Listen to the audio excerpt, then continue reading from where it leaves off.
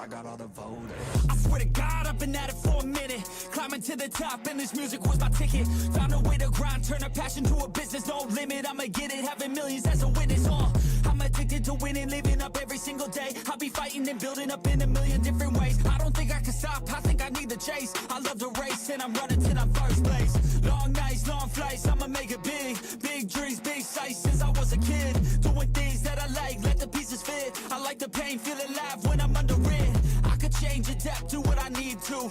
All these obstacles, they look and see through. Don't let the anger out, just let it feed you. I'll see you at the top, just let me teach you. Yeah, I'ma be a high roller. Move forward in the battle like soldier. In the game like closer. I'll be at the top of the chain, straight owner. Yeah, I got a different motor. I don't need any help, I'm a loner. You'll be seeing my name on posters. You could call me POTUS, I got all the voters. They be like, really, you got a milli from doing something silly? I'm like, chilly, I've been killing for decades now, Billy. Well, maybe like several years, but who's counting really? I just know how to turn something silly into a milli.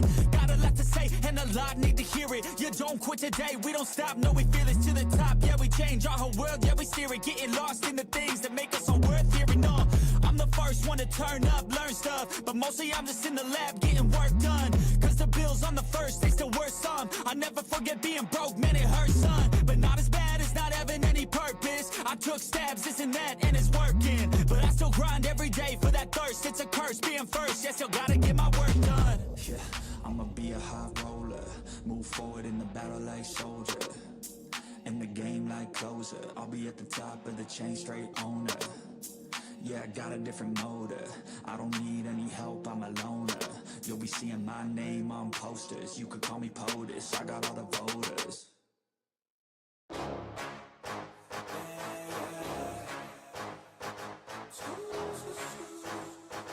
Yeah, let's go.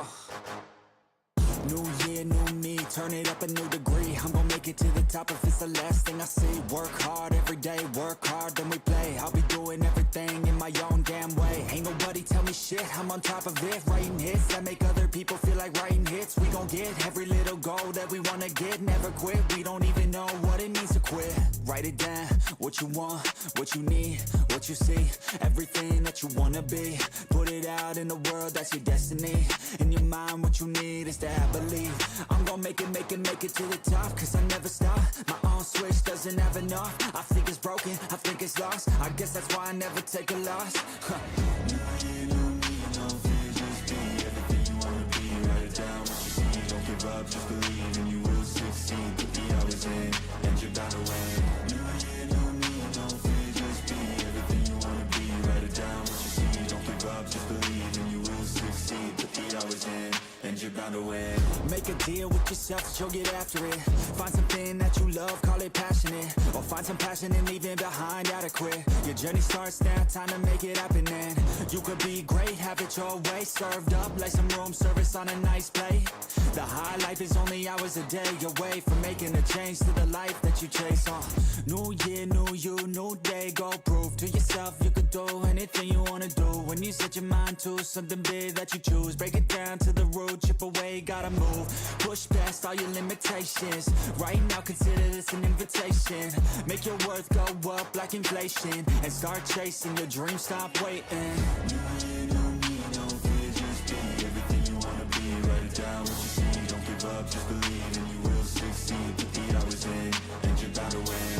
New year, new me, no fear, just be everything you wanna be. Write it down, what you see, don't give up, just believe and you will succeed. Put the hours in, and you're bound to win.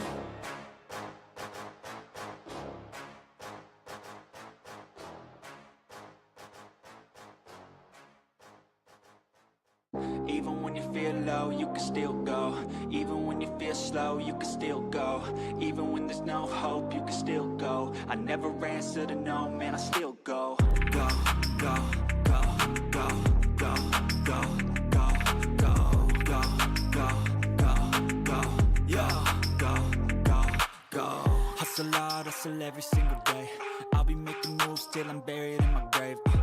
To the system, I don't wanna be a slave. I've been doing shit my way, or the highway. And in the driveway is a nice range. Cause I grind through the climb, I invite pain. You'll never hear me, bitch, nah, I don't complain. Just gotta flip the switch and you can go and obtain anything you want, anything you need. Your mind's got the key ingredient, it's belief. They'll deceive with the negativity, but I just slide right by that energy. Even when you feel low, you can still go. Even when you feel slow, you can still go. Even when there's no hope, you can still go. I never answer to no, man, I still go. Go, go, go, go, go, go, go, go, go, go, go, go, go, go, go, go,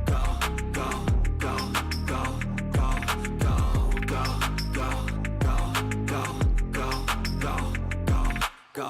You got a mind, but even that could change. You could flip the gray matter like some batter in your brain. That's why I say, fake it till you make it A. And if you play that game, then you just might make a change. Rearrange all the bad to okay. Take the worst thoughts saying, turn them to a game. Take the best thoughts saying, put them on display. On repeat in your brain till you're feeling no more pain. Never slow yourself down, you can do some more. Push past all the pain and you'll find a door. Open it up and finally explore everything that you thought you could never do before. And even when you feel low, you can still go. Even when you feel slow, you can still go. Even when there's no hope, you can still go. I never answer to no, man, I still go.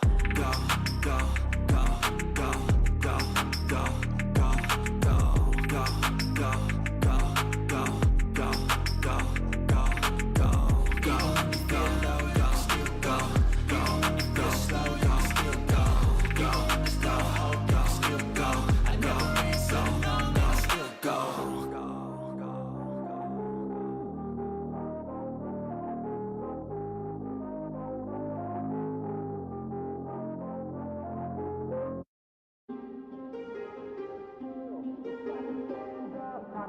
never answer to no, man, I still go. To make this our world, gonna die on this hill. Be ready to fight and be ready to kill. You cannot stop me, I'ma make it to the top spicy. Call a covenant, not cocky. You cannot break me, this world's mine for the taking. Got an inch, man, I'm making. Oh, I'll keep my head down and grind and be patient. I'll take a stab at the top and the sailing. They can all try, but you cannot contain it. Cause I see the things that I want and I take on my goals. Push myself to the brink, no limit. Do what it takes to be free, committed. I'm a little obsessed with things, I'll admit it. But that's what it takes to get a freedom ticket. Got a killer instinct and it's just the beginning. Breaking down walls and the hurt start thinning. And the more you push it, the fast start trimming. Till you're the only one standing up straight, winning all. No, we never sit still. It's time to stand up, time to take the red pill. To make this our world, gonna die on this hill. Be ready to fight and be ready to kill. We never give up, no, we never sit still. It's time to stand up, time to take the red pill. To make this our world, gonna die on this hill. Be ready to fight and be ready to kill.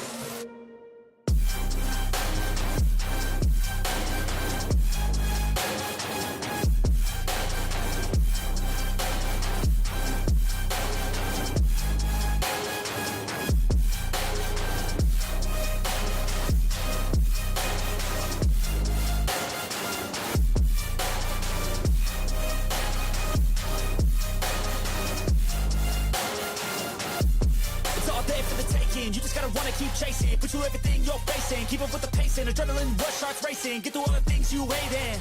Don't let the others in charge of your dreams. They just don't know what it takes to be seen. You see the shit take control of your team. And if you're alone, then a one-man army. So you better be starving. And you better be carving. Through the hate, keep marching.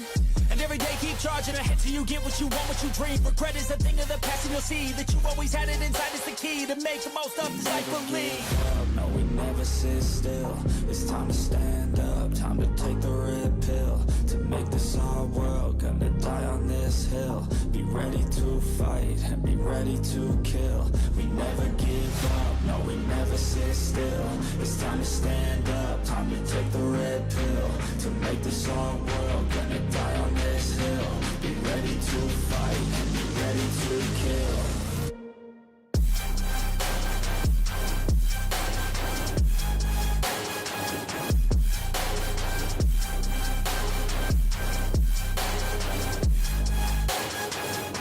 We never give up, no, we never sit still.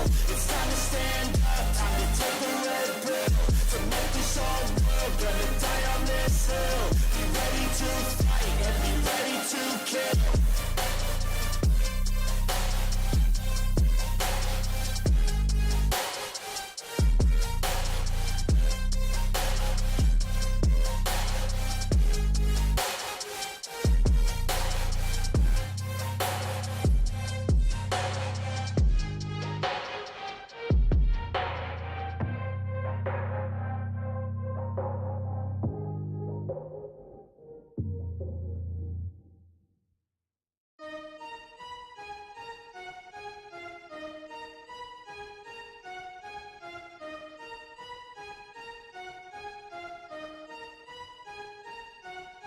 You realize deep way under the surface, and like a fire needs coal in the furnace. This is your goal that makes it all worth it. This is your why that gives you your purpose. Let's go. Thoughts can keep you down, pushing deep until you drown, or they can keep you up strong, focused on the now.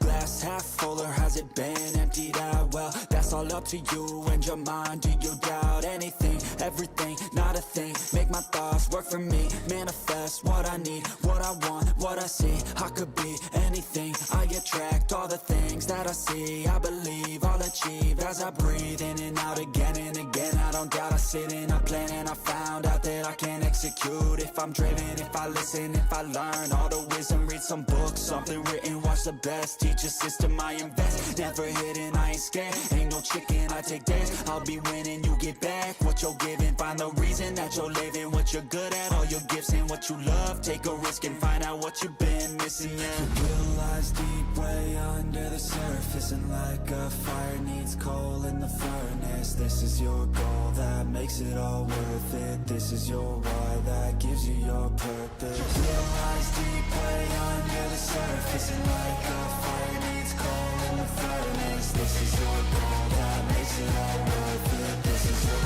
why that gives you your purpose.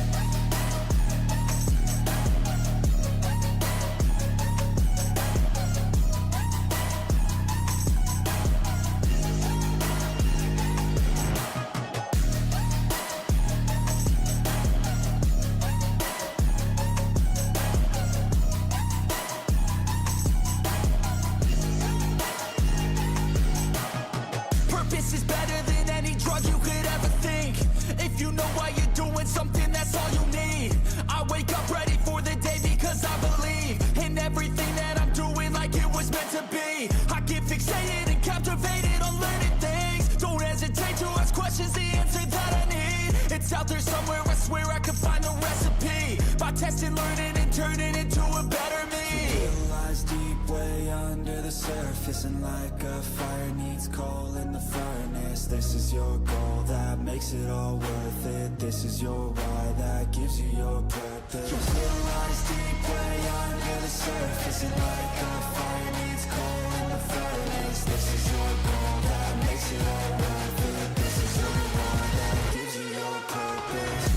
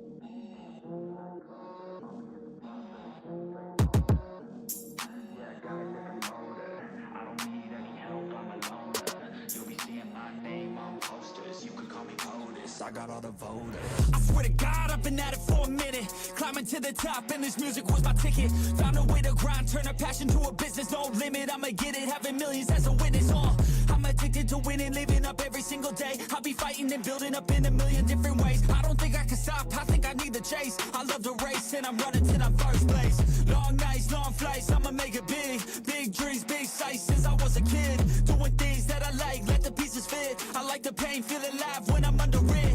I could change, adapt, do what I need to. All these obstacles, they look and see through. Don't let the anger out, just let it feed you. I'll see you at the top, just let me teach you. Yeah, I'ma be a high roller.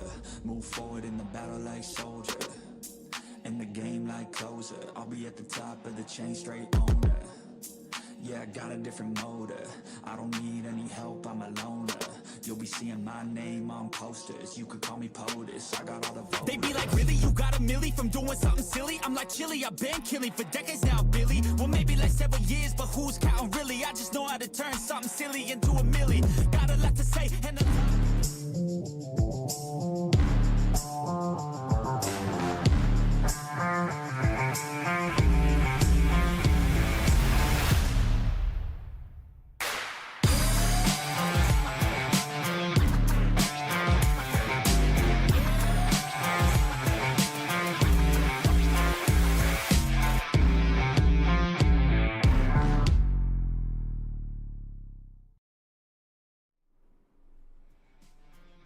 Hello everyone, my name is Holder and I am accompanied by RZ, and we are both bringing you all Plausible Gaming Champion Series PUBG Season 2. And hey RZ, of course I'm going to be accompanied by him today, so would you like to add something to this?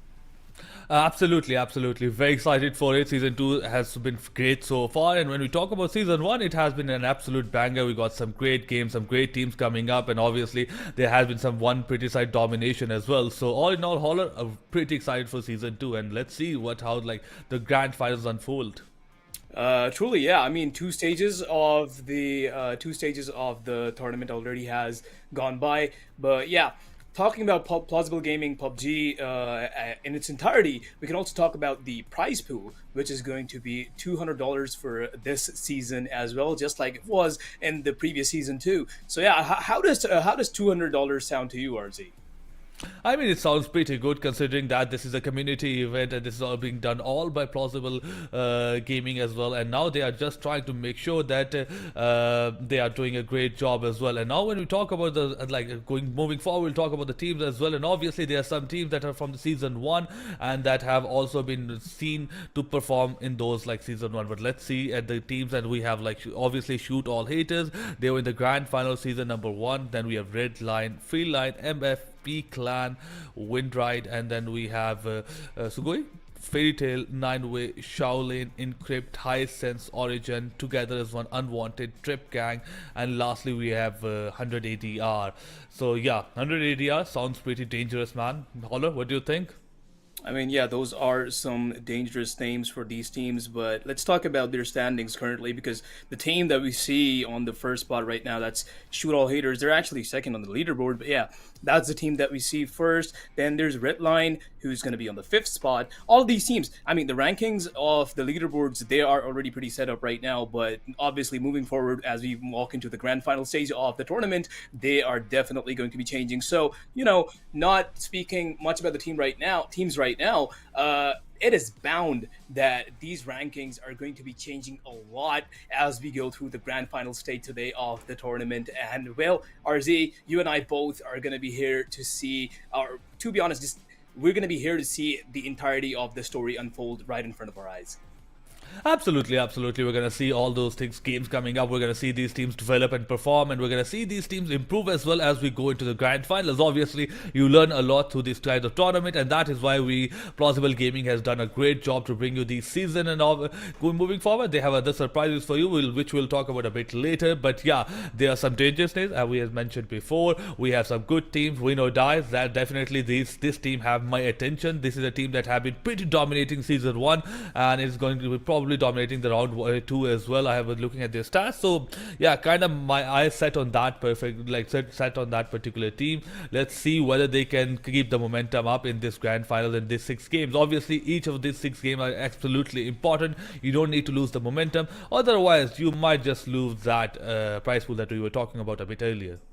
Definitely, the prize pool is for sure to, you know, these teams need to keep their eye on it. But of course, the rankings that we have right now, they aren't exactly developed right now. So yeah, RZ, as you mentioned, we still have 6 more maps to go. This grand final stage of the tournament, it's all about PUBG. It's all about the mettle of these teams, how they're going to be performing, how they're going to accumulate points for themselves, and how they are going to develop their rankings over time. So yeah, me personally though, you know, this is just a point I just, you know, thought of. It's like, the teams that are on the top of the rankings, of course, they are there. Surely, we're gonna keep an eye out for them. But me personally, as a person, you know, I like to root for the underdog teams. So the teams that are kind of in the lower half of the rankings right now, I'm actually going to be keeping my eye more onto them than the ones that are on the top, because they're just bound to become they're just bound to be the victors of the tournament, maybe. But like, there's a very small possibility, but it's still in the realm of possibility, that the underdogs might just end up coming out of the top. So yeah,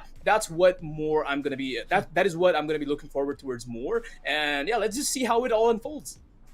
I mean, obviously, I think horror, just like you and everybody else, everyone loves a good story. Everybody loves like heroic moves, and everybody loves an underdog coming out like on the streets and just performing and outperforming Exactly. everybody. So yeah, everybody loves a good. Just like a good story or good movie. So yeah, I'm kind of like with you on that one. I hope that we get to see some underdog performing up. But more importantly, we're going to talk about plausible gaming as well as horror. This is a very important thing that they are trying to do. They have been in the community so far for a long time now, and they have tried their level best and done a very wonderful job in creating a big community which has the leading elite players of PUBG across like the world. And now they are trying their level best to create like to bring you different seasons and different, like starting with PUBG PC obviously, and they have done a wonderful job so far. What do you think? To be honest, yeah, what they're doing is amazing. They have been in the scene for over 7 years, and they have produced over 30 professional PUBG players from their hub. So this is basically like a hub where you guys can join. Of course, your initial step would be their Discord server, which, for the link of which is available in the description, you guys can go and join. And from there, you can find the perfect teammates for your games, perfect people to play with. And if you look at the stats, over 30 squads are made every single day for people to play with and win their games with. So yeah, you're bound to find amazing people. It is basically your path to becoming the professional player in this PUBG pro scene. And absolutely, not just that this is your path to become a professional player, or even the professional players can just have some a good time with the strong players as well, and not just worry about a lot of stressful gaming. Like, so yeah, even the professional players can join this server, they can have a good time. Even the low skill players can find good teammates, they can definitely improve their gaming skills, and definitely improve their, obviously can find a team, like a good team as well, as you mentioned a bit earlier. So all in all, if you're looking to play PUBG, if you're looking to get a bit good at PUBG, this is the place for you. You should join this, and obviously they have a lot of things to offer. And moving forward, RZ, let's not forget that these guys also have subscription plans for which are going to be available in these guys' Discord server. You can just join the Discord server. Again, for the link will be in the description, and you can go there, access their server shop, and buy two. Well, there are two subscriptions for you guys. There is a $2.99 one and a $5 one, whichever one you want. Both have their own perks, but with the $5 one, with the premium subscription, you guys will be able to reserve your spots in the tournaments early on. And yeah, it is going to be basically, this subscription is all you need to be set in the Plausible Gaming series. Absolutely, I think this gives you a decent amount of perks and makes you a bit of ahead in the terms of registration, in the terms of priority as well, and gives you some good roles as well. And all in all, it supports Plausible Gaming to do what they are doing, which is really good for PUBG community, as we have discussed. That this is a great tournament so far. This has been a great season so far, and it is not gonna stop. We're gonna have each season coming up in the next next month, or maybe the month after that. But yeah, and I am very excited for it. And obviously, you can show your support by going to their Discord. You can obviously connect your gaming accounts to their app as well. And the stream that this broadcast is also being streamed on YouTube, on Twitch, and on X as well. You can share it with your friends. You can share it with your family as well. You can just join in, have a good time, watch some good PUBG PC going on, and obviously being played. And Holler, I think obviously, personally, me, I just love to have like a bag of popcorn, maybe just like some food, and I would say I would just like to watch some good gaming going on, and I think might be the right place for you.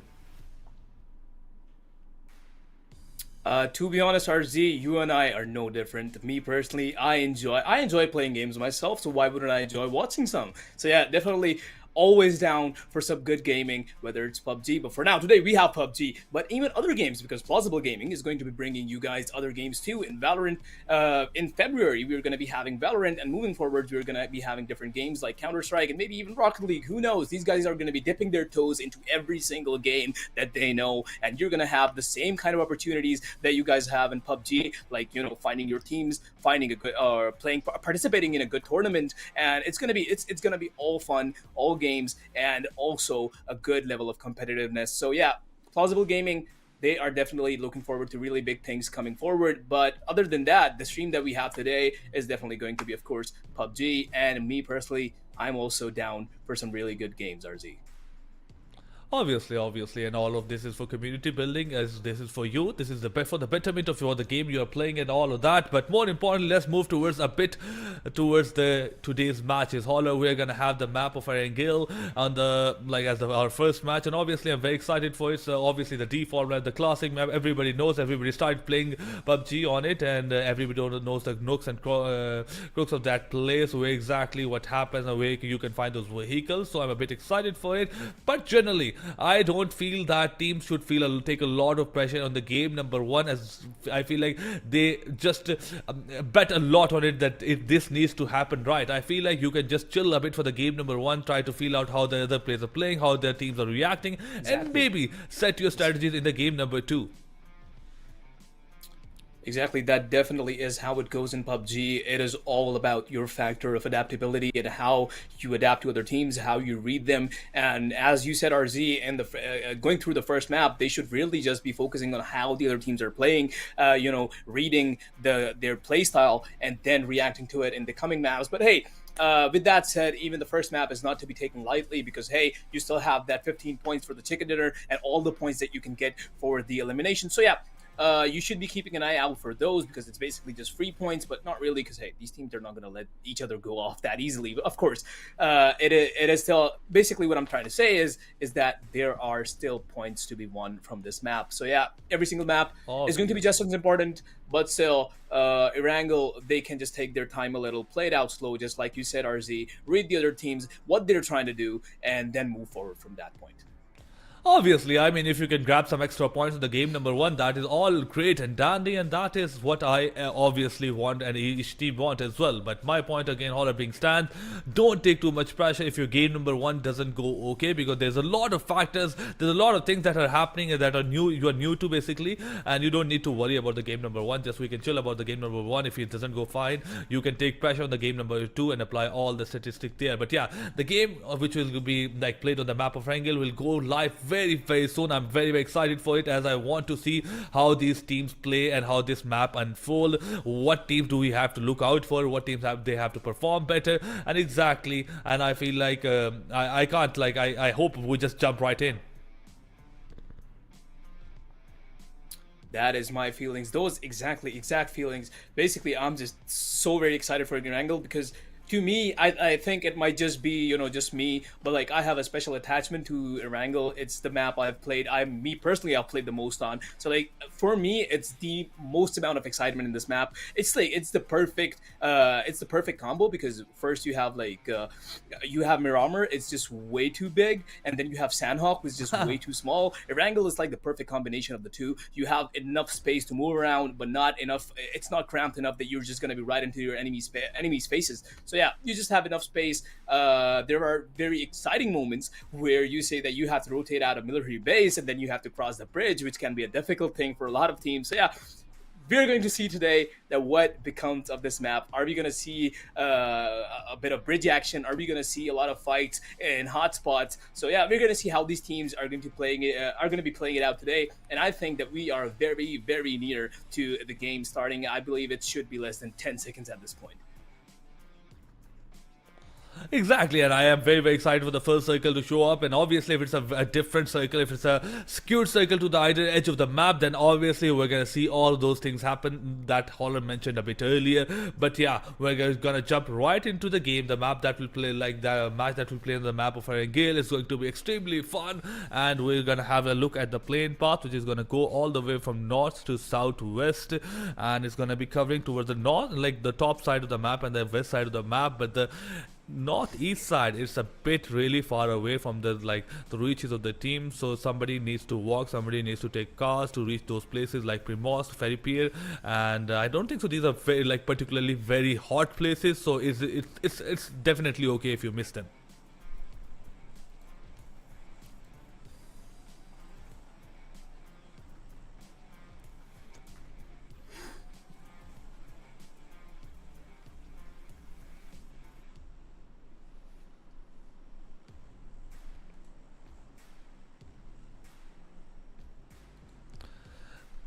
Okay, so for now, I feel like we have different teams coming up, and obviously we have some teams who are playing out towards the extreme north side, and we might have some hot spots as always. Might have some clashes on the start, obviously, as the teams are looking to rotate to their drop spot, as the plane path was completely towards the right side of the map.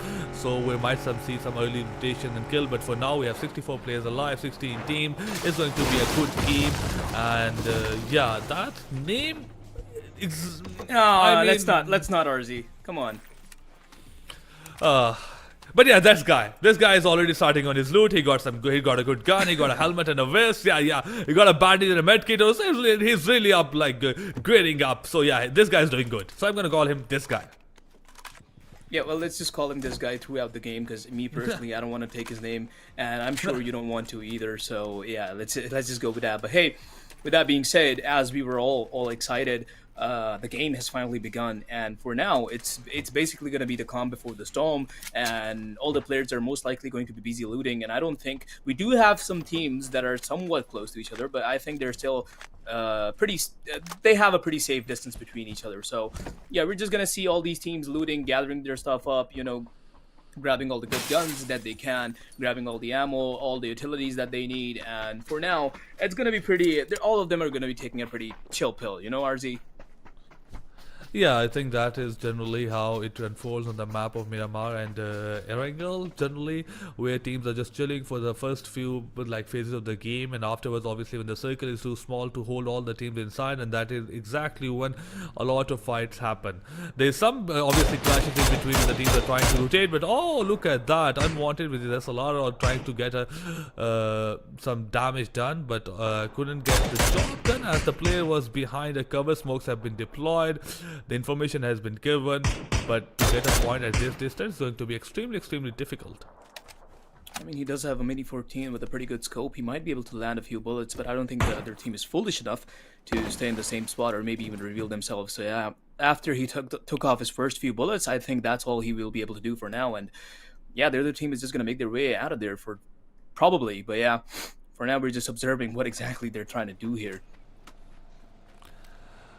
Look at that. He doesn't have a lot of ammo on his hand, 30 bullets. He needs to be careful with each of a single bullet. But he's hiding behind a tree, looking at the teams rotating. He's caught out in the enemy land with the 4 players right in front of him, and I think he just wants to make it to that compound in front of him. And yeah, gonna get up some loot. He doesn't have much, no healings, no bandages or medkit or first aid. So we'll look at that. We have a bit of a Tom and Jerry situation with a different team just landing fire left and right, but still at this point we still have not seen a single player go down. That is definitely true, even though we've had some encounters and maybe even some damage delivered, but we haven't exactly seen an elimination come through, sorry. So yeah, these teams are trying to be safe there. As we saw earlier, that one player was just trying to make his way towards the compound. He saw 4 people, but of course it would have been very foolish for him to take a fight there. Once again, we can see some players of Manway trying to take some information, and they're even on scene. They're actually receiving gunfire, which is going to be that USD stop maybe. Some bullets are connecting. All of them are connecting. Very low HP. That's 1-4 bullet to get the elimination or at least knock him down. But unfortunately, that one dude is going to be able to make his way out of there safely. I mean, that's lucky. That's lucky. That is very lucky. That is very lucky. A breath of fresh air, breath of air would have got him to go down, but yeah, he survived, and I mean that's obviously he should be happy with that. One more shot and he would have been done for, and it would have been very difficult for for his teammates to help him in that certain condition when everybody's rotating. And yeah, but for now they look at this 180 ER, and as mentioned earlier, this is a team that is obviously very dangerous. They are in the grand final. They had a wonderful season round 2 as well, but win or die, this is also a team who's particularly very dominant. They won the season 1 with 107 points, while the second team, which was 180 R, was on number 2 with 55 points. Talk about the domination. But yeah, look at the circle. Holler, this is an extreme circle, or for the map of Angle. I mean, we can't even see the most of the circle, as it is covering most play. Like it's not even on the land. Well, 30% is in the water. So yeah, I think it's going to be extremely interesting. It definitely is going to be interesting. The circle is towards the northeast side completely, and it's going to be interesting for the teams. But the problem is, RG, most of the teams already have rotated into the circle, but because that means that these teams are going to be contending each other off for the positions. Even though they might seem very cramped up in the map, but they still have reasonable distance between them. We still see some gunfire coming through from these teams, but I think it's gonna be a while before we still see some eliminations coming through, because yeah, they're gonna try their best to keep themselves safe. But the thing is, there's no telling how much longer they're gonna be able to do so. And the second thing is that a lot of the teams are still outside of the circle. Well, not a lot, but still there are a few, and they're gonna have to rotate inside back, which is gonna be a little troublesome for them, because some of the teams already have pretty good positions near the edges. So yeah, they're not gonna be letting them enter that easily. And with the circle this small, it's difficult to find a good spot, and while it will have a very difficult situation when the third or fourth circle comes in. Look at that, we have already early rotations coming in. A lot of the teams are trying to fight good compound, but oh, look at that, we have the first knockdown with Waluha getting a first knock, and Lul Killer, he has to go back inside if he has any chance of surviving, but no, the player gets the job done, and we have the first player getting kicked out of the game. But a good start for MFP. Yep, definitely. And MFP, having lost one of their players, instantly trade out Walu, who's going to be in SAW, which is like a good thing. Hey, if there wasn't the trade, they would have been just down one person without having delivered any damage, but they were able to trade their teammate right off, which is a good thing for them, and that is also going to be clearing, or at least making space for these guys to stay in that area. And I think that fight is pretty much over for now, RZ, and we're going to be, waiting it out a little more. MFP and SAS players, or shoot all haters, players must be close to each other, and they still are. I thought they were going to be moving away from each other, but I was mistaken. They are still pretty close, and we are actually going to be seeing a nade knockdown of Crazy Jetco, who was the one to take down Willow, and that is basically revenge taken onto him, and I don't think there are any teammates to help him out. I mean, shoot all haters, they will be pretty sad about the fact that they lost one of their players, but they got 2 kills in return. They also got a hold of this place, and if the things go very well, they might be able to find the location of the rest of the 2 players. And that might be just enough. What they a good news for them. But on the other side, things are looking pretty chill for the team, that they are still trying to find a good places within the circle, and the circle is going to be closing in, and it will be moving to the phase 2 within a minute. At the same time, the other players of those teams, they are looking in, they are rotating, and they need to be very careful. They need to be very careful about these particular compounds right now, from which you want your team to move. There is a very decent chance. There's already a team which might be settled in. So yeah, you need to scout before you go. You make your move before you commit to a certain place, or before you rotate. You need to scout. You need to have more information on generally what is happening in the map. You definitely do, and here we see Beerus from Together as One trying to scout some information, and they definitely seem to do have some information on the other teams. And on the other side of the map, we can see Redline Not One trying to deliver some damage on the other side. I don't think any of the bullets are going to land. He is quite a bit far away, but that 6x should help him still. Well, to be honest, RZ, information is a lot more important in these early stages of the game than, just getting those eliminations down or the knock. Because at the end, you might just not end up wiping a team, instead just getting yourself wiped out. So yeah, I believe these teams should be having a much more passive approach to the game right now. Oh, I love the little fan in the car. Look at the little fan. I feel like it just reminds me of taxi vans within, like taxis within our like Oh, cities. yeah. But yeah, they have little fan in front of the car, and that is like, yeah, that reminds me of home. But yeah, look at that. We were talking about the teams rotating, and we have Red Line also trying to find a decent spot. They need to be careful. We have another team on the right side of that, and they are just over the hill. Same as goes the case for the today is Wakapalu tries to land some shots, but isn't able to do any damage. And none of the bullets connecting, but the thing is, Redline is not letting them go away. They're actually chasing them down. They do have a team on their left too, but they're basically going right out on the battlefield, just chasing the other team down. That is deadly if you ask me. Encrypt on the other side of the map here. They have a team right in front of them. Start getting sick. He has their team right in front of them, and there we go. We have some actual tension going on where Encrypt and RCYQ is going to be taking down one from SDI, and Frenchy FPS has been finished off from the game. That is how many? 4 eliminations, I believe, RZ. And Cry, he was in a very good spot with his team providing support from a bit of a higher point in that tower, and he was just right there to take the life away from his enemy. Yeah, that was a good kill. In the process, he lost some of his HP, but in the end, he came out on top, and that is what matters the most.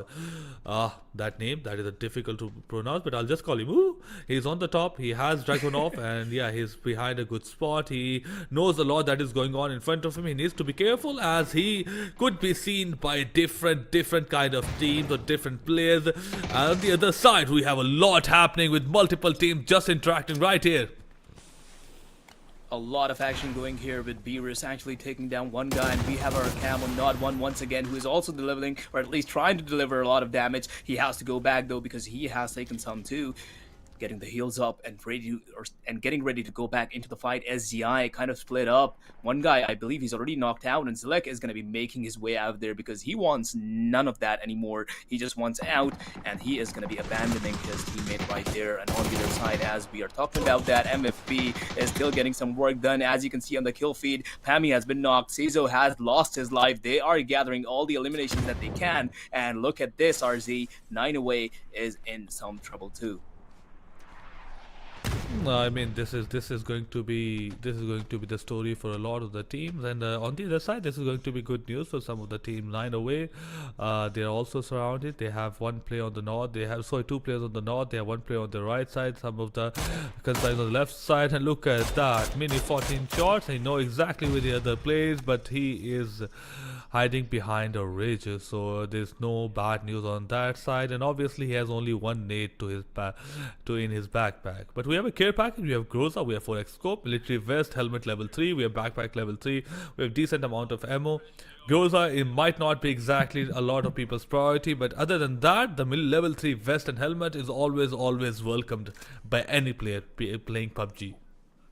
That is for sure. The military vest and the helmet can come. It can come really handy in a lot of situations. Well, not even a lot, in all the situations. So yeah, they are bound to be taking that. We're currently looking at Origin, Troll Crank. It's just, yeah, for the most part, we can just see that these players are trying to scout out information. They do have an idea of a team near that water tank, but for now, they're just holding their spot, just trying to stay here. Not make any big moves, but soon they're going to have to, because once this stage of the circle is gone, it's probably going to take this compound with it. So yeah, they're going to have to move out of this. And the problem that Origin is going to be facing is that they have a team on their flank too. So yeah, they're basically in double trouble right now. They're going to have to get out of this area while watching both of their directions. So yeah, it's going to be all down to how exactly they rotate and how exactly they coordinate themselves to watch their north and south as well. Uber needs to be very careful. He is in a close vicinity with 4 other players of the enemy team. Any kind of noise, any kind of wrong move, and he will be sent off. So yeah, need to be careful. He doesn't have his team right next to him. But on the other side, together as one, they are on the move. And Inkip and Cry, he already got a kill, or he already got some damage done, but he got one player down. Health is not gonna be saved at all. It is impossible. And obviously, as we mentioned earlier, teams need to be careful in those rotations as the circle is closing in. 2 kills on the side of Inkip. They'll be looking very happy. They've not lost a player, and they have a good spot within on the edge of the circle. But yeah, if the circle moves away, that is a disastrous situation for the last circles. If the circle moves away, and it gets more and more difficult to find a place within the circle, especially when the 15 teams are alive and 54 players. So let's hope it turns out for the best for Team Inkip, but as of right now, they're looking good. They're looking really good. The previous encounter that we just saw, RZ, was kind of nice because Ludi was able to, knock one of their guys down, and Lil Benny was right there to, insta finish him off. So yeah, that was a really nice succession of these players. Moving on, we are seeing a really interesting positioning between these teams because we have Origin, and as I said, they do have people on their flank too, and those people just they're not even people anymore. There are actually 2 teams right on their flank. So this is going to be really interesting because previously we saw that there was a team on the water tank, and now we have 2 teams coming right up their flank. But this is going to be even more interesting because the teams that are on the flank are going to be having to fight each other off first, and then they can deal with Origin. Origin definitely has the advantage here, a much bigger advantage, because they are on the higher ground. They have cover of the higher ground, and they don't have much to worry about. But both of the teams that are flanking right now, they're going to have to take care of each other. And while I'm saying that, MFP Clan has been eliminated from Erangel. Well, that's their goodbyes from this game, but for now, we're going to be focusing on what's happening between these 3 teams right now. This is basically a trifecta, RZ.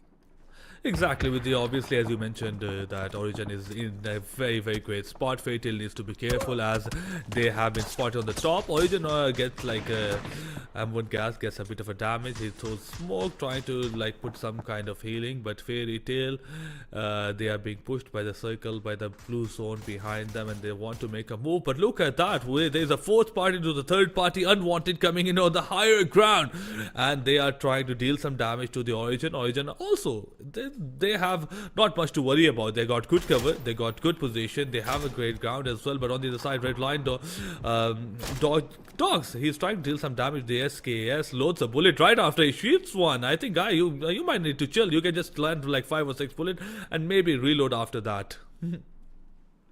For sure, we are seeing some action here. Shaolin players are right up in the faces of 9AOE, and that was good damage. He can actually go and knock him down right now if he only decides to push up, but he is taking their time because, of course, that other player is not to be taken lightly as well. Grows in hand, and there we go! Perfect kill on that guy. That was such a good elimination because, well, he was low on HP, but he still managed that kill somehow, and that is good. He's going to be able to hold on to his position for much longer. The Molotov's out. He's trying to make space for himself, and he's going to be finishing off the guy that he just knocked right now too. Trying to scout out more. He doesn't see anyone yet though. What will be the end of this it guy? was very difficult for the other player as well, especially he was coming from a bit of a higher ground, so the Persian could have seen his head first, and I think that what exactly prompted him to take down the other player, and he got the kill as well. 4 kills, but unfortunately 9AOE has only 1 player left, and he is the one with 4 kills. So let's see, can he score any more points for his team? It's looking very, very dangerous to do so. It's looking very impossible to do so, but this guy has proved us and proved the fact that he's the one we should look out for. Fairy Tail on the move. They still are in the game. It was difficult as we last saw them. They were in a triangle situation with 2 really good teams who were in a better position than them. So yeah. Yep, definitely. Red Line nades out. Oh boy, gets knocked down right away. They wasn't really able to deliver any damage. And yeah, that's going to be it for this guy. Fairy Tail here. Fairy Tail players are doing a really good job. Era's going to be knocking down 1 more. Have 2 more to deal with though. That's a good amount of teams right in front of their faces. Origin up against Drip Gang. There we go. Origin is not letting go of their position, and Drip Gang is now going to be eliminated. So it is Origin versus Fairy Gang right up in their faces. One of the Origin players pushed up really far away from his team and is going to be losing his life to Griffith. Hero still taking an eye on. Oh boy, these guys are really well positioned. Fairy Tail, these guys are able to deliver. These guys are able to keep their sights on Origin players from all directions. Origin is locked down right now, and the craziest part is the circle is on them as well, so they don't have much time to stay there. They have to get out one way or another. But on the other side, we have April just scoped in, locked in, ready, and waiting for them to come out. Oh my god, look how tables have turned. The player peeks and he's just taking a moment with MK12, spots the There player, you go. lands some shot, and he gets the job done. And with the Fairy Tail getting the 7th kill and not even losing a single player. Yeah, this is a team that's doing absolutely great. But look at the other side, Win or Die. They had a comfortably calmer game, but it has been undone by the enemy right in front of them. Shots are being fired. They are still in a cozy position. Nades are being thrown. He needs to be careful. He can't just go out in the open. He has one player on the right, one player on the left. But coming back to free line with the Car 98. I love that guy. Just love that guy. Everybody loves it. It's an amazing gun to have. With a good scope, you can do wonders with it. But yeah, Mokhtar talking more in tune to what we have right in front of our faces. It is win or die up against a really strong team right now. And, you know, we are seeing a lot of eliminations. They're not looking good. But on the other side, we have TAC 2, which has one player knocked out and only one alive. But hey, the res is going to come in at least. They should be back up, but what can they really do? They are surrounded as well. This is just as exciting as we thought it would be, RZ. Teams right up in their faces, and the problem is the zone, the circle, ended up to be in mountains. And yeah, these teams are having a lot of trouble because of that.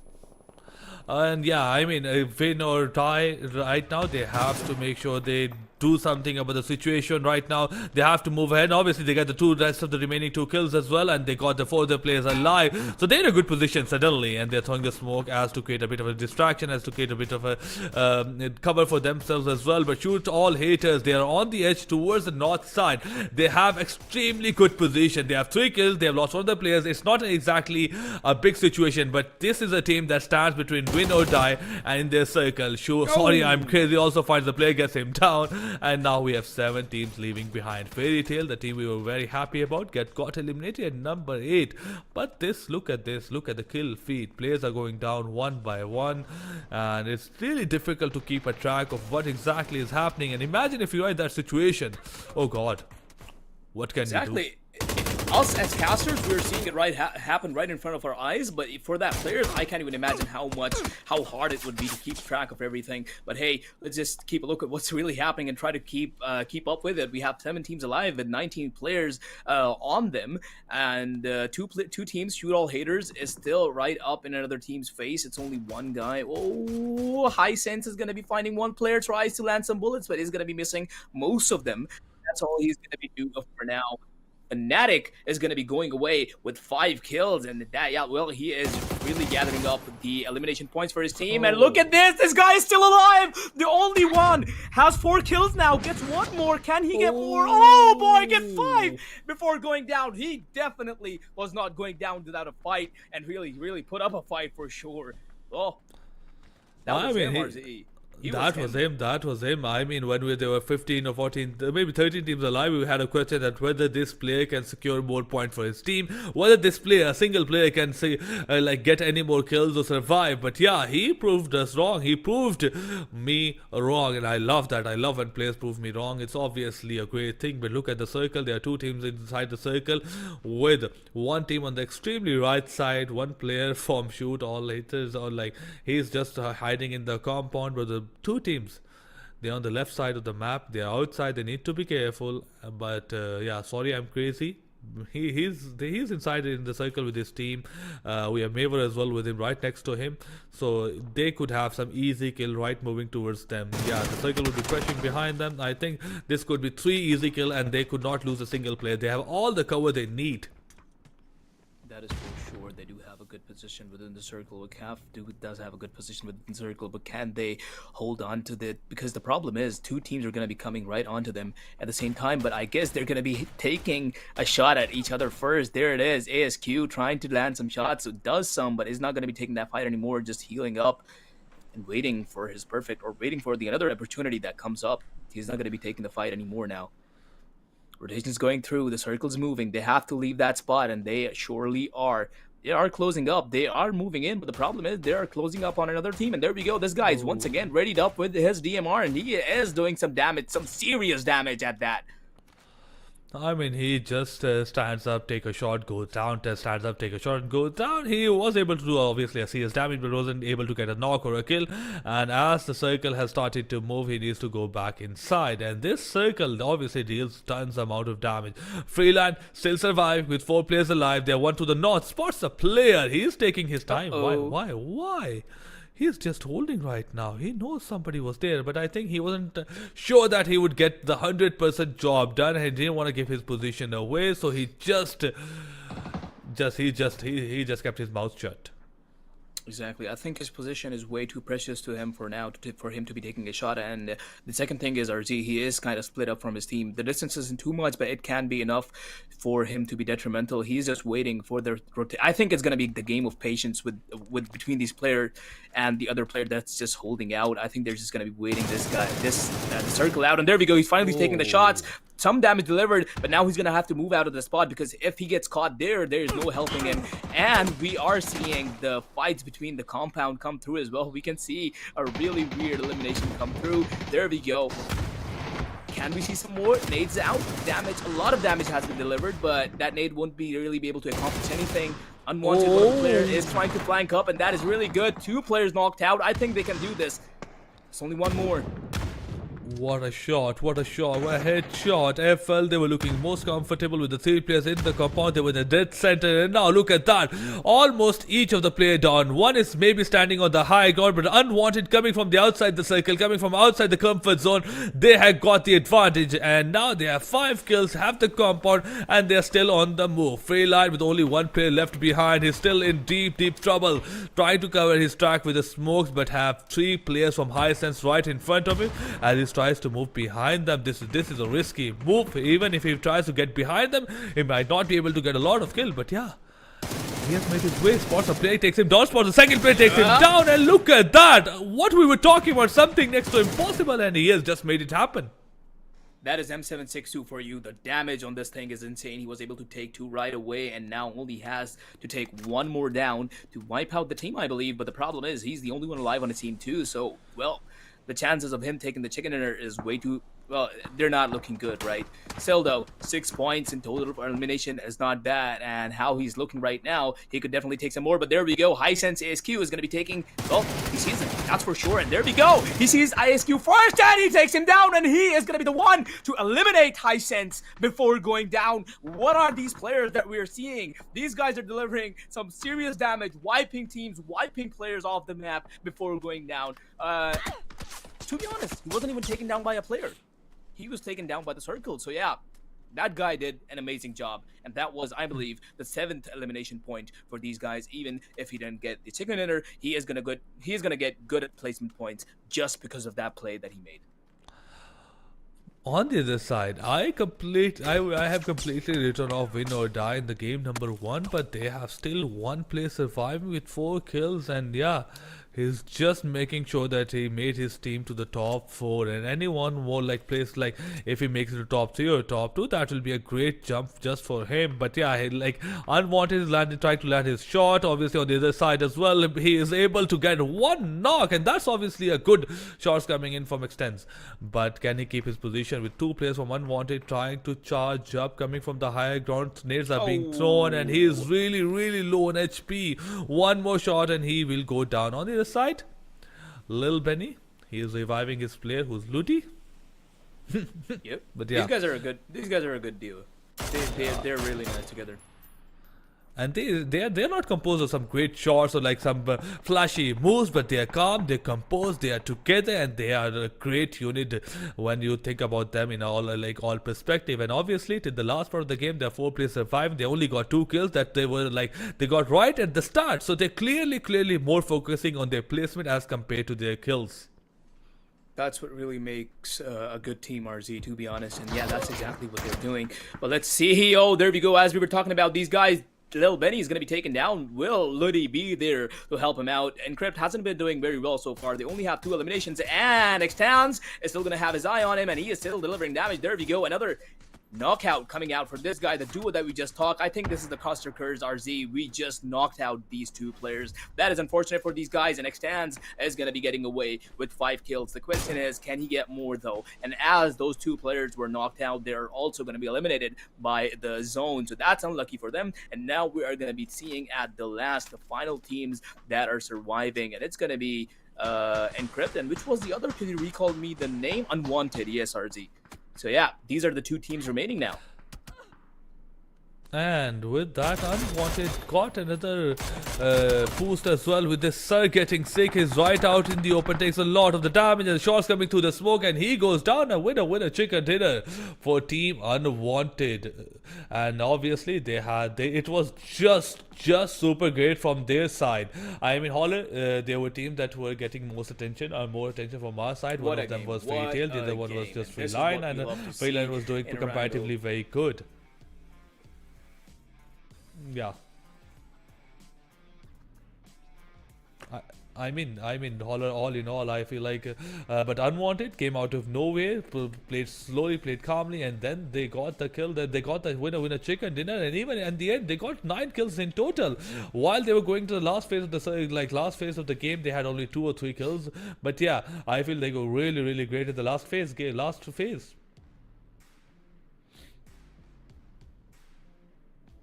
Yeah, before we move to the game number 2, we're gonna take a short break. Don't go anywhere. We'll be right back.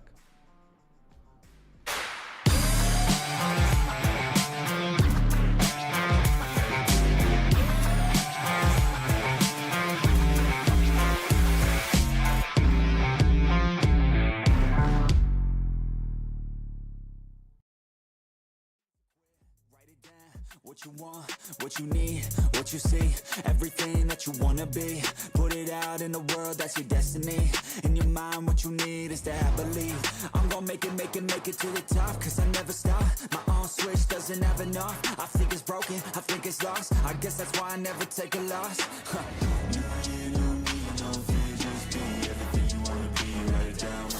Don't give up, just believe and you will succeed. Put the hours in and you're bound to win.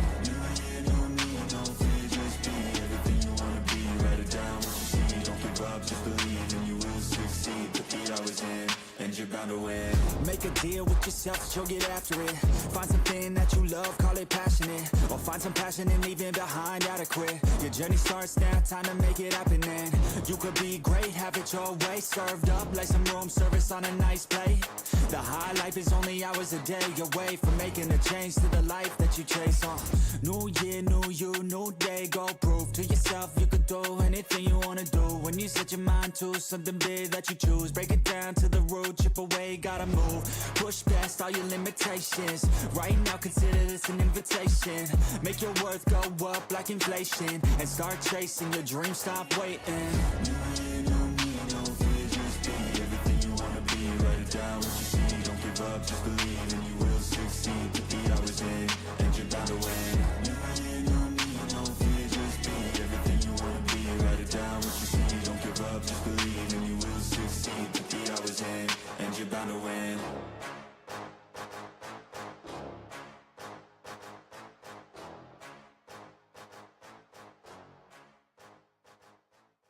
Even when you feel low, you can still go. Even when you feel slow, you can still go. Even when there's no hope, you can still go. I never answer to no, man, I still go. Go, go, go, go, go, go, go, go, go, go, go, go, go, go. Hustle hard, hustle every single day. I'll be making moves till I'm buried in my grave. To the system, I don't wanna be a slave. I've been doing shit my way, or the highway. And in the driveway is a nice range. Cause I grind through the climb, I invite pain. You'll never hear me, bitch, nah, I don't complain. Just gotta flip the switch and you can go and obtain anything you want, anything you need. Your mind's got the key ingredient, it's belief. They deceive with the negativity, but I just slide right by that energy. Even when you feel low, you can still go. Even when you feel slow, you can still go.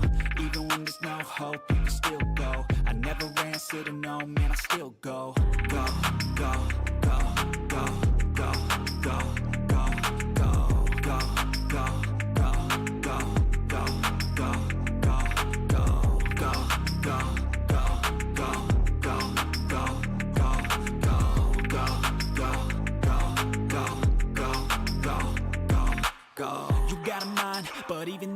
change. You can flip the gray matter like some batter in your brain.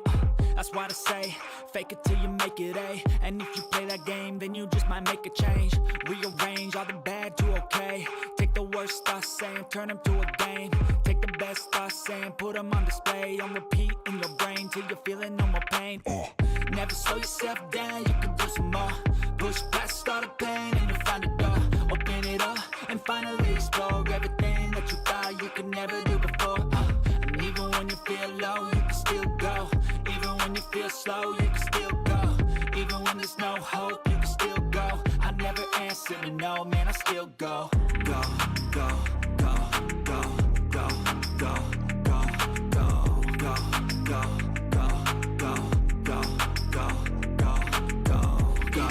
go, go, still go, go, go, slow, go, still go, go, slow, hope, go, still go. I never answer to no, man, I still go.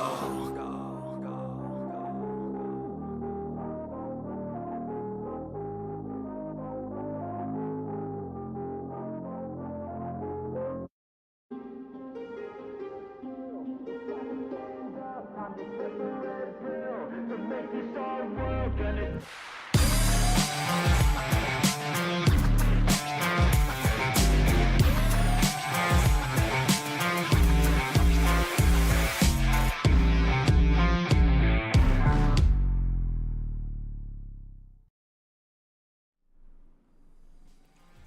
And we are back after those amazing game.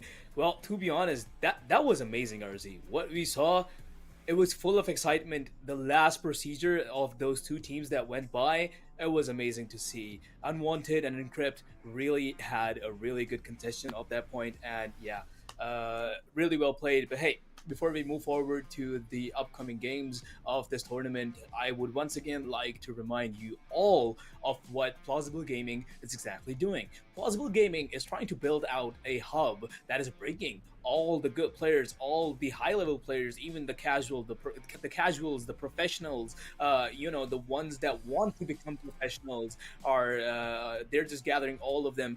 But yeah, before I tell you more about that, let's just go right back to the game that we just had and look at the scoreboard.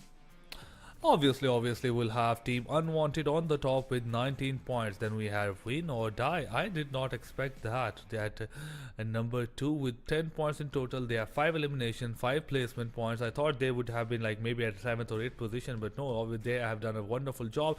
Then we have Sah with 10 points, we have Freeline with 10 points, then we have Encrypt who was able to get 6 points from placement but only 2 elimination point, and that has done, I must say, not a good job in terms of like that, and they are just with the 8 points, and with the Fairy Tail we have 8 points, and High Sense with 6, and 9 Way, and he was able to make his team on the page number 1 with 6 points. It was just him and him alone. Yep, that is true. And then we're going to be seeing the other side of the scoreboard with where we have Redline, MFP, Origin, 180R. These teams weren't really able to, gather any placement points for themselves because they were not in, not in the top 7 at least. So yeah, they're not really going to be getting any placement points. But still, Redline, MFP, Origin, 180R, they still managed to get some elimination points for them, which can be handy in the final stage as well. In the ending, when all the leaderboard is the entire leaderboard has developed. So yeah, these points can really come in handy for these guys. Even a single point can make a huge difference. So yeah, not really a bad performance from these guys. MFP and we saw these guys going through the tribulations that they went through. So yeah, those were big. But still, yeah, Unwanted, Win or Die, SAH, Shoot, Freeline, Encrypt, Fairy Tail, these guys really did a good job on each other. And Unwanted, yeah, that chicken dinner was amazing. They were definitely aiming for the chicken dinner, the way they were playing. They weren't really going for the eliminations. They really focused on the chicken dinner, and yeah, that's what they got. So yeah, kudos to Unwanted for getting the chicken dinner. What can you really say? Well played to the rest of the teams, and they can be looking forward to the upcoming matches to get the elimination points and maybe really even hope for the chicken dinner. But yeah, for now, these were the rankings of Obviously.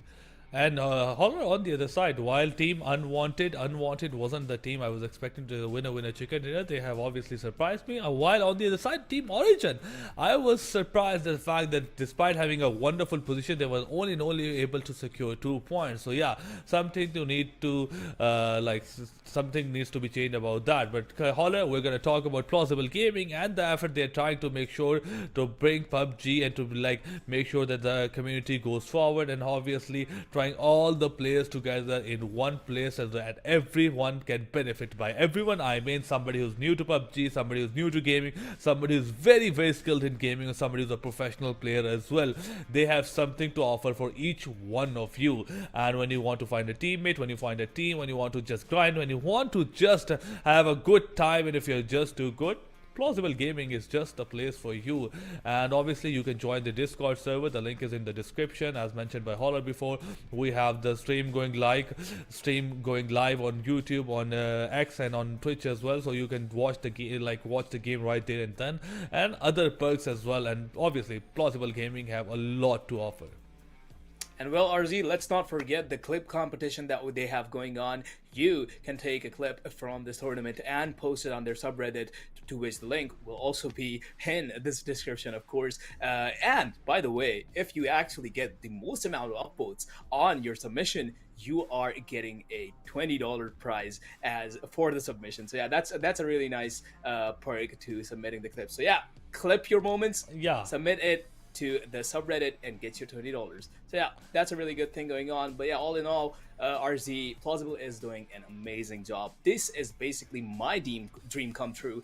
This is basically what I wanted for Valorant, and Plausible is even gonna do it for Valorant 2 in the future. So yeah, this is just bringing all the players together, making them all connected to each other. This is really great. And yeah, you can basically find the perfect teammates, which you usually don't, or at least takes a really long time to. So yeah, you can do this in PUBG right now, and furthermore in the future, we are going to be supporting more games too. And Holler, I think as for any esports player, or just a player who wants to get better, the most important thing is about that finding the players to grind it, finding a platform where he can grind, where he can get better. And I feel like that is the single most important thing. It's not about the money, but Plausible Gaming has got that covered, has got the money covered, has got everything covered for you. So please go join the Discord, support them as well, and make sure you build this community, because this is for you in the end.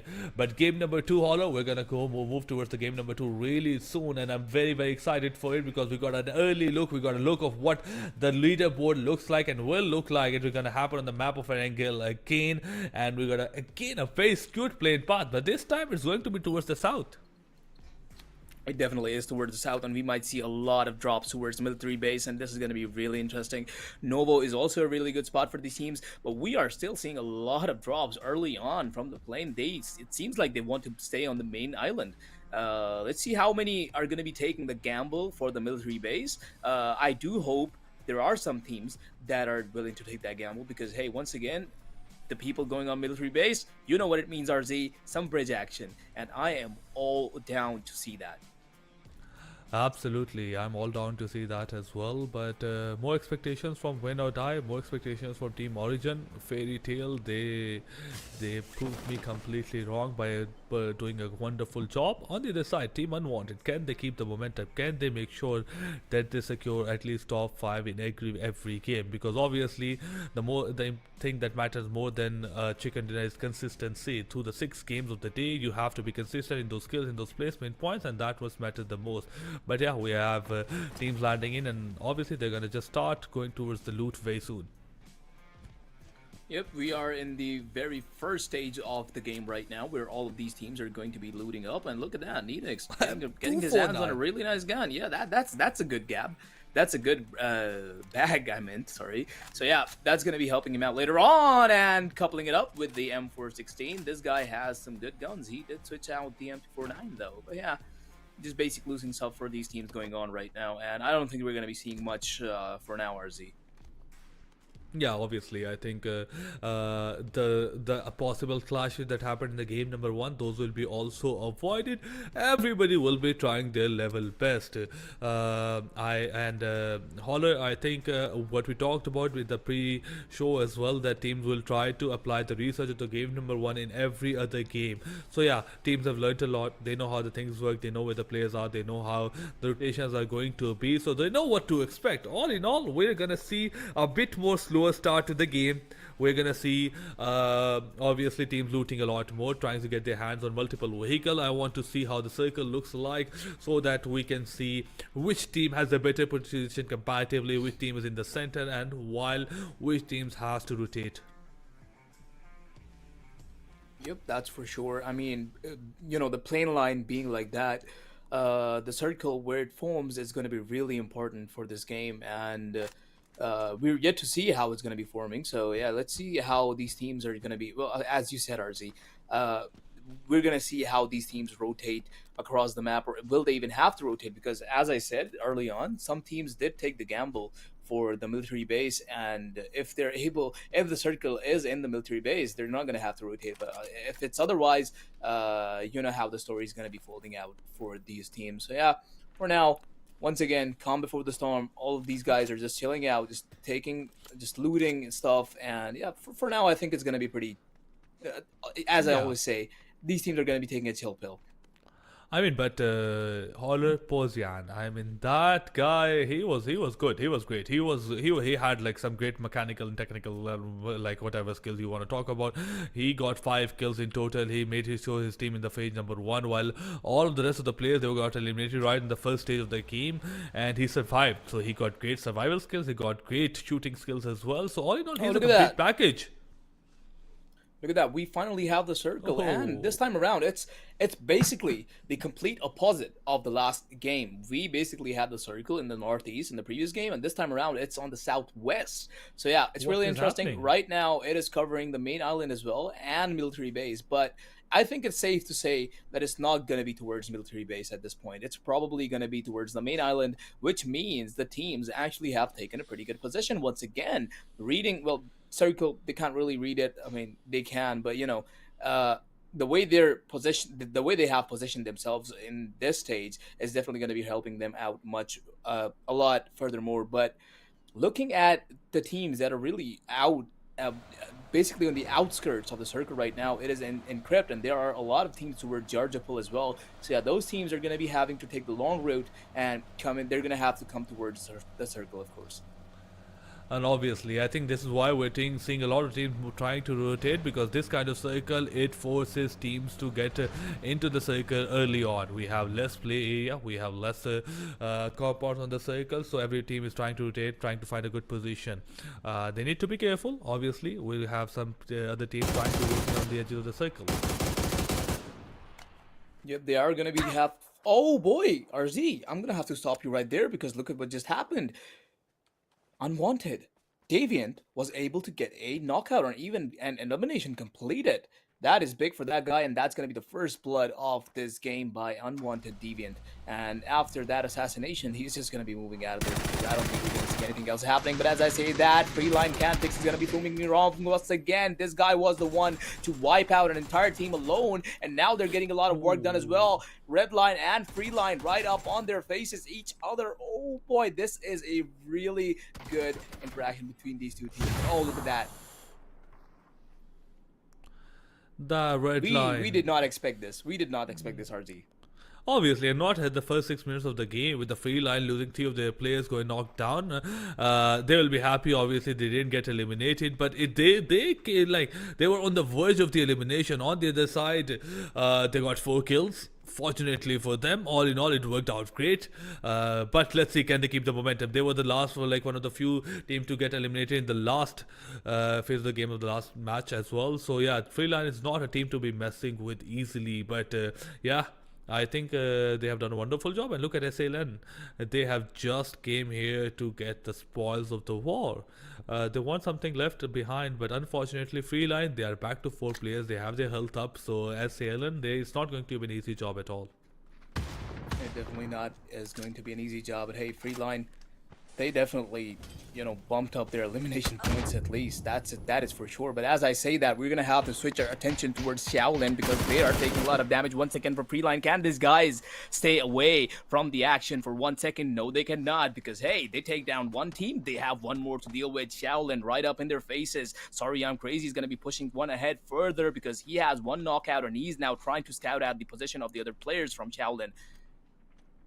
How this turns out, it exactly depends on how Freeline plays this game. Oh, and look at that. Freeline already got an advantage by getting one player eliminated.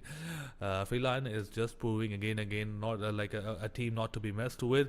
But all of this, what is the craziness that is happening right now? It is because of the circle, guys. It's not because of anything else that these teams are trying to fight, trying to just go like, oh, let's just fight. But the shots that being are fired left and right, the teams that are trying to rotate, it's just because of the circle and less of the play area. And look at that. He needs to be careful. He's just like having a lot of luck that trying to go in the center of everything and still he's surviving. Look at the shots being fired from left and right, and good luck to all of them. They're still surviving. That's definitely a lot of gunfire to be seen. But hey, now we're looking at, oh boy, these guys are just chilling all over the map. And there we go. Do you remember this guy, RT? X-Tans. He was able to get a lot of eliminations in the previous game, and now he has eyes on Freeline's players. I don't think he's going to be taking a shot for now, but he sees another UAZ going through, which is definitely not a Freeline. Shaolin, once again, diverting their attention from Freeline, is now going to be focusing on another UAZ. That is a lot of teams going right up on each other, but there we go. Kadel is going to be taking one down on Virus, who tried to rush him, but is going to be losing his life right away. That was a bad idea by Virus, but he definitely did not expect Kadel to be there. Kadel is now one up elimination, and now he is looking at SAH's player Valo, who was able to get the first blitz in the previous game, is now going to be taking down Kadel. That is one kill, or at least one knock for iFnatic. And look at that, Win or Die, they just came up trying to get a third, trying to have some third party going on, but he needs to be very careful, obviously, as he's completely out in the open, and the player that has been knocked on is on the other side of the broken wall, so he needs to cover a lot of the distance, go maybe throw a nade or two just to get the kill, and it's not going to be an easy job. Those compounds are a huge issue for Team Win or Die to get to get any benefits of the third party, but for now they're looking decent, they're looking good. They got good compounds themselves, they got good guns, and yeah, they had a wonderful game number 1. We are on the position number 2. Can they keep it going? On the other side, none way, they are doing a comparatively better job at still being alive, but the main difficult part wasn't being alive for the first phase of the game, as most of the teams are still alive. The main part will be difficult, which will be the game phase 4 or 3 or 4. But yeah, look at Drip Gang, he's here, he's calm, he's slow, he just did not make a single noise, got one player behind his back, and now he will be spotted and put down by the 9 away before he was even able to secure the kill. 9 away players definitely are in the zone. Here we go. Pommy's going to be taking another fight, and he is really low on HP. Only 7 points of HP left in his pocket. He is going to have to apply in first aid before he gets back into the fight. This is a good encounter between Drip Gang and 9 away. These guys are going to have to tackle this really carefully. Otherwise, they might just end up getting wiped. But still, they do have one player knocked on Drip Gang's side, and the nades are being cooked. He knows the position of one, and there we go. He's pushing once again. There you go. Guns out, and he's going to be catching Fantasy with his pants out. There we go. That is one more knock towards Drip Gang. These guys just may be able to take out Drip Gang right here and now. Maronex is just trying to go ahead, sneaking into the enemy territory, reviving his players up. He doesn't want to let them go. 9 away, they need to do something right here, right now, if they want to get those kills secured, because if they are not doing anything at this particular moment, Drip Gang will be back up to 4 players, and I don't think so even 9 away, they are reviving their 4th players. On the other side, DG, oh my god, that's a bad news on their side. One of their players got a third party. 9 away, obviously, also a victim of third party when one of their players also going down, but the IXO nade gets connected, secures the kill, and DG, they are suddenly in deep trouble, deep crowns, with the 9 away having a bit of an advantage, but unfortunately they're not the only team coming out on top. With the third parties going on, both of the teams are suffering huge losses. Go, Drip Gang Crimson is still in the battlefield and he's gonna be knocking down Jigsaw, and 9away is now looking really tough, in a really tough position, and it's the only guy that was able to get a lot of eliminations in the previous game. Once again, the only one last alive. He is trying to look for more people, but there we go. Drip Gang is gonna be the successful contender of this whole encounter. That was amazing between these two teams, how it went down. Drip Gang seemed to be like, as I even said before, that it seemed to be like that 9away might be able to take them down entirely, man, might be able to even wipe them out entirely. But hey, Drip Gang coming out on the top, getting the better of 9away. But hey, still though, they're not looking really good for the upcoming encounters because they're only 2 alive, and yeah, that's not good because they are missing 2 of their teammates now. Clemson somehow even got taken down because even though he was really far away from the entire fight, he was basically on the flank of 9away. He was still taken down by these guys, and now only 2 players is all that is left for Drip Gang. Yeah, the only place of water where there is not, like, which is the circle currently right now. But at the same time, this is a different angle that we have seen, and yeah, we have lost 14 players in the first 12 games, and obviously this fight is still going on with multiple teams, and even there are a lot of clashes happening right in the center.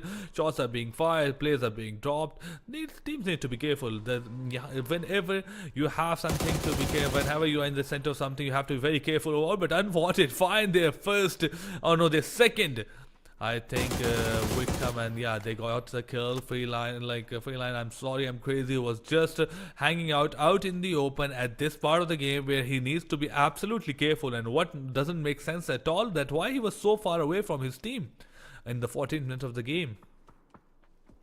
Yep, the team we currently have our eyes on is basically the chicken dinner team of the previous map, and this time around they're once again on Wrangler, and we're gonna see how and what they're able to accomplish this time. They are kind of up close to shoot all, what was it, shoot all hill or shoot all, I don't remember exactly, I'm sorry, but once the cam goes on to them, I am going to be recalling that. But as I was talking about that, together as one, Bobos is going to be trying to take, or at least deliver some damage, but he's going to be failing to do so, and while the other team escapes towards safety.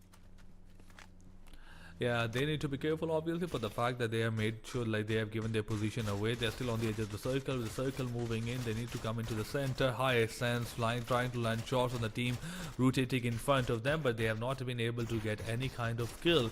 They wanted to stay on the edge of the circle, wanted to get more kills from the teams that are rotating into the center, but yeah, unfortunately, they have not been able to do so as they have been blocked by a huge ridge right in front of them.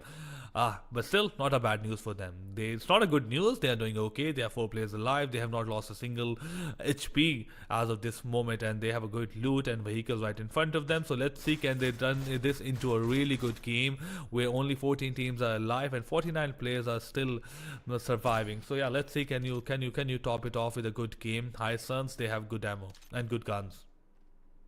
They definitely do have good guns in their hands, and mind you, RZ, we are looking at teams right now that were able to perform really well in the previous map. The High Sense, ASQ especially, he was able to take, they were able to deliver some serious damage on Freeline, and if they're able to do it again, that'll be really good for them. But once again, they are up in front of the team that is Origin, which was able to hold their position really well up on that ridge the last time. So yeah, it's basically kind of the same story, just on the entirely different side of the map.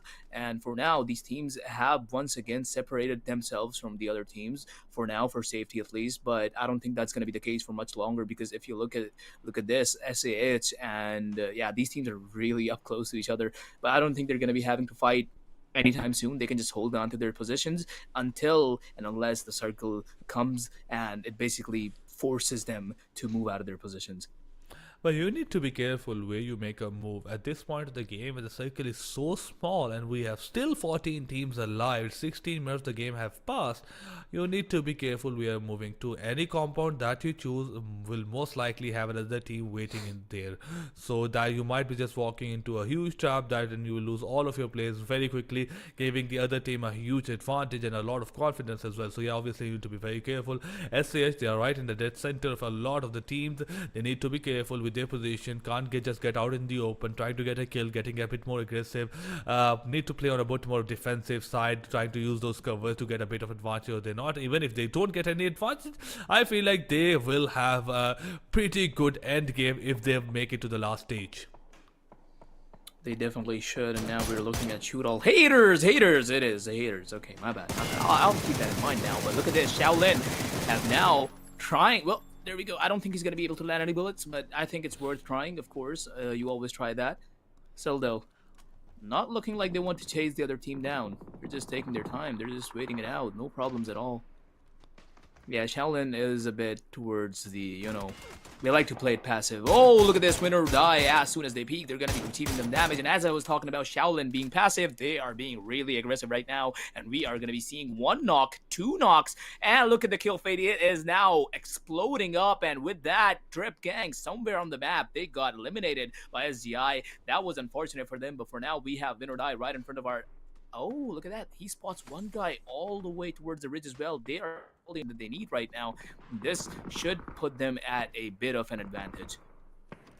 They're still being calm about it. They're not being aggressive about it. They still have a lot of cover right in front of them. They want to make a go for it. But yeah, with the SH players right in front of them, shots are being fired, but not to a great good. Some damage is being done. But look at the player. Look at the player of FL who's just right there. How is he able to hide in this position?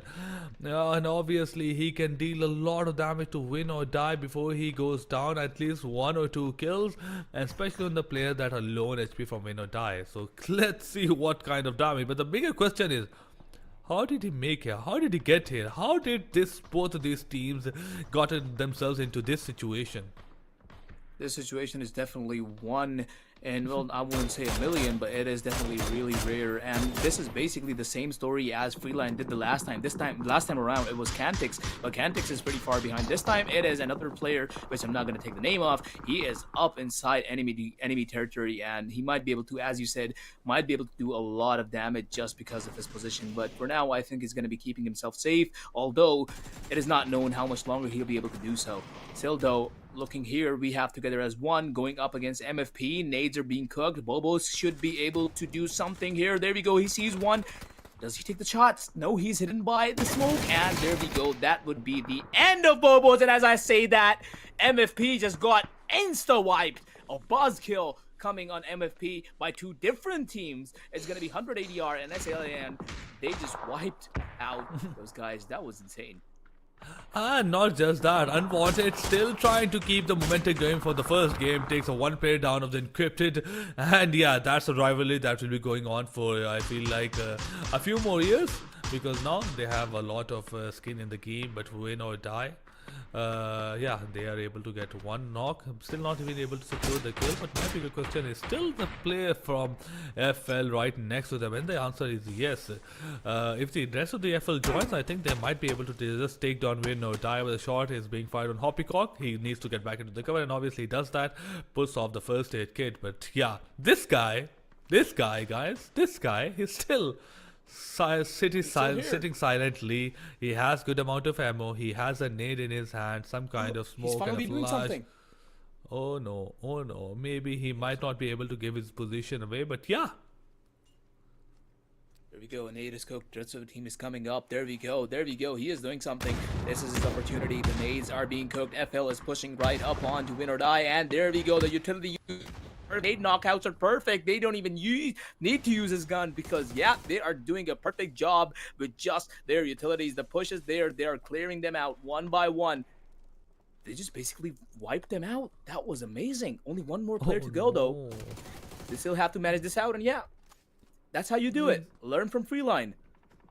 But more importantly, the situation is far from over. With the high sense right coming right next to them, they wanted to get the spoils of war again, and they might be able to deal some kind of damage to free lines. But yeah, we have to see that Encrypt just charging up again in the game number 2 was able to 1 kill, but Unwanted, they're still on a very nice momentum. They have 3 kills. They have not lost a single player. They're still dealing a lot of damage to multiple teams out there. They are on the edge of the first. They are on the edge of the circle. Yeah, so I think they are the top of the 9 teams alive, and if this game goes well for Unwanted, Yeah, I think Holler, if Unwanted has a good game and a game number 2, it will be very difficult to stop them, and they might just dominate this grand finals. But yeah, we'll have to see that. RZ, did you miss that? We just had a mortar knock. That is Oh. that is something I love to see. But yeah, as I say that, Hisense just got eliminated from the map. That is their goodbye from this map at least. But hey, Freeline is now there right on the edge of the circle as it's going to be coming closer and closer to them. And as we talk about that, Unwanted is going to get another one with the mortar. Who is this guy? Deviant, take away the mortar from him. He is being he's just taking them out one by one. And as we say that, he's just going to let go of his mortar, take out his utilities, and he's just going to start dumping them. Okay, wow. Yeah, that is Absolutely, big but from this guy. Absolutely, but Unwanted trying to get more and more knocks out there. Demon gets a bit of a damage out there, but the smoke is covering him up and nothing to be worried about. Unwanted, they're getting damage, they're getting knocks as well still, but not able to secure the kill. And as I was able to manage that, Deviant deals a lot of damage to the enemy player and takes him out, and that will be the 4th kill on their side. One player still on the lower ridge, but he goes down by one of his teammates, and that will be the 5th kill, as it will be very difficult to make him like come back or may like save him at this point. But Freeline, they are on the edge. They are calm. They are slowly and steadily. SALN is right next to them. What are they gonna do? They're gonna have a drink and recharge themselves. Well, yeah, that's the perfect thing to do when you have a lot of time on your hands. But there we go. He's gonna finally be taking some shots. There we go. The nade's being cooked, and it's gonna be thrown away, and they're gonna decide to move back from that spot. What was that nade? 2 players knocked out. That was perfect. SLN taking so much damage from these guys. It's only one more player remaining, and there we go. These guys are gonna get a job done. Well, it's not enough. It's not enough. They need to take one more down, but the nades are perfect, and they're just gonna keep cooking them up. And there we go. The job is now finally done with Shaolin, not SALN. Shaolin has been knocked out by Freeline. That was huge from these guys. RZ, they were deciding to move back from that area. They weren't. They were basically like, hey, let's step. Let's move out of here. Let's just deal with these guys later on. And yeah, let's just throw a nade. Let's just throw a few nades before we go back. And yeah, those nades were perfect. Absolutely perfect. It cannot get better than that. And obviously, after eliminating Win or Die, they were able to secure that position. They were able to recharge and eliminating another team right at the spot. That takes skill. That takes a lot of the skill. And Freeline has been able to do that. And look at that. With that weird kind of driving, they were able to get in. But no, obviously, no. You need to be very careful with how you make your move into this kind of territory, into these kind of warehouses. Holler, they have just been eliminated by a single player. I think it was a single player, but unfortunate circumstance for this team while they were looking super good. They were looking super good, and now they just met their demise right away. That was not good for Freeline. I was expecting much greater things from these guys on this map specifically because of just how well they were doing all around. But yeah, I guess that's their end. Freeline has been eliminated. They did take away 10 points. 10 elimination points for them though, so yeah, that's going to be serving them well overall. But now we're looking at ADR, 100 ADR. It was really up close. The circle is now really small. These teams are right up in their faces, each other's faces. 100 ADR, Shoot All Haters, and SGI, they are all with each other. They're just standing there waiting for someone to make a move. 100 ADR, they definitely need to reposition themselves to a higher position because they're below the ridge, and the circle is definitely going to be on the higher ground. So yeah, a reposition is definitely needed. And as I say that, Shoot All Haters is going to be taking a shot at Unwanted, and they're going to be getting well and alone in the room. He is going to be taking some gunfire at Fairy Tail player. Bright side is really low, but he was able to retaliate somehow and take him down. That was not the fight he was hoping. That was definitely not how he was hoping to go. Fairy Tail, they should not have come on top in this fight. They should have been the one getting eliminated, as they were coming out in this warehouse with no idea there was one player waiting for them. And despite the fact they got the kill, that was really weird. But 100 ATR, they are doing a decent job with the one player going like still knocked down. And oh, look at that, he was able to being revived. And as I mentioned that, he got knocked down again. And H1KSXX, sorry, H1XX, he has to make sure that he revives that player again. He has to be careful. Hubuki is just right next to him, trying to provide any kind of support as he can. 5 kills with the Molotov on his left. He is trying to move on the right side, but no need to make a lot of the situation because your top priority should be reviving your player. And Walu tries to deal some damage, unfortunately wasn't able to do so. HJSAH still surviving with the one team, 100 ADR right next to them. Shoot all haters. He might not have an idea that there's another team in the warehouse. Take some damage. He's down to 30%. Can he survive this or not? It's going to be a great battle between these two teams. I think it's a 2v2.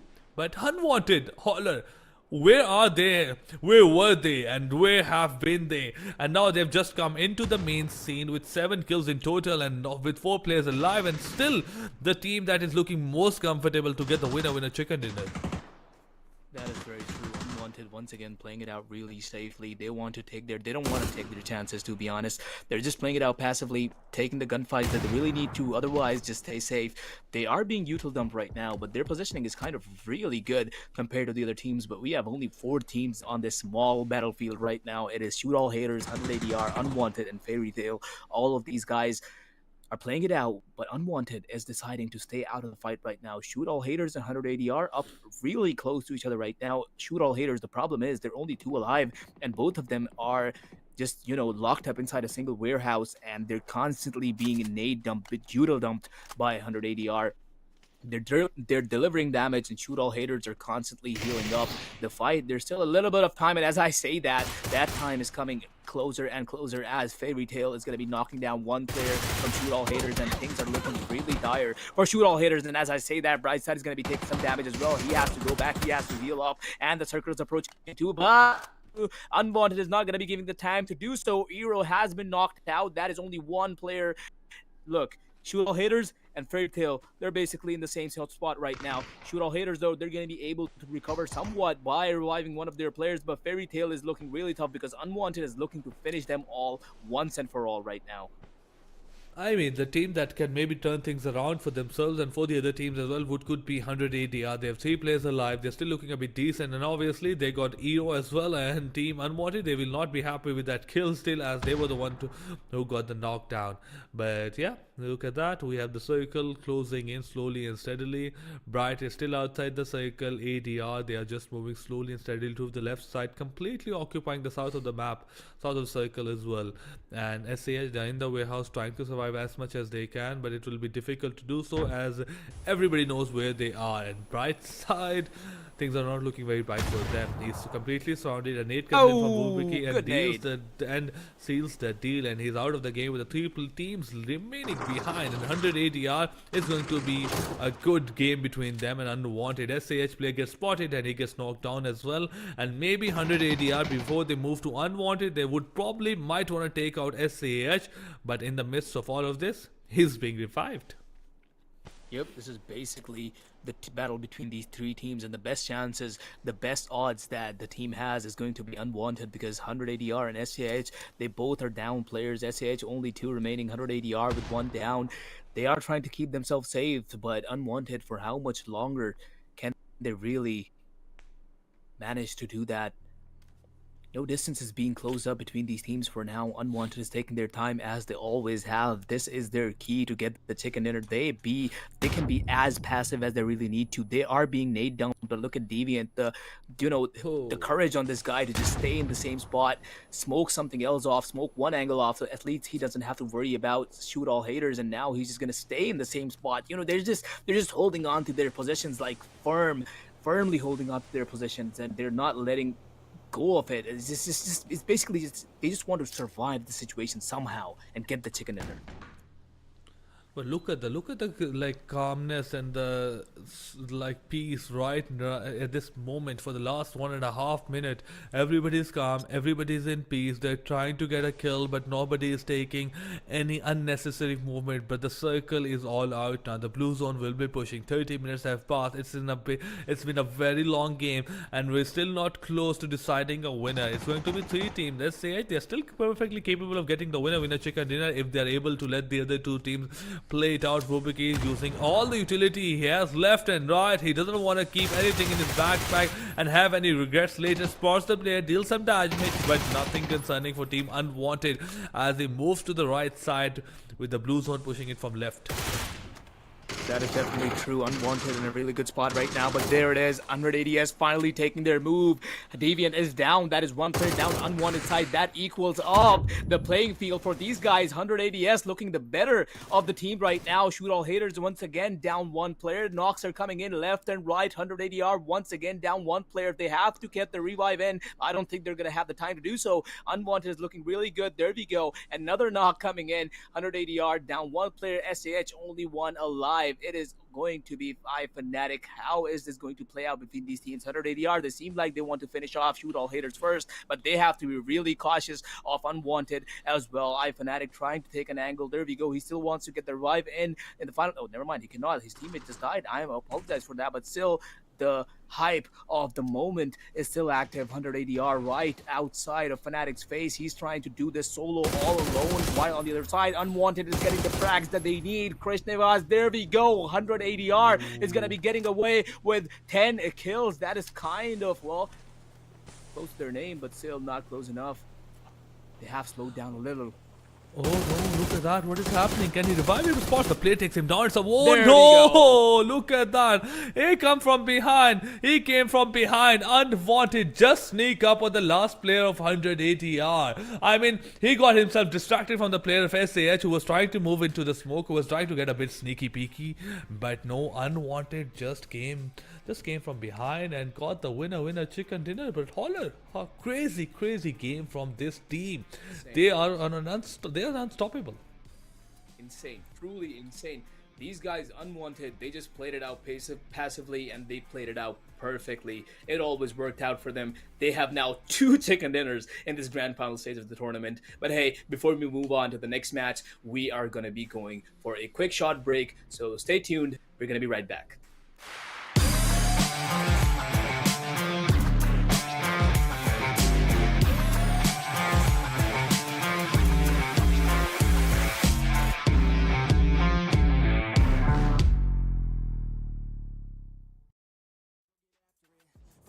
That you love, call it passionate, or find some passion in leaving behind adequate. Your journey starts now, time to make it happen. And you could be great, have it your way, served up like some room service on a nice plate. The high life is only hours a day away from making a change to the life that you chase. New year, new you, new day, go prove to yourself you could do anything you wanna do. When you set your mind to something big that you choose, break it down to the root, chip away, gotta move, push past all your limitations. Right now consider this an invitation. Make your worth go up like inflation, and start chasing your dreams, stop waiting. New year, new me, no fear, just be everything you wanna be. Write it down what you see, don't give up, just believe, and you will succeed. Put the hours in, and you're bound to win. New year, new me, no fear, just be everything you wanna be. Write it down what you see, don't give up, just believe, and you will succeed. Put the hours in, and you're bound to win.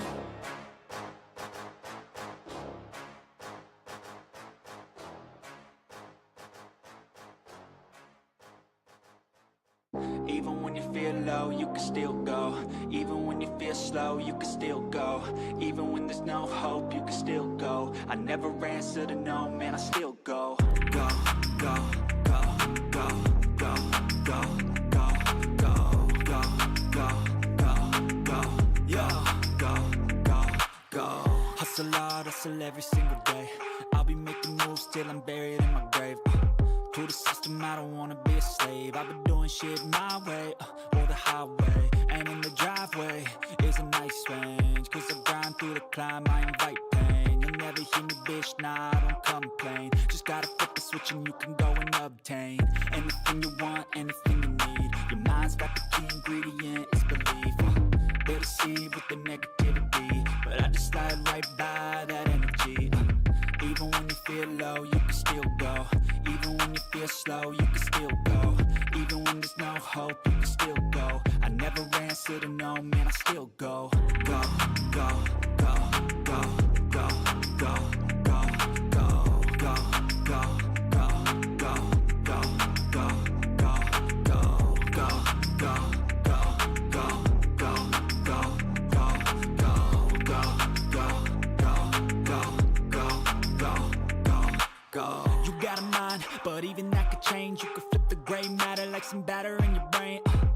to say. Fake it till you make it A. And if you play that game, then you just might make a change. Rearrange all the bad to okay. Take the worst thoughts saying, turn them to a game. Take the best thoughts saying, put them on display. On repeat in your brain till you're feeling no more pain. Never slow yourself down, you can do some more. Push past all the pain and you'll find a door. Open it up and finally explore everything that you thought you could never do before. And even when you feel low, you can still go. Even when you feel slow, you can still go.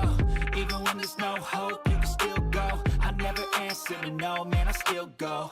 Go, go, go, go, go, go, go, go, go, go, go, go, go, go, go, go, go, go, go, still go, go, go, slow, you still go, go, no hope, you still go. I never answer no, no, I still go.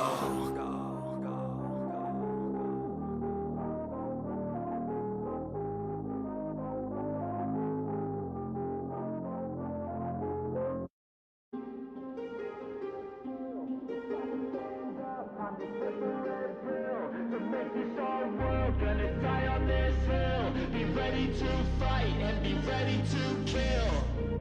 You cannot stop me, I'ma make it to the top spicy. Call a covenant, not cocky. You cannot break me, this world's mine for the taking. Got an itch, man, I'm making. Oh, I'll keep my head down and grind and be patient. I'll take a stab at the top and the sailing. They can all try, but you cannot contain it. Cause I see the things that I want and I take on my goals. Push myself to the brink, no limit. Do what it takes to be free, committed. I'm a little obsessed with things, I'll admit it. But that's what it takes to get a freedom ticket. Got a killer instinct and it's just the beginning. Breaking down walls and the hurt start thinning. And the more you push it, the fast start trimming. Till you're the only one standing up straight, winning all.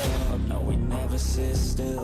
It's time to stand up, time to take the red pill. To make this our world, gonna die on this hill. Be ready to fight and be ready to kill. We never give up, no, we never sit still. It's time to stand up, time to take the red pill. To make this our world, gonna die on this hill. Be ready to fight and be ready to kill.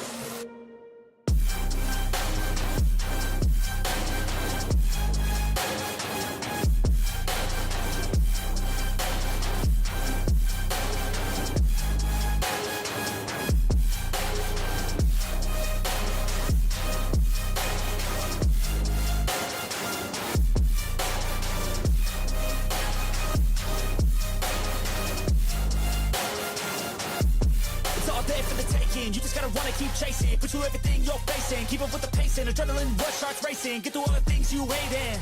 Don't let the others in charge of your dreams. They just don't know what it takes to be seen. You see the ship take control of your team. And if you're alone, then a one-man army. So you better be starving, and you better be carving. Through the hate, keep marching. And every day keep charging ahead till you get what you want, what you dream. Regret is a thing of the past, and you'll see that you've always had it inside. It's the key to make the most of this life believe. No, we never sit still.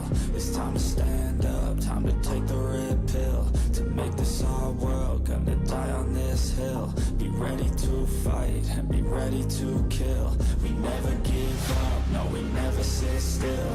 It's time to stand up, time to take the red pill. To make this our world, gonna die on this hill. Be ready to fight and be ready to kill.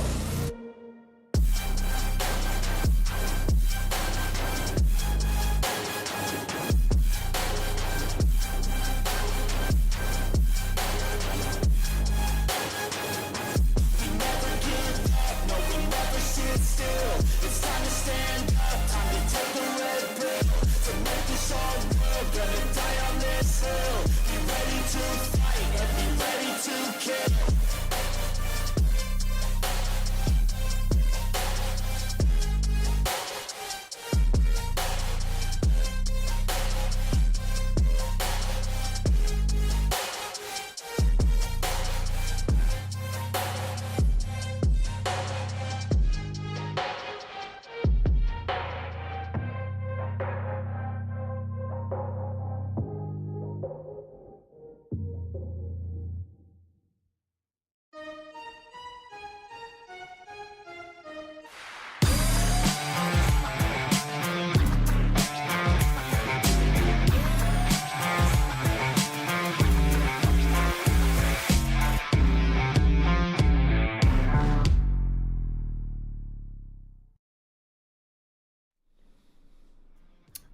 welcome back everyone from that yet again amazing game, the second map of today, of the grand finals of the season 2. And we saw, well, this game was amazing as well, and so far the games are going amazing. So let's have a look at the scoreboard of this game.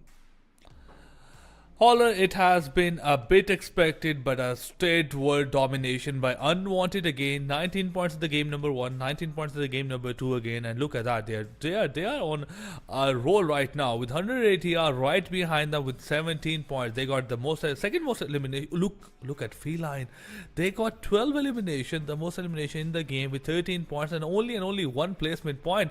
They would have surely overtaken any other team if they were able to survive anymore. But Feline, they had a wonderful game with 13 points in total. I am a bit sad about Origin again. They're on the second page, but we have SAH who are in the fourth position with 9 points. We have Sugoi at number 5 with 7 points. We have Shaolin at number 6 with 6th position. Then we have Fairy Tail at number 7 with 4 points. High Sense at number 8 with 4 points. And that is the end page of number 1. But yeah, what are the thoughts about Unwanted, Holler? What do you think?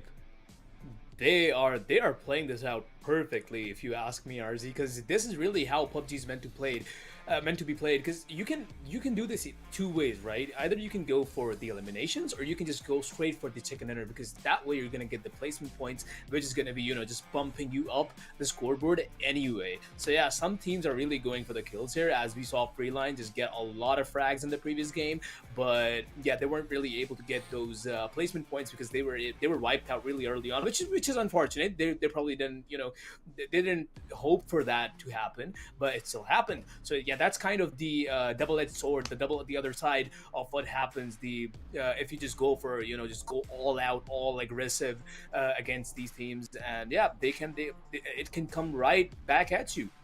So Unwanted is just doing the complete opposite. So yeah, that's pretty much how the previous game went, RZ. Exactly, and I think this is the game where things need to start turning around for the other team. If they don't start performing right now, I think things will be very, very difficult for them. But I want to talk about Plausible, the great team behind this, the great community behind it, who are doing a lot of effort to make sure we bring a lot of games to you. So we have, they are trying to make sure they bring they have a lot of community together. They have a lot of PUBG players as well. They have created a lot of and developed a lot of professional PUBG players over the 7 years as well. So yeah, they are trying their level best to make sure that we have a lot of just somewhat PUBG between the different kind of players, different tiers of players as well, and you can support that. You can join their Discord link. Obviously they have a lot to offer. The stream is going on 3 different platforms as well. You can go check that out. And Holler, I think as we mentioned it before as well, they are just doing it for free. They have no skin in the game. So yeah, you should go support them. You definitely should go support them, because hey, what PlausibleGaming is doing is basically making every gamer's dream come true. They're bringing together players apart from, you know, across all the regions, and bringing together players who are really skilled, who are casuals, and yeah, they're just bringing together all the players, and what they're doing is just it's simply amazing.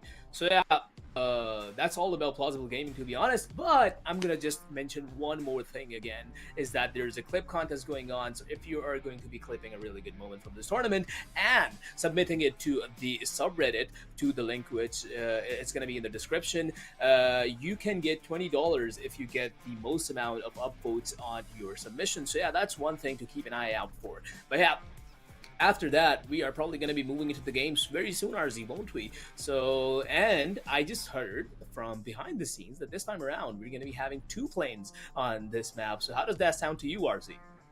Obviously, it sounds very, very interesting. Makes, I think, but a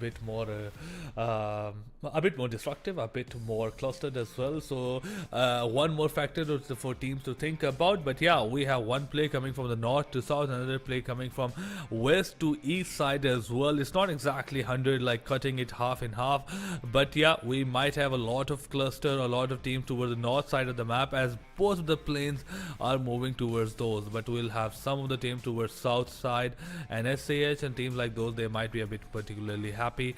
But yeah, look at that. And one more thing to notice, and one more thing to be very careful about, Holler, and that would be if these teams do not do something about unwanted in this game, it will be very difficult to catch them.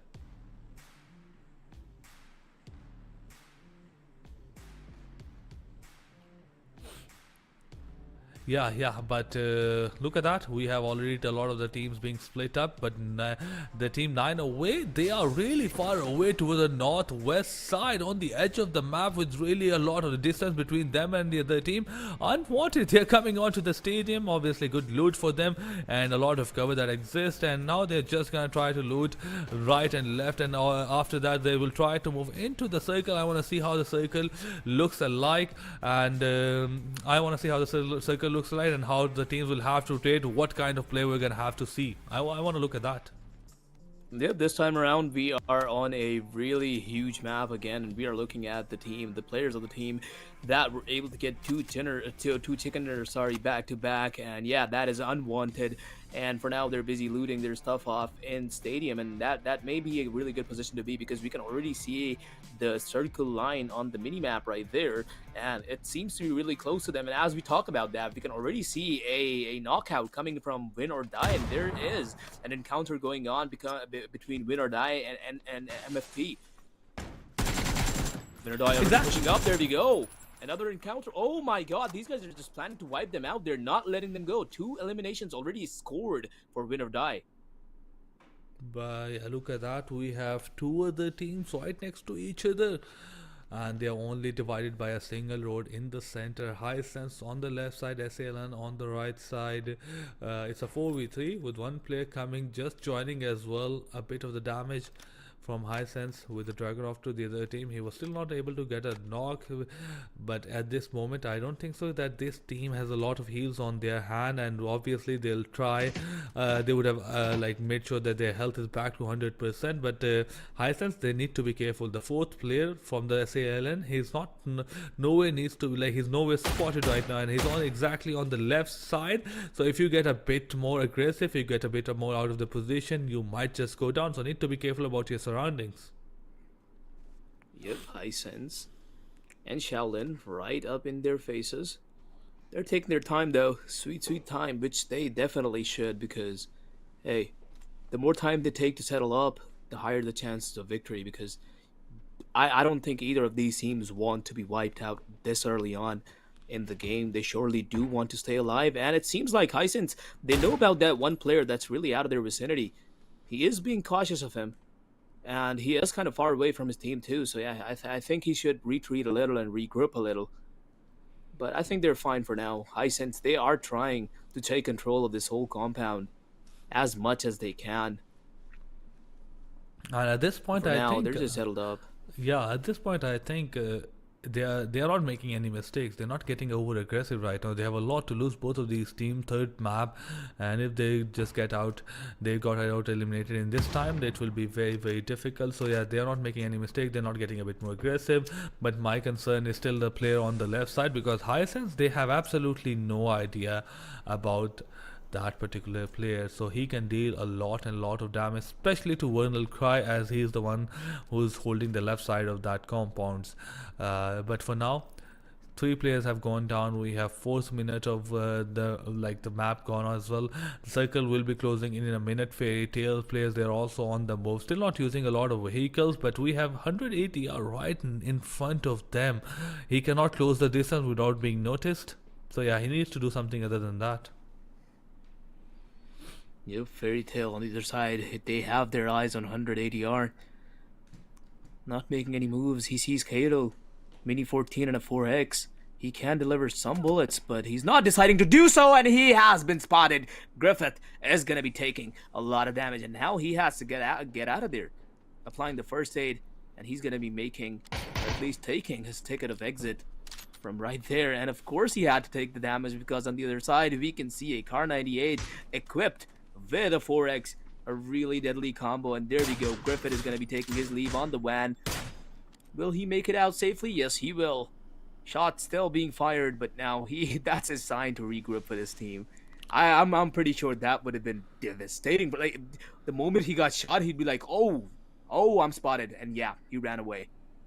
I mean that was good use of those smokes as well. He was able to create a long line of smoke, and was able to get out of that situation after being spotted by the four players of the enemy team and being in a very kind of aggressive and vulnerable position. It's a bit of a luck as well, and obviously a lot of skills that he was able to get out of that. But before that fight could escalate and Shaolin could have had a chance to engage in some kind of a fight or duel as well, Team Hyacinth, they just exit Hangshan, and now they are just going outside the side, like outside that basically compound and looting on the way, and that might be the right move, obviously. Just because I think you don't need to get too aggressive if you're getting an advantage. That could bait as well, but shots are being fired for the players that are still that are in the air as well, and no luck for any one of them as they're still able to make their way onto the top of the ridge. And now that's a good position if you're trying to get information. Exactly. It's crazy. It's crazy. This could be a good sniping position, but it's so vulnerable, Hollow. It's so vulnerable. You're basically seen from everywhere. This is a good sniping spot, but only if a sniper who has his information in check. And while they were even, gliding down their parachutes, they were taking a lot of gunfire, and they still are. And I'm loving this drone cam. Keep it going, keep it going. I'm almost feeling like I'm in a movie, or at least they're in a movie, and I'm watching it. So yeah, this is amazing. But oh boy, look at this landscape. What do you think about this, RZ? I think it's beautiful. Isn't it? I think it's definitely beautiful. We have a lot of beautiful. cloud and mountains right and left, and obviously, but a bit of a weird mountain shapes that we have in front of them. But all in all, it looks beautiful. We have some great I think trees. I would want to have tea with you here. To be honest, I think it'd be really nice. Let's go out for a picnic sometime or something. I'm a more of a coffee guy these days. Okay, Not, or these days specifically. But yeah, I love to have tea any other day as well. But yeah, let's have coffee or tea and let's just stay loud. What about you? Like, what are you doing after these these matches? Maybe we can chill if you're free. Or maybe for sure. But the problem is finding a spot like this would be hard. Like, you won't you can't just walk out and spot out mountains like these. It's gonna be hard, but I think we're gonna look out for it. Absolutely, but look at that. Oh, Team Winnow Die, they just moved into the compounds in front of FFP clan, and one got out with a vehicle. And what is happening exactly? Two got in, one got out, one is still there, and everybody from MFP clan has their eyes set on him. It's going to be extremely difficult for him to survive. But Winnow Die, they're coming onto the left side of that player. Oh no, they don't know where he is. They don't know if the player is there or not. I don't know exactly what is happening, but they are coming from behind. An MFP clan player, crazy. He needs to get into a secure position. Obviously, Jidrock deals a lot of damage, spots him, takes him down, and he will be able to get the third kill for his team.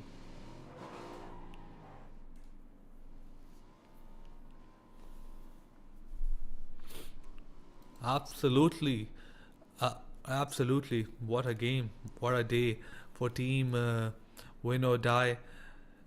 And as they were able to find the third kill as well, they had a wonderful game number one. They had a bad game number two, but for now game number three, they're on to a good start. They were able to find 3 kills for themselves without losing a single player. And yeah, on the other side, Shoot All Haters, they are still chilling out in the open with a single compound. So all in all, I think they are in a good position. Let's see, can they convert this into a good game. 10 minutes have passed. We still have the most of the players alive. Only 6 minutes. Only 6 players have died. So I think this is turning out to be a very slow start. This definitely is a really slow start. All of the teams are just they're taking them times out. It's like Shoot All Haters. They are in the vicinity of TAO right now, but they are not making any moves as of so far. And in fact, they're just gonna decide to move away from that, move away from the other team, and maybe they're taking more of the unwanted approach, how a team Unwanted has been playing this out, because the way they have been playing this out, it's been wonderful. The fact that they're able to keep all 4 of their players alive up until the very end. It's basically amazing, and that is exactly what is winning them these maps. They have 2 chicken dinners so far, and I'm definitely keeping an eye on them if they can get some more. But yeah, looking at the map right now, the circle is definitely closing in. All these teams are rotating to the next circle. SAH, TOA, TAO are they're just really far away. And as I say that, win or die is going to be eliminating MFP off the map. So yeah, that's one team eliminated once again. And yeah, as I say that, rotations coming through. There's one team up really close to each other, but I don't think we're going to get a cam on them for now, at least. But yeah, Absolutely, absolutely. But in Crypt, they are in a comfortable position. They have hold of these compounds, and therefore the players are still there. They have good ammunition. They have good scopes as well. And DG is trying to move right next to them, and obviously they will not be able to find any kill. The DG part, Encrypt might be able to get a knock or two. We'll have to see on that. But shots are being fired. Nothing gets connected, and they are just holding that particular position. And I think this is going to be a waiting game for the most part of the for most part of this phase and the next phase as well. As the teams are comfortable in the position, they have rotated early into the circle, trying to make sure that they kill anybody who's in right next to them, and trying to make sure they're in a good position for the last circles as well. yep, that's for sure. We're looking at Encrypt right now, who's using every nuke and corner of that house to spot someone out, but he's not going to be able to see anyone for now. It's taking all their time. ADR, they are positioning themselves near this bridge, which could be deadly for them. Freeline have a complete line of sight on them. They could take fire at any moment, but yeah, there we go. This guy's going to be taking some shots. He's going to be moving back a little, but yeah, there we go. There's the retaliation. They are firing back. They're shooting back. They're taking their shots now. 100 ADR is now once again in a point of contention against Freeline. Things are looking a bit risky for both of these teams, that they are out in the open. Fubuki trying to get a bit ahead and on the top of the hill so he can have more information, maybe deal some kind of damage to the other team. But he stopped right before he reached the top and is a bit more worried about his behind. And that's the right kind of worry to have, ladies and gentlemen. You need to worry, make sure that you have all your exits covered. But shots are being fired, and Ixo, as he was trying to get into an aggressive position, deals a bit of a damage, but he goes down at the hand of Extends, and it will be impossible to save him in this situation. That is for sure, but now we're looking at 908's players. There we go, the scopes are there, bullets are landing. Stonix has to get out of there. If he stays there, he takes a lot more damage. And once again, we are now looking at 100 ADR. The point of contention that was between them and Freeline, it is still going on. Their encounter hasn't exactly stopped, but they are playing this out really passively. Bubaki might be planning to go around and flank them, but will that flank really work out for him? Because I don't think that one player on Freeline is going to let him do that. He has his eye on him. And on the other side, we can still see win or die knocking players down on 908's side. Freeline moving in to 100 ADR. 100 ADR is in real trouble right now because Freeline, when it comes to playing aggressively, Freeline, they are demons. They eat their enemies out. And we can, as I say that, we already saw a nade kill come through, a nade knock come through, and yeah, that's one player down on ADR side. I mean, both of these teams, they are beasts. They are not to be messed with, and both of these teams have gone like across each other right now, trying to battle it out in the second phase of the game. And still, while 15 teams are alive, there's nothing that is much forcing them. But at the same time, we have seen 100 AD perform, we have seen FL perform as well. So let's see who comes out on the top. But on the other hand, Fairy Tail, with the 4 players alive, they are calm, they are composed, they are chilling right now, nothing to be worried. There are 4 players alive and they are on the edge of the circle, but their worries are to be disturbed, and their worries are like about to become a bit more with the team that is rotating on the edge. But 908 issues are rising again and again for them, as they have lost another one of their players on the rotation, and Shaolin will be the team that will get another kill, that will get the first kill of the game for themselves.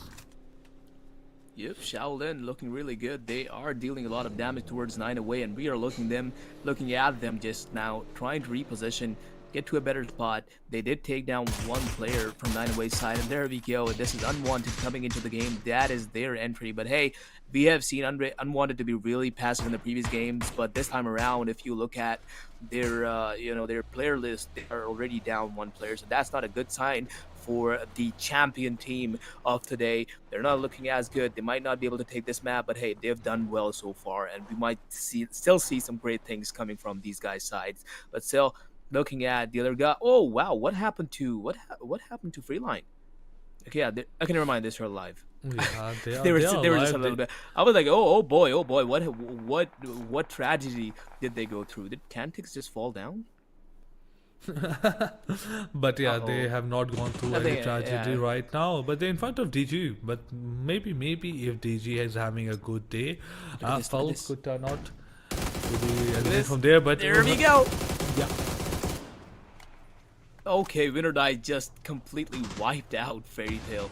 There's still one more player left, but I don't think he's gonna be surviving for much longer. It's gonna be April. Actually, it's two, but there we go. As I say that, April's gonna be knocked out one as well, and it's only one player left on the Fairy Tail side. Winter Die is gonna be getting themselves back on their feet by getting the reses in, and it's only Griffith up against 4 people from Winter Die's side. I don't think he can do much, but he should be able to accomplish something before he goes down. Just something. Just give up take a fight before you go down. I think he is trying to do exactly that. Nades are being cooked. He's tossing them in the air, and he might just push after this. And yes, that is exactly what he's seeming to do.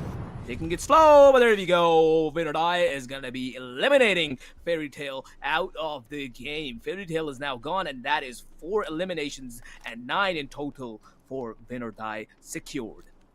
I mean, this is a great start for Team Win or Die. Not a single player lost, 9 kills in their backpack, and now they're on a charge. Nothing lost, and I feel like this could turn out to be a really good game for them if they keep it going. All they have to do is make sure to survive till the last part of the circle. They already got a lot of kills. They might just need some placement point as well to top it off, and this could be a team that could give a lot of competition to Team Unwanted. But for now, Team Drip Gang trying to land some shots on the teams rotating right next to them, but unable to deal any kind of damage. Now one of them is in the water. He's just swimming. Just taking a swim. That's fine. It's you know, I mean it's winners, but still, we all like to go for a swim, don't we? But hey, we have our eyes now on Hisense. We only have 2 players remaining, and now we're looking at the entire map, and the circle is closing up once again, and a lot of teams are outside the circle, so we're gonna be seeing a lot of rotations come through. And yeah, some of the teams are really far behind, and look at ADR, they are taking a really interesting route, but the problem is Encrypt, they have their eyes on ADR. They are not gonna let them pass through, and if ADR wants to pass through, they are gonna have to go inside the zone and then come back inside. So yeah, that is a good move. That is a good decision made by them, because otherwise they're gonna have to fight Encrypt, and there was no chance of them walking through that circle. So yeah, good repositioning by all of these guys, but the problem is towards this whole area, towards this town, there are 4 teams up against each other, and it's going to be really problematic for these guys. A care package right in the center of Ryan, and I mean that will be difficult to get your hands on, but Bobos finds Voxy, takes him down, and it is being cooked, and he will go away really soon. Boom. There's nothing that can stop him from getting eliminated, and together as one. I mean, after 18 minutes of the game and a lot of bad luck, they were able to get the first kill. But at the red line, they're out in the open. While he's trying to go down, Kripal will make sure that he gets his first kill as well.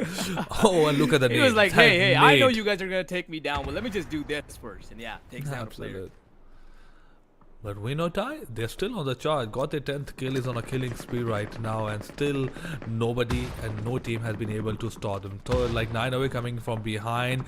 SALN, they are in a bit of a trouble. They need to be careful, obviously, with the flank coming in. Gets the one and may be able to deal some kind of damage to the second, but unfortunately he goes down. Sugo is now taking his shot at Freeline, but he's gonna be taking it really slow. Rest of the teammates, they are a bit far away, so Nidix is kind of isolated right now. He needs to push up, but can he do it? Because he has Freeline right up in his face, and look at that, Drip Gang coming into the battlefield as well. Origin is going to be eliminated. Look at the kill feed blowing up once again. These are those phases, RZ, where the whole map goes crazy because Shoot All Haters is up against a team 2, and it's going to be the champion team who is Unwanted, and Shoot All Haters, they have to survive this through because otherwise they have no chances of victory. There's the nade. That could be perfect. That could be very perfect, and it blows off. Oh boy, that is gonna be the end of Shoot All Haters, maybe, but still 3 players alive. They can manage something out of the situation. Fnatic takes a bit of a damage, he's down 10% HP. Dogs goes on the left side, takes one player down, gets into the car, and is trying to get himself out of this clusterous and disastrous situation after getting a knockdown. He didn't even stay there to get the kill. But Valu is on the top of the hut, takes a bit of the damage, and before he goes down, he also gets knocked. And look at that. Any player that we see is in a lot of trouble. There are not a lot of happy people out there. But Valrun, he goes behind, and unfortunately, Together is as that one he gone. wasn't able to hear him at all, and he was able to get inside the house behind his back, was able to knock him down and even get the kill. So yeah, 180 are gone too. That's a lot of eliminations coming through. Shoot all hate, and Whale is trying to take his shots at unwanted. Delivers a lot of damage, but needs to heal himself as well because he is in the zone right now and he needs to get out of there too. If he gets a vehicle, that would be perfect for this guy. But can he really? Because look at that. There's one more guy, ASQ, that guy that got in a fight with Freeline before is holding him. This is a really tough situation for this guy because he has 3 teams, right? They're basically spread out, and this guy is right in the center of it. So yeah, this is going to be a tough spot for him to manage, but hey, the Hisense player has his own bigger fish to fry. I think every one of those teams would have a bigger fish to fry, but shots are being fired from Fnatic side. He's down to a 1% HP, and as I mentioned that, he also gets knocked on. Impossible for him to survive. Will Run also on the move, gets ASQ, but he's out in the open, hoping nobody spots him. He has 3 kills. And is hoping for another one, but with 2 players on the top, he's moving towards them. He's out in the open, and obviously I was talking about this obviously like 5 seconds ago, that he needs to do something about getting a cover, and he goes down and the team gets eliminated. SGI, this is a team that I did not expect at all to get 8 kills. That is kaboom. Never mind, that doesn't get one. Okay, another one, maybe this time, 3rd time in charm. Oh, never mind. But yeah, he's just going to push it up with the M762. Could be a risky move, but hey, he has his teammates on his flank, who are definitely going to be supporting him. He sees the smoke. He's trying to spot the other guy, which he definitely does. Pulls out the DMR. The scope is on it. Tries to deliver a lot of damage, but the other player is going to be taking the cover off the cars right there. There we go. I think he should be, yeah, he definitely should be the victor of this fight right here, and win or die is looking in a really dire situation right now. But as I say that, there's another team who is Redline coming into the fight too, and they're going to be finishing off X-Stands. This is so interesting that I cannot even keep up with it. Absolutely. I mean, 3 minutes ago we had 50 players alive, and within these 3 minutes we lost almost 35 players with only 6 teams behind. It has been absolutely crazy so far, and it has been super difficult to keep track of what's going on. The kill feed was blowing up, as you mentioned, but for now in the circle we have Team FL right in the dead center on the high ground, and it could be a very good game for them. And their top contender, Unwanted, they got eliminated early, so that's a good news for all of the teams out there, as they were absolutely dominating. But Red Gang spots the play, takes him down, takes a bit of a damage as well, but he is still not able to secure the kill as he tries to move back into cover. Yep, he's going to be moving back. And he's going to have to apply the first aid kit. One of their players who's going to be PD'd off is down, but I don't think they're going to be going in for the res just yet because they have a lot of stuff to deal with. The red line is right up them. And yeah, they're just going to be moving back, maybe get the res in, but no, I think they should be prioritizing getting a safer position first. They definitely can get the revive in, and it's going to be really crucial for them to actually get it in, because one player down is going to be putting them at very bad odds up against the other players. And with that being said, Redline is going to continue pushing on to Drip Gang. They don't have much time left. Clemson is going up on HP, but can he really maintain that? There we go. Redline is going to be pushing up to them, takes one down, only one more to go. That is going to be Clemson, and I think it's going to become that one knock is going to be coming in eventually as well. Redline is just moving in a really strategic manner, and they should be able to wipe out Drip Gang really nicely, unless something offsetting happens. No, they did. Drip Gang gets eliminated from the game, but Redline, that's also a team who I did not expect at all after getting eliminated right at the start in the first 2 games. They are on the charge right now. Even SGI with 10 kills and not losing a single player with 4 teams alive. I did not expect these 2 teams to be in the top 4. Encrypt on the lower ground, they are in deep trouble with the blue zone right behind them, and Dogs doesn't need to do anything right, just other than wait. But the bigger question is, will we be able to revive their player? And the answer will be yes. They are putting putting him on their back and just taking him into a better cover. Yep, it's 3 teams left. It's gonna be Sugoi, Redline, and Freeline. Well, Freeline looking really bad right now because, well, they were knocked 1 player, and that 1 knocked player is now, I guess, eliminated from the game. So it's only 1 player. That's gonna be Sorry, I'm Crazy, and he's gonna be taking a lot of gunfire from Redline, and now he is eliminated as well. So it's only 2 teams left now. Sugoi and Freeline. Redline. Sorry, Redline is doing a really good job out here. So they're up against Sugoi. They both know where they are. There's a ridge between them. They can use it for cover, and there's a lot of time that they can use before the zone closes up. But the problem is, if either of these teams decides to use this moment of opportunity, they can actually clinch the victory for them. 3 players in Sugoi, 4 in Redline. And both in the circle as well, and nobody with a huge advantage as well. There's not a lot of high ground that they're in. They both have the same amount of cover as well. Ooh, coming from the right side, spots a player, deals a bit of damage, but nothing concerning as he gets back into the cover.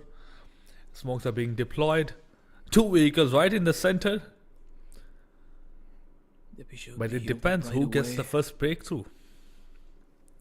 Yeah, both the teams are in the circle. They don't necessarily have to move. They can just stay in their spots and hold on to their spots. But Redline, the problem is, if you just stay in your spot, that's also detrimental to your team. So yeah, you do have to keep moving around. But the problem is, it's just such an open area. If you just start moving, you're out in the open. So yeah, what do you do in such a situation? Redline definitely having the man advantage over Sugoi. They can use it to their advantage. And look at Sugoi. Both of these teams are kind of going to a similar approach. And as I say that, Redline is going to be finding 1 player off of Sugoi. Alone in a room is now down. It's only 2 players remaining on Sugoi's side. Redline, they took 1 down. They're not really eager to finish him off because they know that Reds cannot come in such a situation because, yeah, if Sugoi definitely goes for a res, it's practically over for these guys. So, yeah, 2 players left. They're finding him out. Absolutely, there are 2 players left. They're trying to find them out. It's a 4v2. Easy finish. It can be an easy finish for all unless SGI, they turn it around, try to find the player, deal some damage. But obviously, they weren't able to perform a knock, or they weren't able to get a kill as well. Try to go towards the right side as well, but unfortunately, the second last player also gets spotted, and Uvu, he goes down, leaving Frenchy FPS only player behind. 1v4. It's looking like an impossible situation where they know exactly where he is. Might be able to get 1 or 2 kills to increase his points and getting a total of 14 or 13 elimination. But obviously that's a bit of a stretch considering it's a 1v4. They know where they is. They're coming in from right and left side. Everybody is pushing in together. So sooner or later we'll have RL getting the winner chicken dinner, and that is the least expected team. Possible looking scenario for this guy, but he still gets 1 off, really low on HP, and they're pushing him on further on. There we go, as expected. Redline is going to be getting the chicken dinner on this map.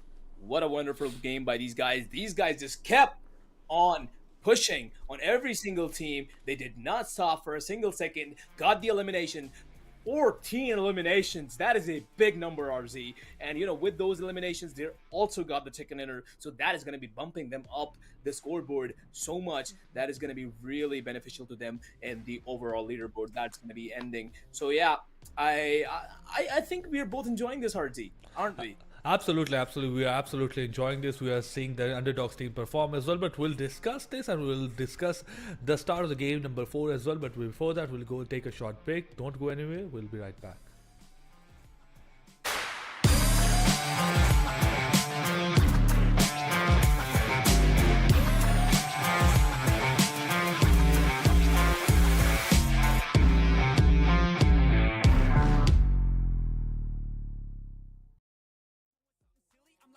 Been killing for decades now, Billy. Well, maybe like several years, but who's counting really? I just know how to turn something silly into a milli. Got a lot to say, and a lot need to hear it. You don't quit today, we don't stop. No, we feel it to the top. Yeah, we change our whole world. Yeah, we steer it. Getting lost in the things that make us all worth hearing. No, I'm the first one to turn up, learn stuff. But mostly I'm just in the lab getting work done. Cause the bills on the first, they still worth some. I never forget being broke, man, it hurts, son. But not as bad as not having any purpose. I took stabs, this and that, and it's working. But I still grind every day for that thirst. It's a curse being first, yeah, still gotta get my work done. Yeah, I'ma be a high roller, move forward in the battle like soldier.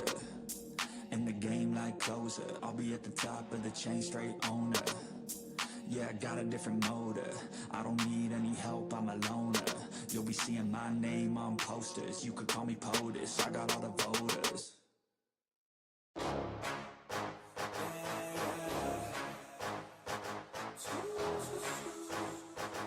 Yeah, let's go. New year, new me, turn it up a new degree. I'm gonna make it to the top if it's the last thing I see. Work hard every day, work hard, then we play. I'll be doing everything in my own damn way. Ain't nobody tell me shit, I'm on top of it. Writing hits that make other people feel like writing hits. We gon' get every little goal that we wanna get. Never quit, we don't even know what it means to quit. Write it down, what you want, what you need, what you see. Everything that you wanna be. Put it out in the world, that's your destiny. In your mind, what you need is to have believe. I'm gonna make it to the top, cause I never stop. My own switch doesn't have enough. I think it's broken, I think it's lost. I guess that's why I never take a loss. New year, new me, no fear, just be everything you wanna be. Write it down, what you see, don't give up, just believe and you will succeed. Put the hours in, and you're bound to win. New year, new me, no fear, just be everything you wanna be. Write it down, what you see, don't give up, just believe and you will succeed. Put the hours in, and you're bound to win. Make a deal with yourself that you'll get after it. Find something that you love, call it passionate. Or find some passion in leaving behind adequate. Your journey starts now, time to make it happen then. You could be great, have it your way. Served up like some room service on a nice plate. The high life is only hours a day away from making a change to the life that you chase on. New year, new you, new day. Go prove to yourself you could do anything you wanna do. When you set your mind to something big that you choose, break it down to the root, chip away, gotta move. Push past all your limitations. Right now consider this an invitation. Make your worth go up like inflation. And start chasing your dreams, stop waiting. New year, new me, no fear, just be everything you wanna be. Write it down, what you see, don't give up, just believe and you will succeed. Put the hours in, and you're bound to win. New year, new me, no fear, just be everything you wanna be. Write it down, what you see, don't give up, just believe and you will succeed. Put the hours in, and you're bound to win.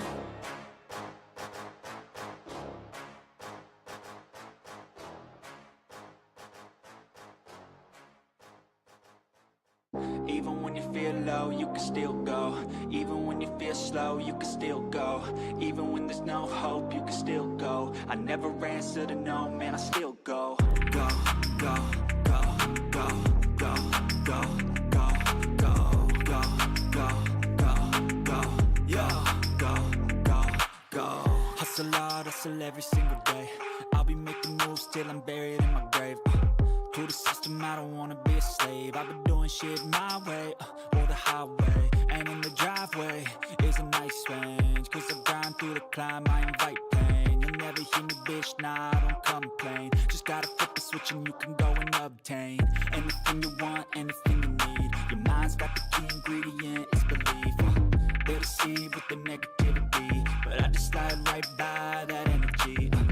Even when you feel low, you can still go. Even when you feel slow, you can still go. Even when there's no hope, you can still go. I never answer to no, man, I still go. Go, go, go, go, go, go, go, go, go, go, go, go, go, go, go, go, go,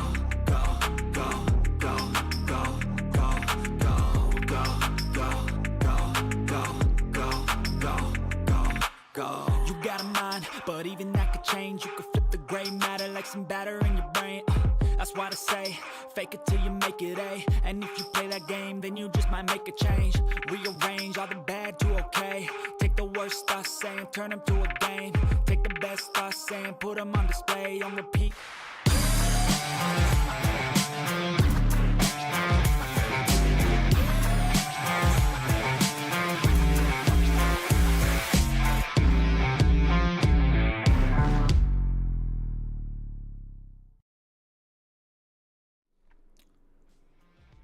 Welcome back, everyone. We are done with half the day. We are done with 3 games, and we have only left to be with 3 games behind. Holler, it has been going crazy so far. While Team Unwanted was on a absolutely dominating performance, I feel like after this last game, Team Redline, they have obviously taken things up a notch. We will have a look at the scoreboard as well to see how each of those teams performed, and obviously we'll have Redline at the top with 24 points. Yep, the scoreboard for the previous game especially is definitely insane. With Redline walking away with 24 points in total, 10 for the placement and 14 just from the eliminations. It is definitely a crazy run for these guys. But you cannot undermine the rest of the teams. Sugoi, Winodai, Freeline, they were able to show a really great performance overall. But yeah, we're going to be seeing how exactly this previous game affected the overall leaderboards, especially for Redline. So we have the overall rankings now in front of our eyes, with Unwanted, of course, as they took 2 chicken dinners in the previous games that we saw. They're still in the top, undisputed, 38 points, with Freeline, Redline, SAH, Sugoi, Win or Die, all of these being so close to each other. It's 28 points, 25, 25, 25. It's just, these teams are tied up. Shoot all haters, Sugoi, Win or Die, they're just like contending for points at this point. So RZ, what do you think about these points? I mean, this is absolutely great. Any team can jump up from 7th position to the 1st position. Anything can happen. A lot of teams have the chance as well. Unfortunately, on the second page from 9 away to Tau, these teams are still in the single digits. They need to turn things up a notch by a huge factor. Obviously, just like Redline, where they got 24 points in a single game, they had 4 points in the first 2 games. They had 24 points in the third game as well. So they did something that was out of the box. And these teams that are on the page number 2 right now, they need to do exactly that. But Unwanted, even after getting 0 point in the game number 3, they are still on the top with a lead of 7 points. But yeah, they could lose that lead in this game if they don't perform. The margin that they had after getting winner chicken dinner in the first 2 games is gone right now. So let's see, can they keep it going or not? They were absolutely devastating on the map of Erangel. Can they keep it going in the next map and the map of Miramar as well? We'll have to see that. But unfortunately, not for them, but for 180R as well, as this was the team who also got 0 point in their last game. But this is all happening thanks to who? Holler? PlausibleGaming and PlausibleGaming only. Obviously, PlausibleGaming only. They have been a great support so far. They have been the one organizing this for free. They have been putting in so much effort to make sure to put esports forward, to build up a lot of community with a lot of players as well, to bring diversity in terms of player skills and levels, in terms of regions as well. So yeah, you can support them. Please go support them, because all in all, this is in the end for you guys. If you want to get better, if you want to get good, if you are already good, whatever you are right now, if you are a PUBG player or any kind of a player, PlausibleGaming Discord is the place for you. Go join them, and the link is in the description. Yep, their Discord is definitely an amazing place to be, and a really nice to have is that they have their own bot, which you basically use for finding teammates, finding teams, and so on. And you can also add that bot to your own server, to your own community. So yeah, it's going to be working for you guys as well. It's of course going to be Plausible LFG bot, but yeah, it is going to be the perfect, it's basically the perfect thing for you to find teams, to find players, and well, to just to have a really nice experience of gaming. It's basically just elevating your gaming experience, finding better players to play with, finding better people to connect with, just because of one amazing community. So yeah, just go join up, use their Discord board, get yourself registered, participate in these guys' tournaments, and also look forward towards the upcoming games that these guys are going to be introducing.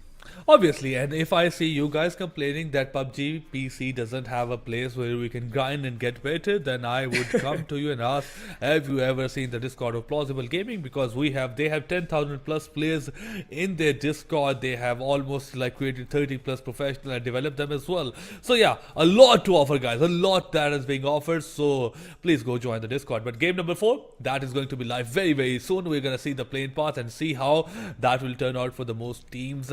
But a lot is on the line right now. Things are coming to a close very soon. We're done with half of the day, and now the things were chill and serious before. Now things are just very serious right now, Holler. Absolutely serious. They Very are. serious. They surely are. Because hey, not a lot of games left. We are already through half of the day. We are already through 3 games, and we are only left with 3 maps only. So yeah, this is the final opportunity that these teams are. Well, not really the final. We still have 3 total games to go, but technically is basically the final opportunity because hey, it's the grand final. The prize pool is on the line. These teams have to come up with the best performance that they can give up to just go against the other teams and get up on that leaderboard. Absolutely, absolutely. But with the south to north, a bit towards the east side as well, the right side of the map is a bit more inaccessible, especially the part of airport. It will be very, very difficult to reach those areas unless we have a circle on that side. It will be counterproductive to go on the right side of the map. We might see a team or two going towards shipyard, but that is also a bit of a stretch. But there's a lot of the cluster on the south side of the map, on the east side of the map as well. Sorry, on the west side of the map. So let's see what happens after that. There's a decent chance of the clash landing. High sense they just got dropped into the school, and obviously they got right into the looting part, got a bit of a guns and a bit of a utility. But I feel like, yeah, in terms of utility, the teams can use a lot more. I have seen teams being a bit more restrictive when it comes to utility, not just smoke. They have decent amount of smokes, but when it comes to explosives, I feel like these teams could loot a bit better, obviously. And those nades helps a lot, especially in the late part of the game where there's some annoying enemy hiding behind some cover and is not peeking at all, is not doing anything, and you can't just take aggressive stance as well. Those explosives come handy in that particular situation. Yep, gathering up all those utilities really come in handy in the end phase of the game, surely, and not even in just the end phase of the game. When, as RZ was talking about, it's basically throughout the game. Because yeah, if you have any enemies hiding in the crooks in the corners of the map, you can just bait them out, or not even bait them out, even get them kills, get them knocks down, just by using, just by having good utility use it. So yeah, they definitely do come in handy. So these teams. Every good team definitely look forward to gathering up as much utilities as they can. But yeah, once again, you have to keep a really good balance of how much ammo you're carrying, how much utility you're carrying, and as well as how much medicine you're carrying. So yeah, you just have to think these things through, and and it's basically also dependent on your playstyle, how you're going to be playing out throughout the game. If you're going to be playing out really passively, I don't think much utilities are going to come in handy. You're better off sticking to more medicine than utils and ammo. So yeah, it's basically just how you want to play things out. Absolutely, but Holler, I have a question that if we're going forward, which team are you looking forward to perform right now? We have our favorites, we have Unwanted, we have 100 ADR, FL is obviously right on the top, but which team you can expect that can just turn things around for themselves in the last 3 games? If there is a team like that, I think it's only Redline wasn't really in my crosshair because the problem is they mine too. I did not expect that but at all. The last game they played out, getting the chicken dinner and those 14 eliminations was okay. Unwanted. That can be something. Fairy Tail, will he able to? Yeah, okay, he escaped safely. Never mind. Back to our conversation, RZ. Something just happened on the map. So yeah. Redline, they weren't looking that good previously, but yeah, the last game that showed their potential. So yeah, they may be a team to look out for. But other than that, I think it's Freeline all the way, because the way they have been taking their fights, the way they have been grabbing eliminations, they're just all out. They're just basically do or die. They just either take the fights or they just get wiped out. So yeah, that's kind of the team you want to look out for, because they, once again, just like Redline, those kind of teams can manage something great. And other than that, of course, we have the champions, Unwanted, who have been they have had a really strategic approach to the game. They've been playing it out really passively, keeping all their members alive up until the very end. So yeah, I think Unwanted, they still have a really good standing on the leaderboard as well. So yeah, they might be able to pull this off. Other than that, I think it's Freeline or Redline, maybe. Yeah. Maybe. Who knows? I mean, it's the We'll line. see. It's the line. It's literally the line. But It's yeah, the lines. but yeah, when you talk about the free line, this is a team that is scary. Every team is scary in the last part of the game where they're shooting, where they're aggressive, where they're just getting the space as well. But the team that is really scary is who's actively aggressive on the first part of the game. This is a crazy team. They go like, oh, let's just start shooting people, and obviously let's just don't care about anything else, while teams are trying to a bit more defensive on the first part of the game, trying to a bit more looting side, getting a good position in the circle. Freeline disrupts all of that, and that is what is most scary for a lot of the teams out there. So I feel like Freeline knows that and is capitalizing on that fact. But Redline, it is easy. It's not easy. It is a good job to perform in one game. It's a hell of a lot difficult to keep performing in all of the game. As we mentioned a bit earlier, consistency throughout the 6 game is what matters the most. It's just not in that one game. So if they want to be like contesting for the top, if they want to win this season 2, they need to make sure that in the last 3 games of the day, they have to secure good points, because Unwanted, they might have had a bad game, but that is just it. One bad game. They had a wonderful 2 games. They definitely have had wonderful 2 games, and well, even if their previous game was a bit unfortunate, they could potentially come back up in the upcoming ones. But as we were talking about, that Win or Die is actually going to be getting away with a kill, I believe, and that was on Unwanted, wasn't it, RZ? That is once again one player down on Unwanted side really early on in the game, which is something they probably don't want happening, but it has happened. And on the other side, somewhere on the map, Fairy Tale is going to be taking down Woxy from PGCS, and which team was it? Hisense, I believe. Yeah, Hisense is now down 1 player. Win or die, win or die, win or die. I confuse them that with win or ride, but yeah, win or die. This is a team I have been looking at from the game number 1. Even at the pre-show as well, they have been a consistent topic of our conversation, as well as they have been very, very good. But I feel like if I'm scared of any team, that would be this team, as they were very, very good in the last season as well, and even in this round 2 of the current, as we mentioned a bit earlier. So yeah, my eyes would be locked on them, but shots are being fired, and Hisense, 1 player, Vernal Cry, goes down. A good shot from RSL. I mean, that was a small window for him to get the damage across, and he made that possible. So good skills on his side, but the issue with that is he got the knock. How can he get the kill now? Did get the knock, but getting the kill is it's the whole art of playing PUBG. But look at this, Sugo is going to be landing a lot of bullets onto Fairy Tale. Oh, never mind, it's not Fairy Tale, it's actually Freeline. It's one of the lines we were talking about, RZ, and well, as we were talking about it, Hyson is going to be eliminated, and on the other side, once again, focusing on Freeline, Sugoi Nidex is delivering a lot of, well, not exactly damage, but he is delivering those bullets, and if they hit, they're going to be dealing some damage to that player. So yeah, Sugoi, they are taking their time, but I don't think they're going to be letting Freeline get out of that situation that easily. And on the other side, we have Win or Die once again going up against, oh wow, 9 away, 1 player Pozian. That was quick. Poppycock, he was good at it. He was great at it. A headshot with the Car 98. That is not at all easy to pull off. Ooh, gets the kill, secures the kill. Freeline, they are in a lot of trouble right now. Alone in a room, alone outside. He gets spotted, gets flanked, goes down, and out of the game. Freeline is obviously hanging by a thread, but same is the case for the other team. SGI. No, not it's exactly same as the case. I would say that is a bit of exaggeration on my side. I'm sorry, but yeah, 3 players alive. They lost one of the players, and now all of them is charging on the last player alive, and they want to get that kill. They want to get the revenge. But can they do it so without losing a player? That we have to see. Unwanted, they have their 1 kill. They're happy with that. They're on the move, and they want to find a good position in the circle. Nothing to like. They're not aiming high right now. Good goals.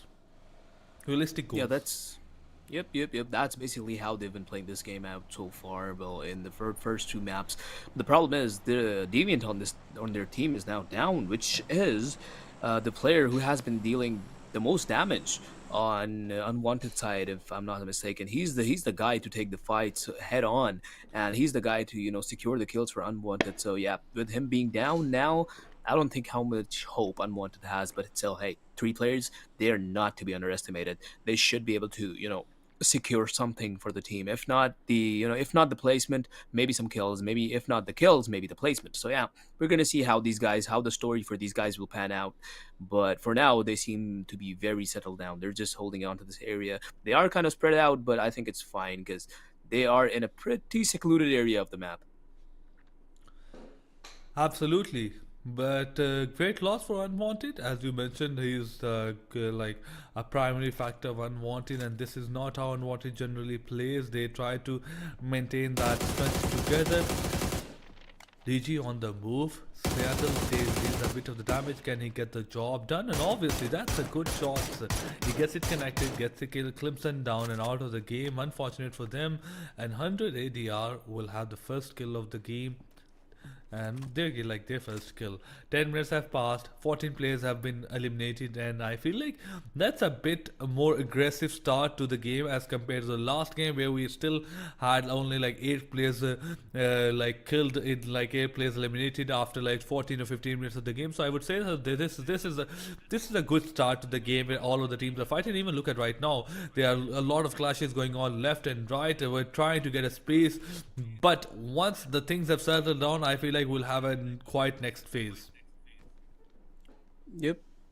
That is surely seeming to be the case, but as we talk about that, Trip Gang is going to be finding a knock on 100 ADR. Vubuki is now down. If we do get the calm on them, though, we should be able to see better how these teams are fighting it out. But for now, I guess we are looking at Shaolin. We're focusing more on Shaolin. I guess his jumps on his UAZ are much more interesting than the knockout that just took place. Yeah, but Lil dipped.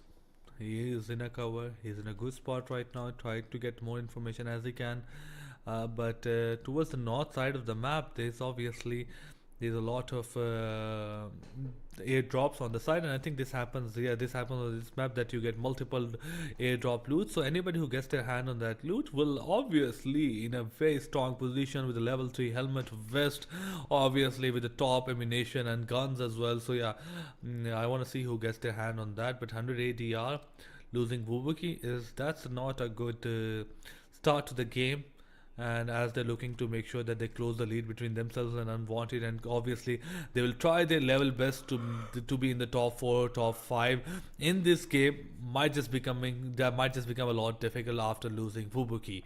And we have seen Wubuki perform again and again, and being in the center of the our conference, like being in the center of the spotlight, obviously. So I hope they are able to get some kind of good points. But Origin, this is a team that after this, like our first game, could not do a lot or at all, something at all. They have been consistently being eliminated right at the start of the game without getting any good points, and now it's very, very difficult for them to win this thing. Yep, that's for sure. But now we're looking at Fairy Tales. They are in the vicinity of 100 ADR, but what can they really do? They do have all of their players alive. 100 ADR is looking pretty good. Probably on their loot. Oh, there we go. There's the gunfight started. Brycehead is going to be taking some damage from Kim, I believe. But 100 ADR, both of these teams are looking really reluctant on just pushing all out. They're going to be taking their time, but is it going to be 100 ADR who pushes on to Fairy Tail, or is it going to be the other way around? We are going to see. Only time is going to be telling, but there we go. We now have the next circle, which is going to be forming towards the north a little bit. So yeah, that means shoot all haters. Some of the teams are going to be having to rotate into the circle, but still a lot of them are still up really close. Unwanted being one of the furthest away teams from the circle. So yeah, Unwanted, still though, the path for them is really seemed to be really clear. They're just gonna have a really easy, nice walk in the park to get into the next zone. But the problem starts when they are in the zone, because yeah, a lot of teams already are present there. They're gonna be taking better positioning, and I don't think they're gonna be letting Unwanted enter the zone that easily. So yeah, Unwanted, things are not looking that good for them, but they might be able to improve their situation within time. I mean, plus if things does not go well for them, for this team. This could be a good chance for the other teams to step up and to make the competition a bit more tougher for everyone out there. Just like Redline, if the Redline did not perform in the last game, we could have seen a complete one-sided dominance by Unwanted or some other team from Freeline. But Redline just made it a lot difficult. Made it a lot difficult for any team to win this right now. And this is just because of one of the game. So maybe if Unwanted is having a bad game and continues to have a bad game, we could have things turning up around in a very disastrous way for a lot of the teams out there, especially Freeline, 100 ADR, and Unwanted, who's right on the top with only 7 points. And 7 points obviously does not count for a lot when you talk about a lead. But 9 away, they get a kill, they get a knock on a win or die, and they still not been able to get a kill. And on the other side, win or die, they are able to retaliate in a win way. So DG, they also lose one of their players. Knocks are going down. RL also goes on. Challenge goes ahead and takes one player down of the team that got a winner chicken dinner in the last game. Yep, and now we are seeing win or die. Getting a player right back up on his feet. Still though, 9 away. Right up at their necks. They're waiting it out. But this encounter is bound to happen. One way or another. Xtan's going to be repositioning within the car. He's moving to an entirely different position. But there we go. 9 away. XCO, I don't know. XCO is going to be taking a lot of gunfire. And he's going to be taking down Gedrock. That is one. And can he get more? Yes, he can make it too. He's going to be using the first aid. He is not a man that is going down without a fight. He is holding on to his house all alone. He does not need any help from his teammates, but win or die is looking forward to eliminate him from the game right away. They are trying to finish him off before they move on from this, but that might just end up costing them too much. Oh, win or die. This is the exact opposite of what they wanted. My bad. They had a good start to this fight. They got all of the 9 away out. They had their players alive, but unfortunately, while they were trying to kill the last one, they lost 2 of their players. 6-0. He still gets spotted. He's still in that house. I am quite sure that he is not for long in this match. But the major issue right now is that how much damage can he deal before he goes out? And the answer have been yes, a lot. He got 2 players down. One is coming from behind. Can he get him? No. Extends just get the job done. Unfortunately, it comes at the expense of Jedrox. He goes out. Hoppycock is still bleeding out. I hope they are able to revive him. And yes, they are going to do that right here, right now. But win or die, they wanted just to get this kill without losing a play. There we go. Fairy Tail coming right back up in the battlefield, and now they're up against Unwanted, and the players, the kills, everything is coming through one by one. Unwanted in a lot of trouble, but hey, Fairy Tail isn't in any safe space either. They are down one player. Eero, April, and Griffith is all they have. Can they manage this up against so many teams right now? Shaolin is right up close to them, I believe. Yep, Shaolin is as well, and there is another team too. So yeah, they have a lot to take care of right now. Unwanted trying to get up back on their feet, but I think it's going to be really hard for them to manage to do that. And Fairy Tail just takes their okay, yeah, repositioning works too. Just don't fight. Let's get out of here. And that is exactly what they're going to be doing. I mean, obviously, there are times when you should take the fight, and there are times when you should just turn your back and run away. And this was one of those times. And it's not really bad away, but oh no, Eero right out in the open gets caught. Takes a lot of the damage. So is the case for his teammate as he gets spotted out in the open. Takes a bit of the damage. Can he survive? Seattle has to go back with the cover provided by his another teammate, the third teammate. But 100 ADR trying to charge up, trying to secure the kill.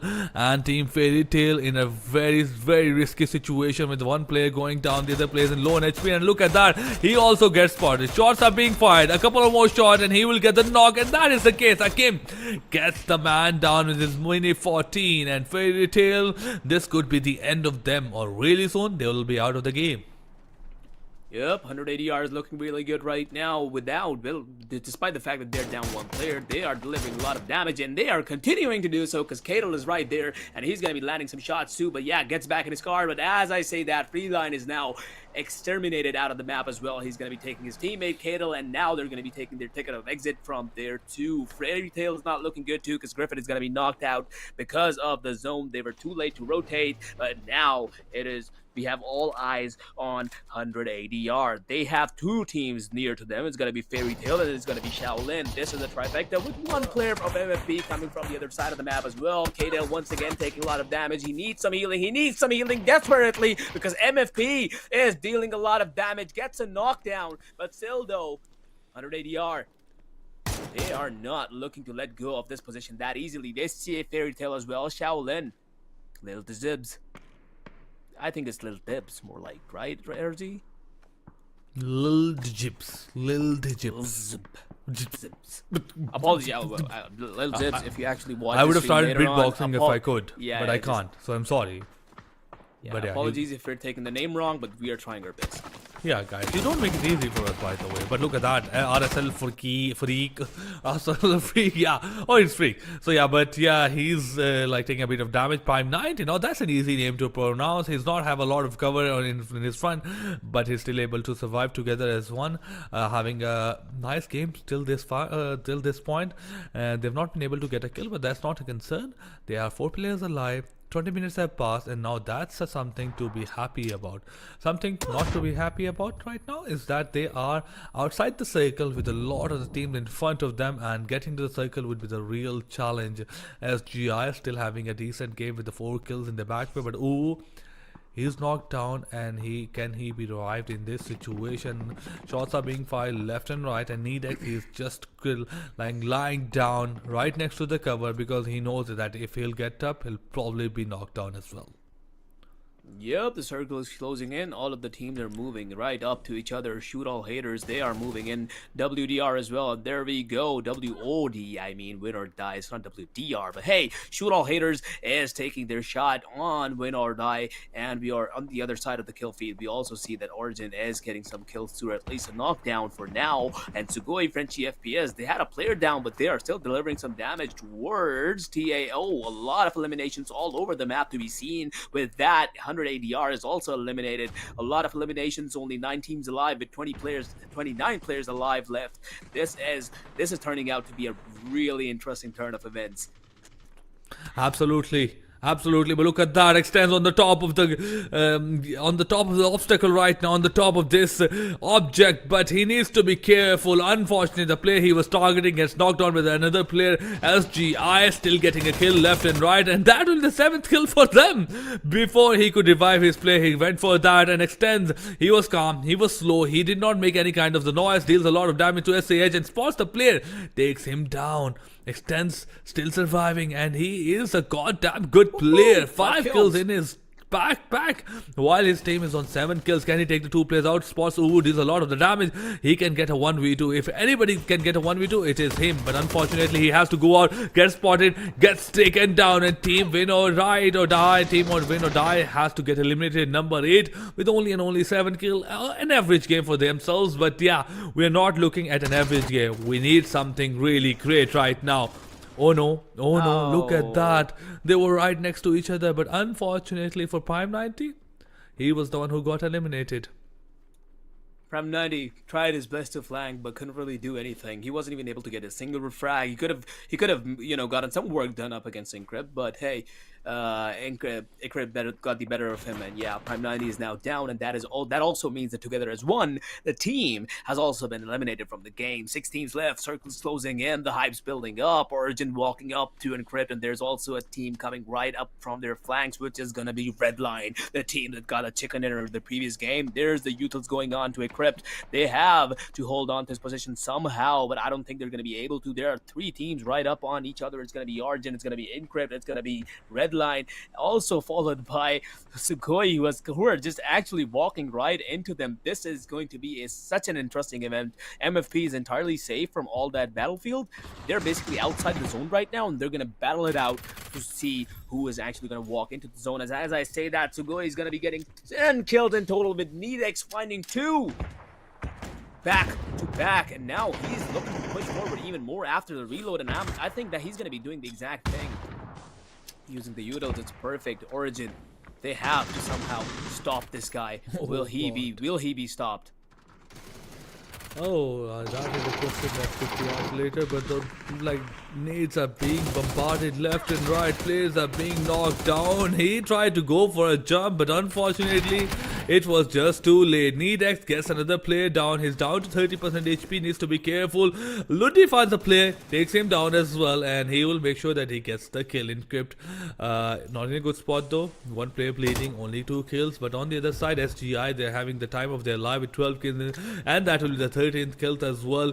There are only 2 players alive, but Nedex, he's still surviving. He's the dangerous man. 7 kills, and he's still keeping going. Oh, takes a bit of a damage. He might just go down.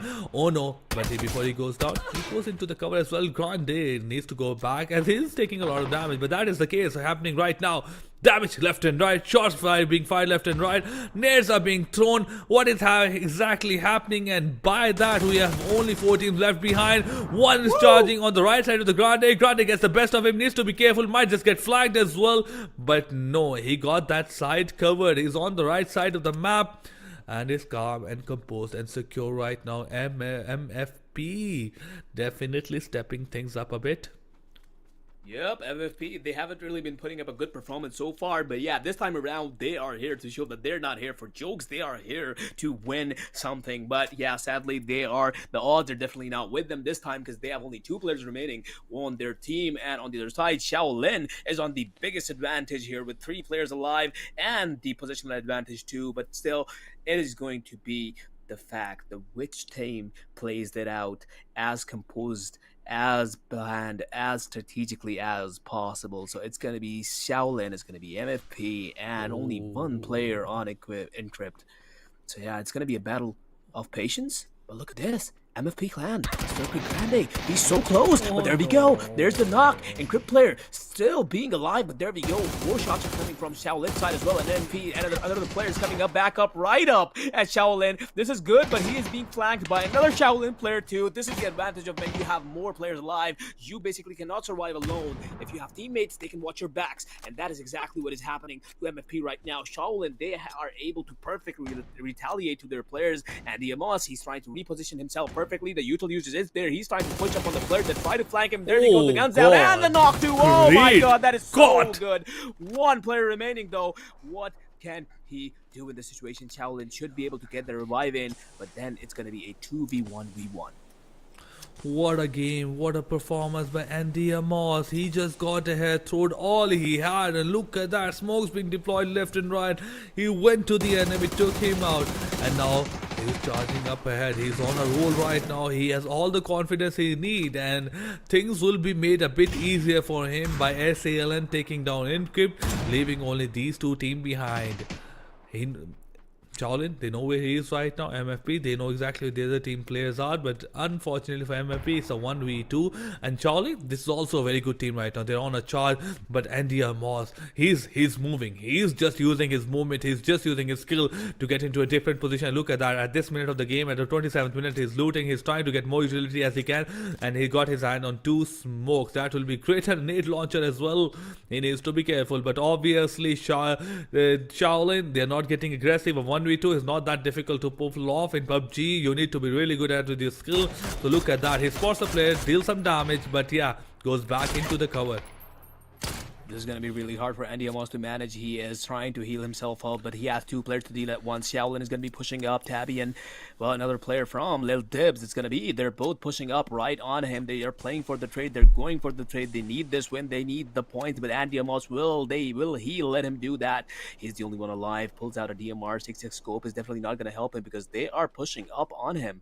This is the deciding moment of what Andy Amos does exactly to keep these 2 players on their bay. He has to hold them out. They are playing for the trade. They're waiting it out. They are just taking their sweet time to set Andy Amos up. It's basically him against the world right now.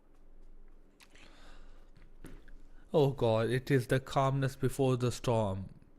Everybody is looking at them right now. A 1v2, 64 players. Out of these 64 players, only 3 players are left behind. And the Amos, the team is looking up to him to make sure that he gets the winner chicken dinner. And MFP, they need that winner chicken. They need that boost, and so does the Shaolin. Both of these teams require, but only one of them will get it.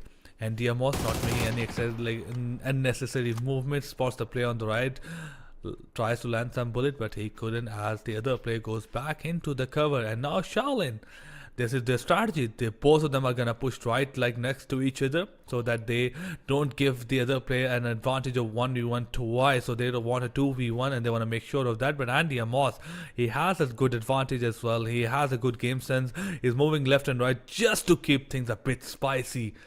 But last 2 minutes have passed and still no development. Spots the player, deals some damage, and same is the case for Andy Amos. He deals 6 damage, but unfortunately for him, headshot gets connected from Shaolin side as well, and they get the winner chicken dinner.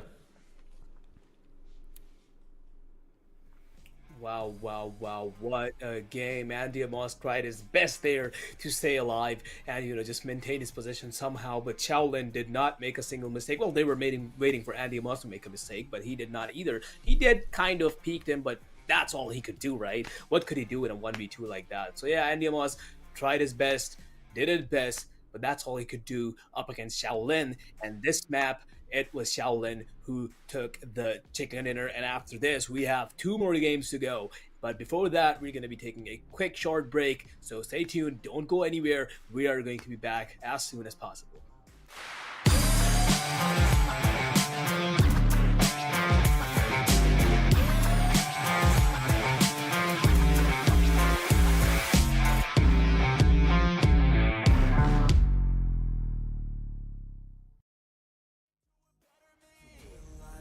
Way under the surface, and like a fire needs coal in the furnace. This is your goal that makes it all worth it. This is your why that gives you your purpose. It lies deep way under the surface, and like a fire needs coal in the furnace. This is your goal that makes it all worth it. This is your why that gives you your purpose.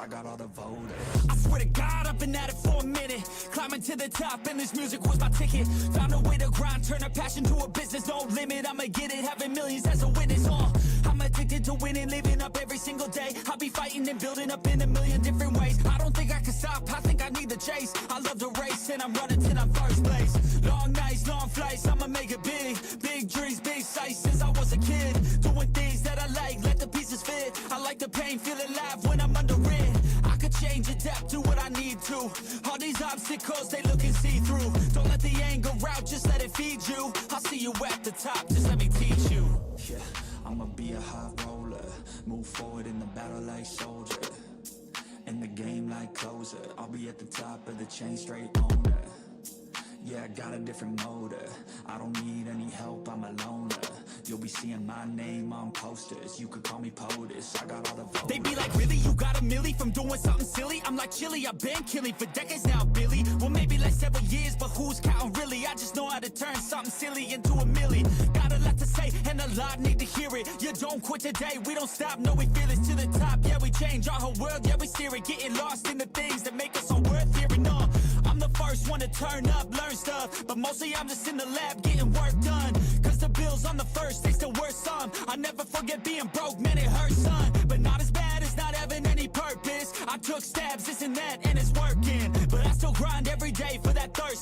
first, being first, yeah, still gotta get my work done. Yeah, I'ma be a high roller, move forward in the battle like soldier, in the game like closer. I'll be at the top of the chain, straight owner. Yeah, I got a different motive. I don't need any help, I'm a loner. You'll be seeing my name on posters. You could call me POTUS, I got all the voters.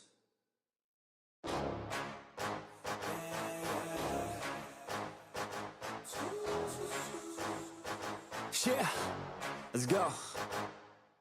New year, new me, turn it up a new degree. I'm gonna make it to the top if it's the last thing I see. Work hard every day, work hard, then we play. I'll be doing everything in my own damn way. Ain't nobody tell me shit, I'm on top of it. Writing hits that make other people feel like writing hits. We gon' get every little goal that we wanna get. Never quit, we don't even know what it means to quit. Write it down, what you want, what you need, what you see. Everything that you wanna be. Put it out in the world, that's your destiny. In your mind, what you need is to have believe. I'm gonna make it to the top, cause I never stop. My own switch doesn't have enough. I think it's broken, I think it's lost. I guess that's why I never take a loss. New year, new me, no fear, just be everything you wanna be. Write it down, what you see, don't give up, just believe, and you will succeed. Put the hours in, and you're bound to win. New year, new me, no fear, just be everything you wanna be. Write it down, what you see, don't give up, just believe, and you will succeed. Put the hours in, and you're bound to win. Make a deal with yourself that you'll get after it. Find something that you love, call it passionate. Or find some passion and leaving behind adequate. Your journey starts now, time to make it happen then. You could be great, have it your way. Served up like some room service on a nice plate.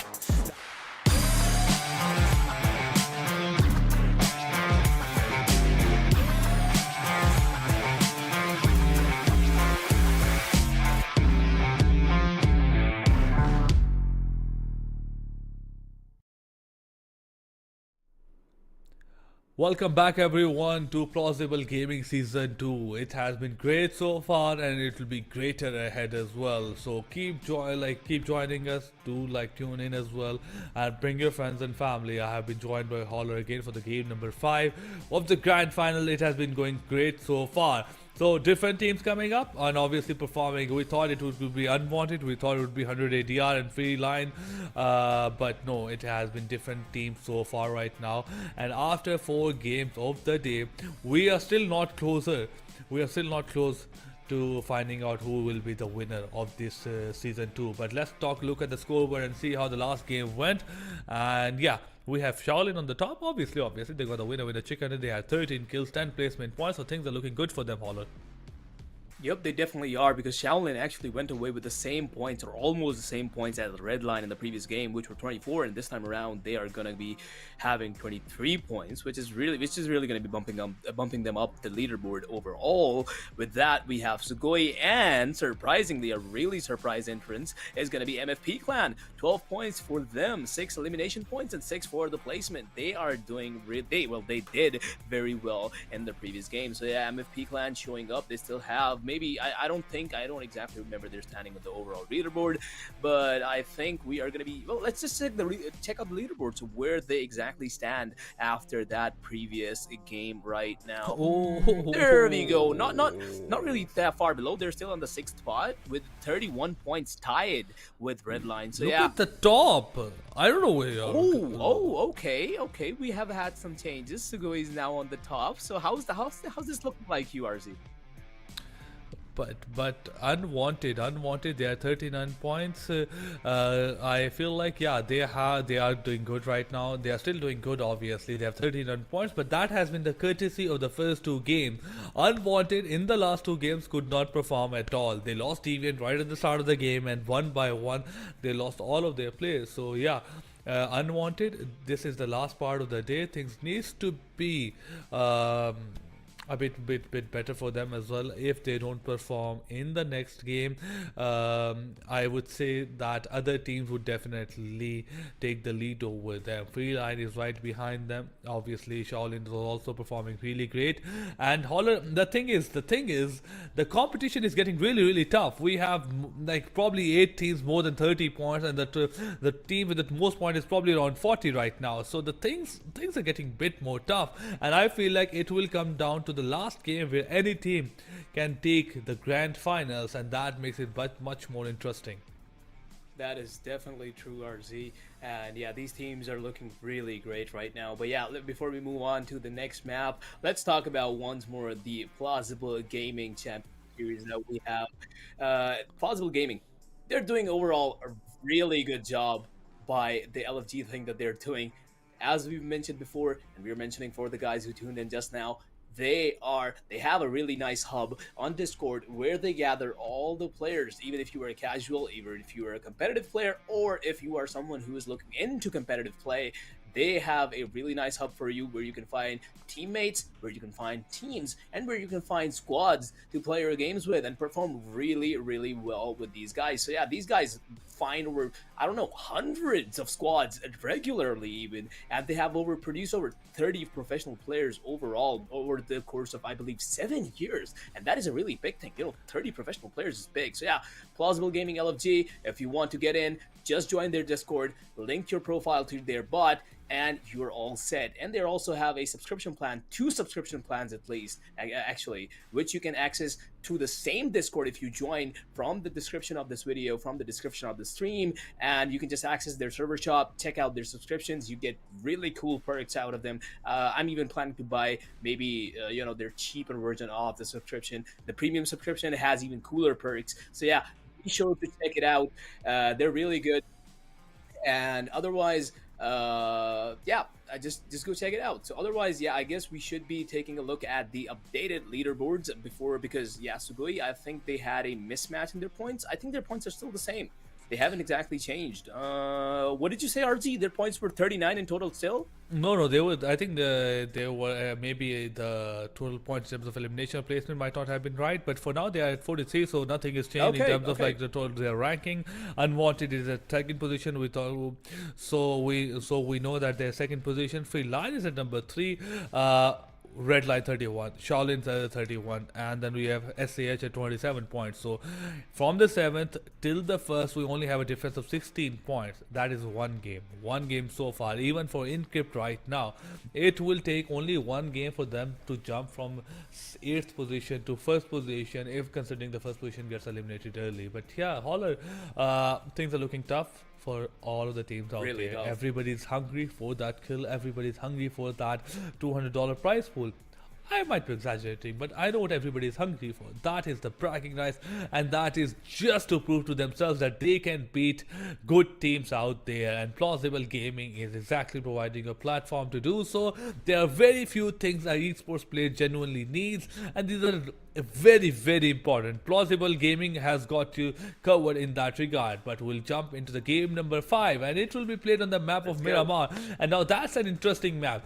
Holler might not like it that much. I understand it for some reason. Obviously, it's a huge map. You have a lot of time in terms of loot. The distance is generally a lot. You need some good loot. You need some good long-range weapons. But all in all, you have a good time in rotating to do so. And any team who's better in these skills will come out on top. But let's have a look at the plane, and it is a lot. It's like skewed and favoring towards the bottom part of the map. Yep, we're going to be seeing a lot of drops towards Los Leones. Definitely, if these teams want to get their hands on good loots. But yeah, once again, they do have to keep the circle in mind too. Well, it hasn't formed yet, so I don't think it's something to be concerned about right now. But still, a lot of teams are going to be dropping into Los Leones. And, well, I was talking about, this map being too big. I believe these teams are going to be close to each other anyway. But yeah, we are seeing them spread out a little bit towards or from the plane line. But yeah, so far, interesting positioning by these guys, but the only interesting position that I can see is Encrypt just opting for the southernmost part of the map. They're just separated from the main island. They're going to be choosing to go towards the southern island of Miramar, and that is something interesting to be seen. And we're going to be seeing how exactly they play it out from that spot exactly. But yeah, the rest of the teams are going to be choosing their own respective positions on the map, and we are going to be moving from that point onwards. And High Sense Gaming just walking into the battlefield, just trying to take the first bullets off. But yeah, I don't think Together as One is going to be interested in any of that. They're just going to be playing it out safely. Absolutely. We have Hyacinth looting right now at Jumasera. They have a bit of an idea how their surrounding looks like. They know which team is where exactly, and now they can easily move towards the loot as well. Still need to be careful about their surrounding when they are trying to rotate, as rotations are particularly not easy in the map of Miramar. You might be hiding behind a lot like ridges and stuff, but it takes a lot of effort to get behind a ridge, as there's a lot of open space out there, and even generally every team out there has long range weapons or those DMRs and maybe those snipers as well. So you need to be careful when you're trying to rotate into the circle as well, or in general open. But for now, Hyacinth in a good position. Oh, that's a huge jump. But yeah, I'm gladly he pulled off a parachute. And moving on to the other compounds as well. Still gonna keep on looting. Yep, we are once again. Yeah, RZ. This is what I was talking about, right? Miramar, come on. I thought that these teams are landing close to each other, but once again they have split out a lot. But once again, as I was talking about, the first circle of the game has formed. Then it is somewhat of an interesting circle because once again it is really near to where all of the teams are. It's only going to be a few teams which are somewhat far away from the circle, and especially it's going to be Encrypt that's really far away. They're going to have to take the long route to get back into the circle. But yeah, fear not, they have enough time to do that. So yeah, they're probably going to be managing to do that anyway. For now, we have our eyes on Together as One. Together as One, they haven't exactly been putting up a performance. They haven't exactly been putting up a show for us. They still have two more games to go, but still, they haven't exactly been able to perform. They just not really up there on any of the scoreboards. They're just getting wiped out. Just having a really unlucky run. These guys. So maybe they'll be able to change things up for themselves this game. Yeah.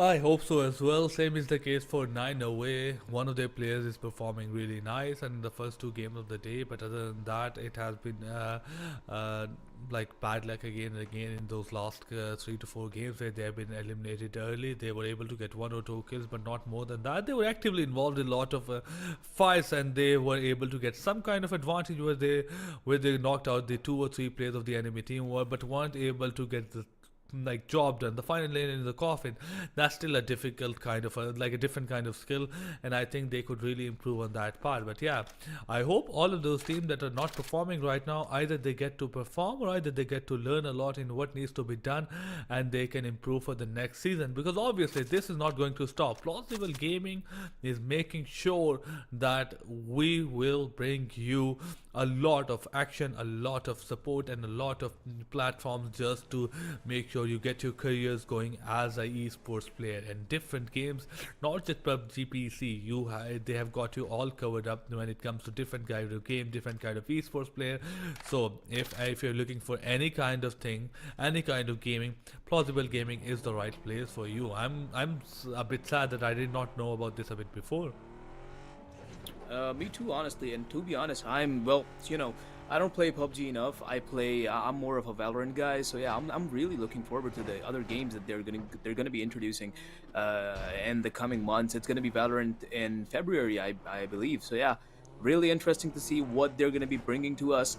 Really looking forward to what other great things that these guys are gonna be accomplishing. So yeah, Plausible Gaming for the win. Let's go. Absolutely, yay! But for now, you were absolutely right for Together as One. Same is the case for Origin. But let's have a look at the circle. Things are not looking good.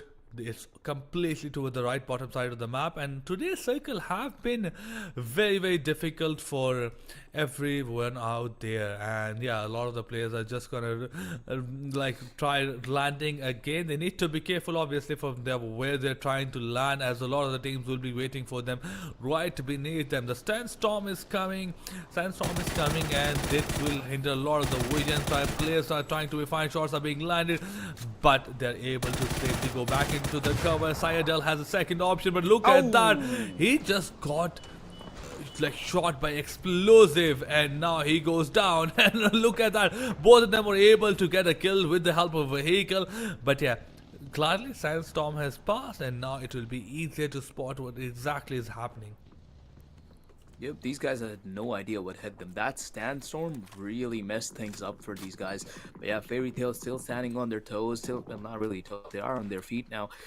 Didn't exactly lose a player, I believe. So yeah, they are good for now. But the problem is they have to reposition themselves because they do have a team in their vicinity, and there are 2 more teams that they're spotting. They are trying to third party, but yeah, Freeline and Hisense are going at it.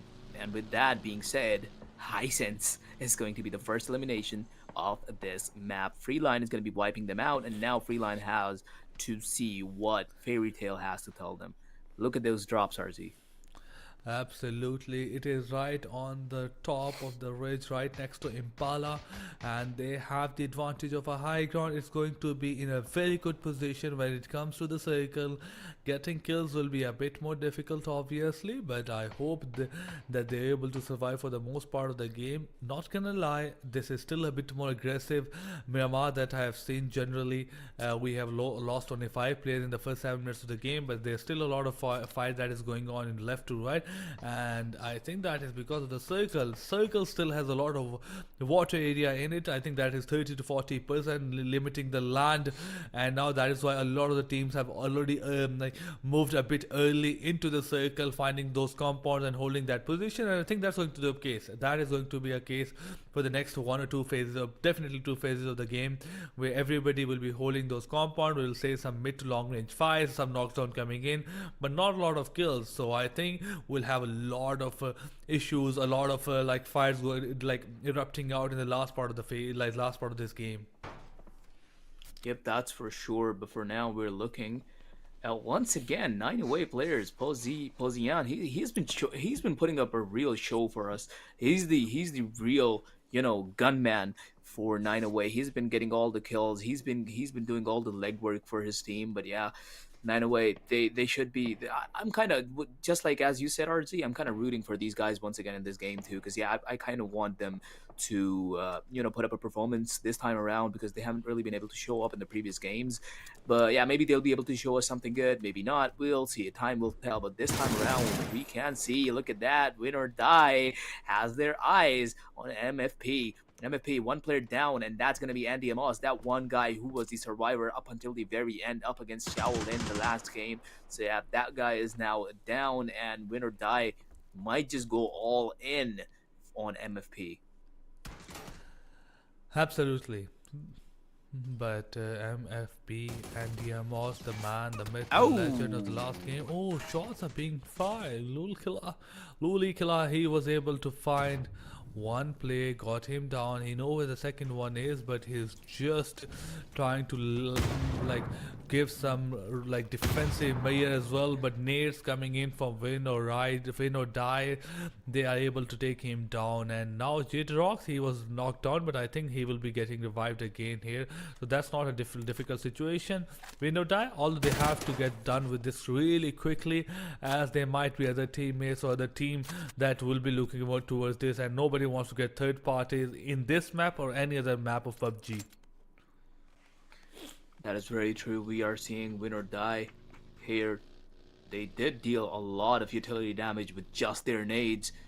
And on the other side, we have 180R with their sights locked on Fairy Tail. No bullets to be fired yet. He's fighting with a perfect opportunity.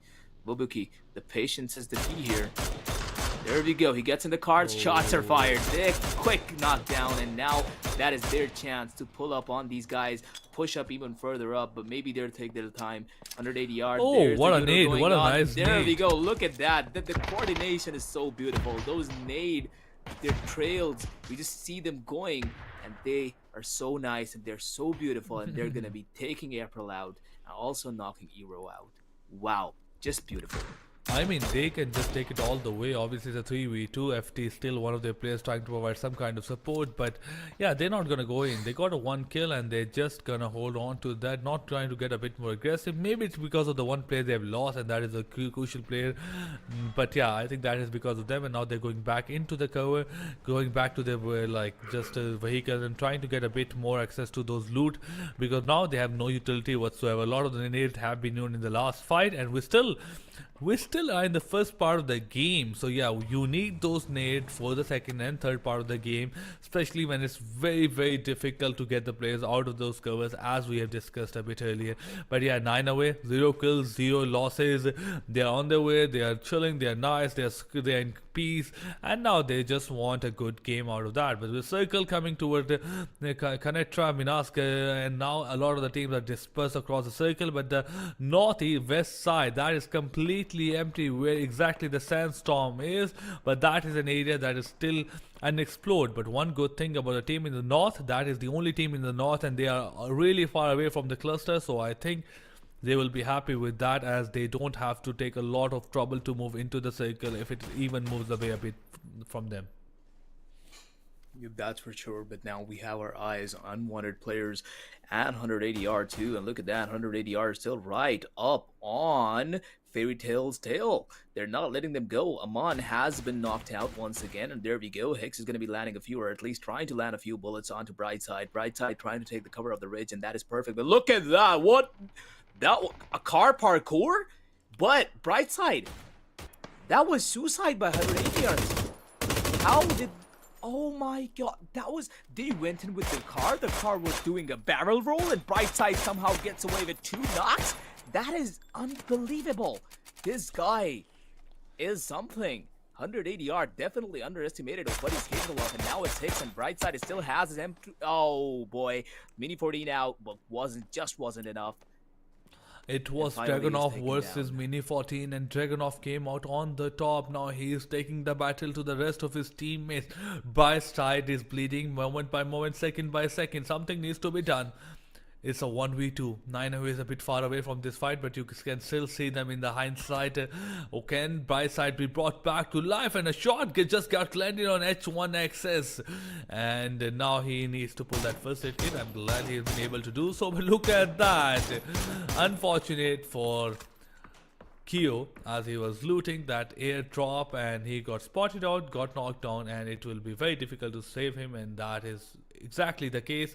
He gets eliminated from this map, and we will see him in the final game. But for now, Unwanted got their first kill of the game, and now they are on the charge as well. They are in Impala, they are looking comfortable, they are looking nice, and obviously they're looking to have a good game, as they have been dethroned by another team, and that is exactly what they not wanted, as they were completely dominated in the first 2 games, and that gives them a lot of ledge in the game number 3 and 4. But yeah, things need to be different in this game, or otherwise they might not win this season 2. Yep, they definitely have a lot on stakes here. But yeah, if you take a look on the kill feeds together as one, that is so unfortunate for these guys. I was looking out for these guys to actually, show up a good performance, put up a good performance this time around, but they're going to be knocked once again. Freeline on the other side delivering some good damage on an MFP, player knocked, and they might just be able to take down the whole team. So Freeline, once again, looking really good on this game. They might just be able to get a lot of eliminations early on. They still have 4, so yeah, they can add a lot of that. They can just increment it maybe by 6 or something by the end of the game, because we still have 47 players alive with 14 teams still on the battlefield. We're talking in more in tune to what we see here. Unwanted had their eyes on a team, but they're just going to be ignoring them for now. But Encrypt is not going to be ignoring Unwanted, though. They are trying to land their bullets on them, even throwing away nades. Unwanted, they know they cannot just escape from this area that easily. They have to take this fight before they leave. And both of these teams are really in a difficult situation, not just by each other, but by the circle as well, as that is dealing a bit of damage to these teams. And even if you get out by killing, destroying the other team, you still need to move into the circle, which is difficult in itself, as a lot of the teams are on the edge holding that position or the points of entry. But when you talk about the edge of the circle, this is a fight that is happening right there and then, with the 2 teams right next to each other. Team FT and Shoot All Haters and Fairy Tail, they have to be careful obviously, because they are on the lower ground where shots are being fired. Unwanted got the 1 player of Encrypt, but Unwanted just gets 2 players down. Unfortunate for Team Fairy Tail, as Team 9 away so finds one of the players and takes him down. Encrypt, they are in shambles right now. Shots are being fired. Unwanted on absolute charge. Sal getting sick, is Sal getting eliminated, but in that moment of distress, in the moment of destruction, he was able to find 1 knock. He's still losing his HP. But was able to perform a first aid kick. But coming back to shoot all haters, perform a drop shot, gets one player down of FT. One is still bleeding. Fnatic is down on HP, low on HP, only 10% left behind, but he was able to pull off a first aid kit. Can he make sure that his teammates survive and eliminate FT? But by his side, he gets eliminated as well. So yeah, things are looking good for shoot all haters. The team FT, who is also a very huge issue for a lot of the teams out there, looks like they're getting eliminated really soon. There we go. As you said, RZ, it is true. Fairy Tail is going to be eliminated by Shoot All Haters as they held them at their bay really perfectly. But on the other side, we had already a lot of eliminations coming through. We can already see Redline taking some shots. Sorry, I'm crazy has been knocked and has been completely eliminated out. And Redline continues to push up. I'm only saying this from the kill feed. I don't even know what's happening over there, because yeah, they are taking down players from that team 1-over-1. And Encrypt, their encounter up against Unwanted went really it was devastating for these guys, because they were actually on the upper side when they were up against Unwanted, but Unwanted just basically cleared them out. But now they're up against another team, Freeline, who was just taking their fight. But Shaolin has to deal with Unwanted as they're right up at their doorstep too. They're knocking, they're like, hello, new team, and you are, yeah, they basically just told them goodbye. Or well, still, Freeline, they are managing to hold on to their position, but I don't know how much longer they'll be able to do so, because Redline and Freeline, both of the lines are now in trouble just because of Unwanted. Absolutely. Now look at that. Shots are being fired. Unwanted. One of their players goes down at the hand of Kepalo. And with that MQ12, he has been dealing a lot of damage. And with not one by his side, they are able to get 4 kills. That's a good support for your teammates.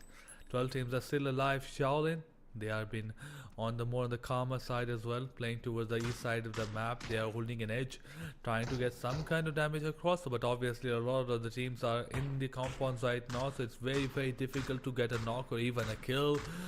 They're continuously trying to do so by firing shots towards the north side and towards the east side as well, while one of the team is trying to rotate. But yeah, it's not an easy side. But if you look at that, a lot of the teams are already very comfortable. There's a fight happening towards the south side, and that's an important fight obviously for the 9 away, as they're deeply involved in a fight with Team SAN. And one of the players goes down. They're in a good position, finds another player, so shots are being fired, but no, he was not able to get him down. Needs to be careful, as IXO is getting a bit more aggressive, and there are a lot of the players of SH on the left side, but no, Poison just goes ahead and kills every one of them. That is very true. 9away is also looking really strong right now. They were able to, well, did they wipe Shaolin? I think some of the Shaolin players are Shoot All Haters players are still alive, but yeah, 9away was able to deal very good damage to these guys, and they still have 4 players alive on their team. Their next encounter should be with Shoot All Haters, but yeah, after that, Encrypt is also eliminated after taking that much damage from Unwanted. They couldn't have stayed much longer, but there we go. Drip Gang is also going to be taking 1 down from Shoot All Haters, and that is going to be the end for these guys. Drip Gang, PD Duff, that's 1 elimination and 2 in total for these guys. These guys are doing good. They have been, Drip Gang, I don't know, they don't have much aura to their name, but it's like they have been good, putting up good performances in the previous games. So yeah, they might be able to show us something interesting in this one as well. But right now, as they were able to clear out Shoot All Haters, they do have 9away to take care of as well. And Shaolin on the other side of the map here is really close to Freeline. So these 2 teams, they have to be cautious of each other. And on the other side, there is, well, as we were talking about, Shoot All Haters taken down, and 2 other teams still right up at each other's bay. While we head into the last part of the game, Team Win or Die is going to die right now. They have been completely surrounded by that. Oh, but Uwu gets a bit aggressive and extends and is able to take him down. Still not a good spot. Still not a good spot for Win or Die, as they have been completely surrounded by a lot of the team, and they have to make a lot of effort just to get into a good position in this game. But Extends, he has been a great factor for the team of Team Win or Die. He has been in the spotlight and he's been doing great damage across. But look at him. Look at his position. He's on the down ground. He's on the low ground. He's also also in a lot of cover as well, and as soon as that smoke fades, he's gonna go down. But coming back to Unwanted, they are in deep trouble. They are in deep trouble. Both of the players lying down on the ground, pulling off that first aid kit. Smoke is being thrown, but they are surrounded by players left and right and front and back, and it's going to be extremely difficult. Deviate bleeding out. Something needs to be done. Same is the case for Free Line, but with the 2 players down, they're in a compound and 1 team on their left side. But fortunately for them, they have been able to take out some of the opposition. And Free Line, they are able to get 4 kills. Oh, look at that. Khan Sticks, he's taking loot. In this certain situation, he's like, I just want loot. But Circle will be pushing in. Not one has his eyes set on Free Line. Doesn't want to get them off of this compound. Yep, that is very true. Redline has to take care of a lot of teams that are close to each other. But look at that. Ivas with an amazing shot onto 495. Maver takes him down right away and finishes him off too. That is good. By 9-away wasn't one to finish him off. There we go. Drip Gang coming back up into the battlefield. And there we go. Free Line has been eliminated by Drip Gang. These guys are not coming slow in this game. 9-away still to be dealt with though. Really up close. Unwanted, Redline, and 9-away. These teams are right up each other's bay with Drip Gang coming up from behind as well. This is going to be a really interesting encounter of these guys. There we go. 9-away is now getting kills after kills, knocks after knocks. But hey, it is Unwanted. They're the masters. They know how to stay alive. They know how to survive. So I think that they're going to be able to hold off against these teams. Absolutely, but look at that. Holler 9-away, their performance coming out at this part of the tournament is absolutely unexpected. The underdogs of the underdogs, the team who was not able to do anything in the first 4 games, and now they are shining with the bright medals and stars. 10 kills, not losing a single player, and now is head charging into a winner chicken dinner. 4 teams left behind. It's still not going to be easy with the team Redline having 4 players left behind. Unwanted still in the game with 2 players, and DG with 3 players left behind. But team 9-away, they have completely occupied the south part of the map and has absolutely control over that area. Even is pinching DG down. DG will have a lot of trouble getting out of this situation and into the circle. Pozian exactly know where DG player is, and he's able to get a bit more aggressive, trying to jump into getting a peek or any more information. Smokes are being thrown on his side as well, and he still has access to 3 more nades. So yeah, and he has been accompanied by 6-0. 6-0 needs to be careful, obviously, with the DG play coming on the right side as well. So I think they can't let DG get to them. I'm quite sure like DG in general might have a difficult time getting a winner chicken dinner, but team 9-away, if they get hurt by DG, it will be very difficult to snatch it away from team Redline, as they are very comfortable, very calm, and they are on to the north side of the map. Nobody is disturbing them. They are just sitting there waiting for everybody to fight it out, and then they will get the winner chicken dinner. So 9-away, they have to take 2 more steps as compared to team LRL. 9-away getting away with another knock onto DG. DG definitely doesn't want that, because hey, they are on the disadvantage when it comes to when compared with 9-away and Redline, because of course both of those teams, they do have all of their members alive, and DG and Unwanted actually being on the disadvantage. But still, DG retaliating up against 9-away will get a knockout, but how much will that help them? But because they really need to reposition themselves right now. But Pozian is going to be keep on pushing on to DG, and I don't think he's planning to slow down, and that is going to be costing him his life. Knockdown coming away, but there we go. Drip Gang is going to be eliminated by 9-away, and the Resurrects are going to be coming in too. The Revives are going to be coming in too, and now it is Unwanted, Redline, and 9-away. 9-away should be able to get back on their feet, because yeah, well, they can just survive each other off, but still, Unwanted is now in a big disadvantage against these teams. If they have any chance, I think it's the top 2, maybe, if they can just third party, or if they can just third party really well, maybe they can just get away with the chicken dinner. But that is the least of. Oh, absolutely. Redline, they are still headstrong into this fight. 9-away trying to revive their 4th player. They've been able to do so, but unfortunately with their last fight, they are completely in distress. They're completely in a situation right now Ivas trying to run short, gets one player down, deals the damage, a lot of damage to the second one, was almost able to take him down but had to reload. But Team Redline, they're on a charge right now. They want to make sure to punish 9 away with the fact that they were just in a fight, and now one of their players is being revived by Redline. They're aggressive. They're right now making sure that they get any kind of kills, but need to be careful. Obviously, Unwanted is still comfortable, still silent. They want both of these teams to fight it all out and then take what's left of the one of the team, one of the winners. And yeah, exactly what's happening, because Redline and 908, they are right in front of each other. Unwanted not getting any kind of disturbance, and this is exactly what they wanted in order to get the winner chicken dinner. And yes, exactly, they are in the circle, they are in the center, they don't need to move out. They are surrounded by a shed, the only building in this circle right now. So yeah, they are quite happy.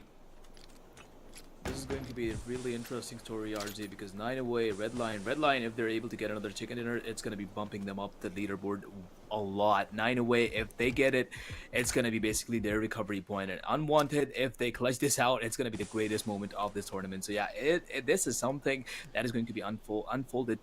It's basically going to unfold right in front of our eyes, and it's going to be amazing. But for now, I think things are going to be settling down between these teams momentarily. Never mind. Nade kills coming through. Unwanted is in a lot of trouble from Redline's side. The util is there, the nade is there, the res might come in, but I don't think it's likely, because not one, I don't think is going to be letting him do that. He's a 9 away player, tries to get some shots, but in the meantime, Unwanted is going to be wiped out by Redline. They're getting the elimination points as much as they can, and now it is Redline versus 9 away, 4v4, all members of the team alive. Healing is all there. They have everything that they need. 9 away is on a higher ground. He's right up there. There we go. First kill done. He's trying to spot more, but the smoke is giving them as much cover as they need. Kills are coming through. There we go. Nod is going to be finding 1-2. Can he get more though? 9 away is just in a pinch right now, and this is looking extremely bad for these guys. I think there is no coming back to this from this. It's only Pozian left. He is known to get many kills, but he is up against 4 members of Redline who is not going to let him go away. We're not going to let him walk away that easily. Trying to hold on to his position. One finds 2. That is big. That is something. Is doable. Kind of. It is hard. This is hard, but it is still doable. They're probably gonna get and try and. Oh no. Look at this. Look at this. Not one knows where is Pozian exactly, know where the player was coming from, but he got a bit distracted by the fact that he was throwing nades. He knew the fact that somebody was coming from behind. He looked behind him, like he looked behind himself for like 1 or 2 times. Like he knew somebody was coming from behind, but he got distracted at that moment. You need to trust your instincts. You need to trust your senses. You knew somebody was coming from behind. You got 2 players down. The only fact that you got eliminated was that you got flanked by a flank that you knew about, by the flank you knew was coming. But unfortunately for him. True. But yeah, you cannot take it away from Redline for that amazing performance that they gave us. 14 kills in the previous game? That's nothing. We're gonna give you 17. So yeah, what an amazing performance by these guys. Definitely deserve the chicken dinner. But yeah, with that, we are up with 5 games today, and we have only 1 more left to go.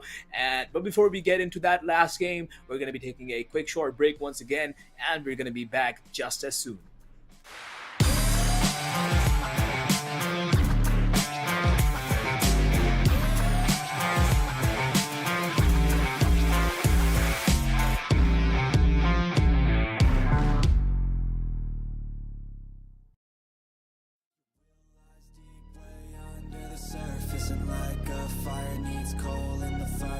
This is your goal that makes it all worth it. This is your why that gives you your courage. Let's go. Thoughts can keep you down, pushing deep until you drown, or they can keep you up strong, focused on the now.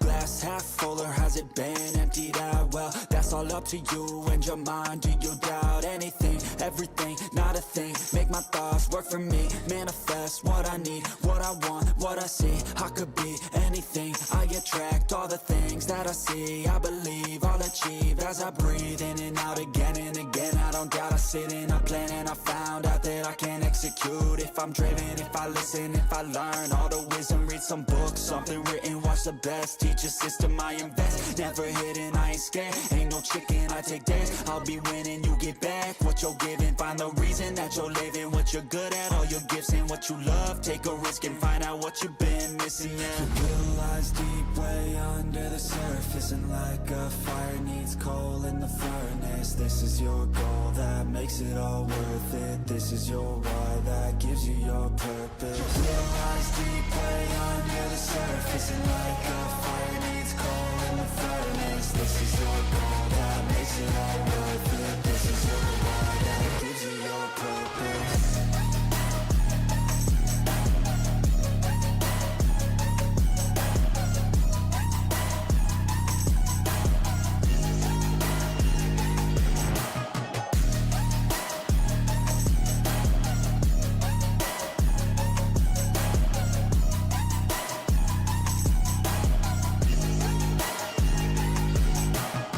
Purpose is better than any drug you could ever think. If you know why you're doing something, that's all you need. I wake up ready for the day because I believe in everything that I'm doing like it was meant to be. I get fixated and captivated on learning things. Don't hesitate to ask questions, the answer that I need. It's out there somewhere, I swear I can find the recipe. By testing, learning, and turning into a better me. It lies deep way under the surface, and like a fire needs coal in the furnace. This is your goal that makes it all worth it. This is your why that gives you your purpose. It lies deep way under the surface, and like a fire needs coal in the furnace. This is your goal that makes it all worth it. This is your why that gives you your purpose.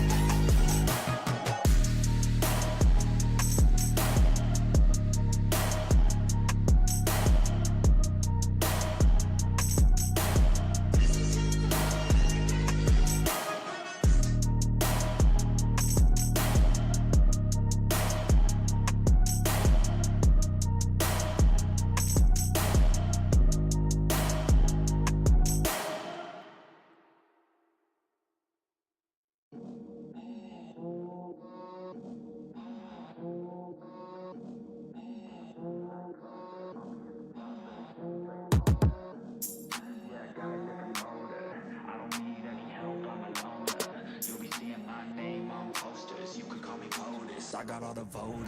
I swear to God, I've been at it for a minute. Climbing to the top, and this music was my ticket. Found a way to grind, turn a passion to a business. No limit, I'ma get it, having millions as a witness.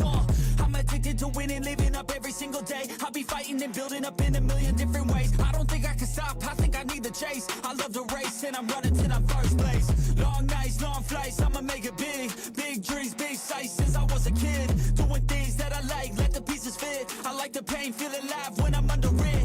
I could change, adapt, do what I need to.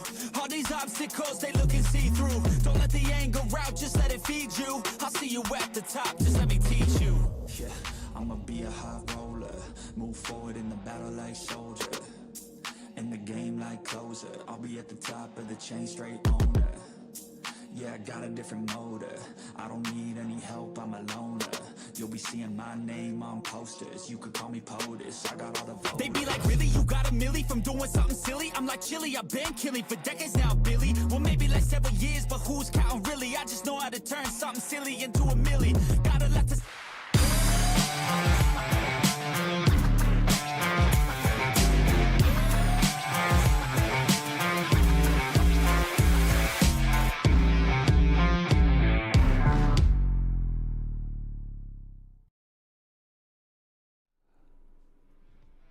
Welcome back to the final game of the grand finals. It has been so far so great, and obviously with the different team coming and performing and getting winner chicken dinner. And with the last game with the red line, just absolutely outperforming everybody after getting 17 kills. So I definitely think they are on the top of the leaderboard right now. And or if Team Unwanted or some other team doesn't get chicken in the last game, they will definitely win this. Holler, what are your thoughts about this and the comeback from Redline? I am absolutely moved by how Redline has been performing so far.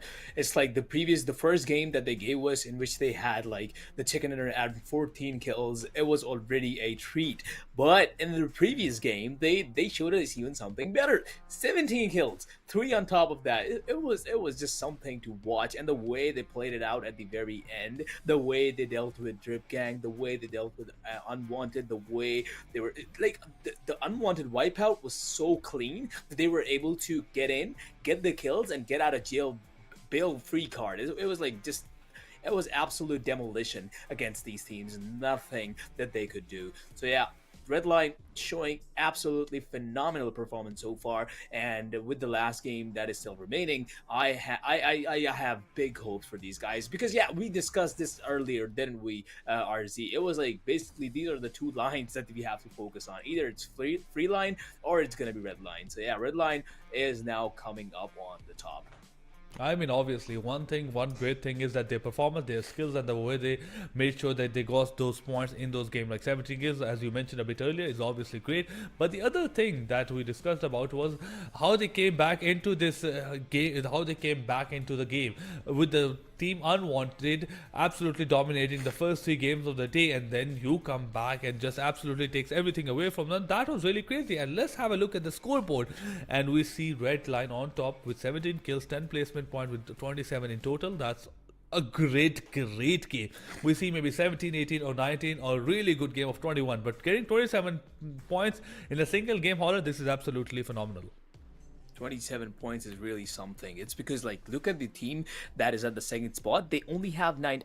I shouldn't be saying only, but relatively to Redline, they only have 19 points. That is I think, well, my math's is really bad, but I think that's an 8-point difference between these two teams. So yeah, that is really huge. And then we have Unwanted, Drip Gang, Win or Die, who were able to get some, eliminations and also survive until the very end, get the elimination points as well as the placement points. But yeah, rest of the teams not looking really good, especially MFP, Shaolin, Origin. They were Encrypt even, who chose to, drop at the very southern side of the map.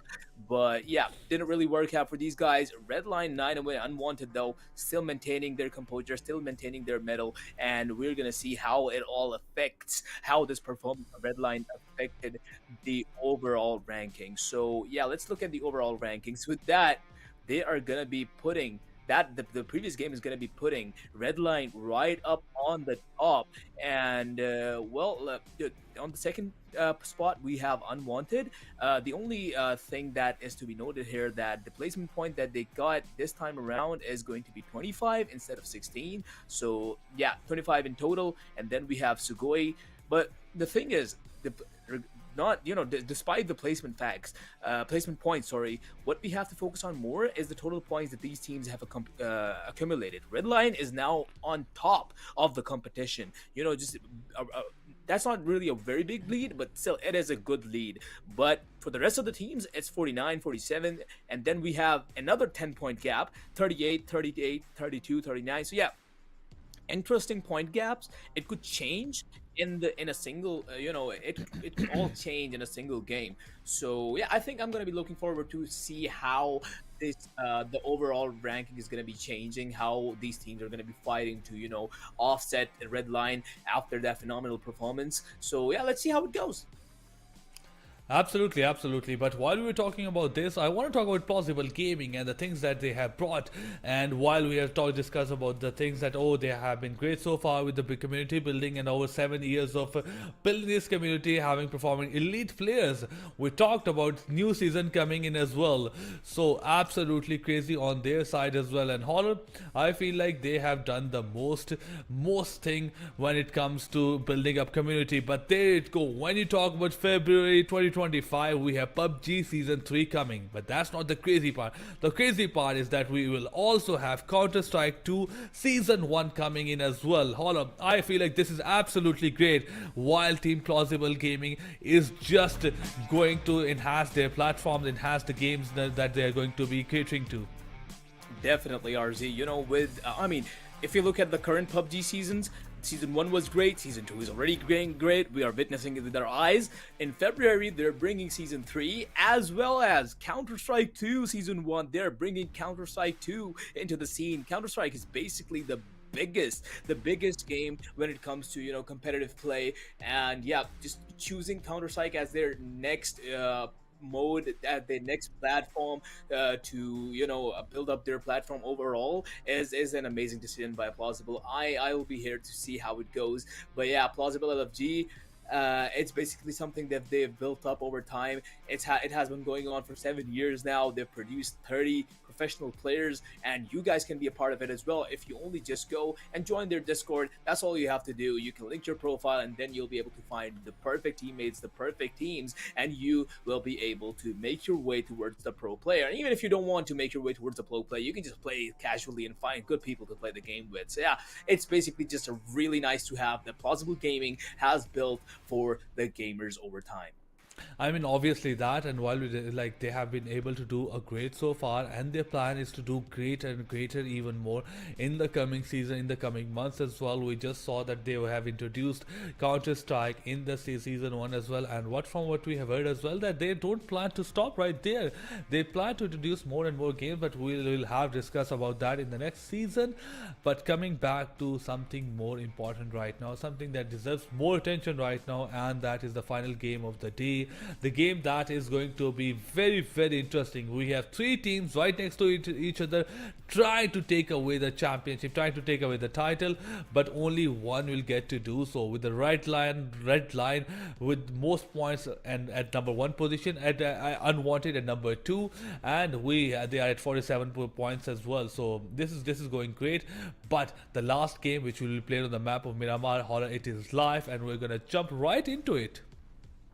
Let's get into it, RZ. Me and you are going to witness it together with our very eyes, and we are once again on Miramar with the plane line this time around, going from the southern side to the northern side of the map. And well, we once again might just see a lot of drops towards Los Leones and over the other side of the map as well. So yeah, we're going to see how these teams position themselves this time around compared to the previous time, where the plane line was a bit skewed. It was a bit towards the south of the map, so yeah, the teams weren't really able to, you know, spread themselves apart throughout the whole map. But this time around, the zone, the circle could be anywhere, and these teams have to position themselves accordingly.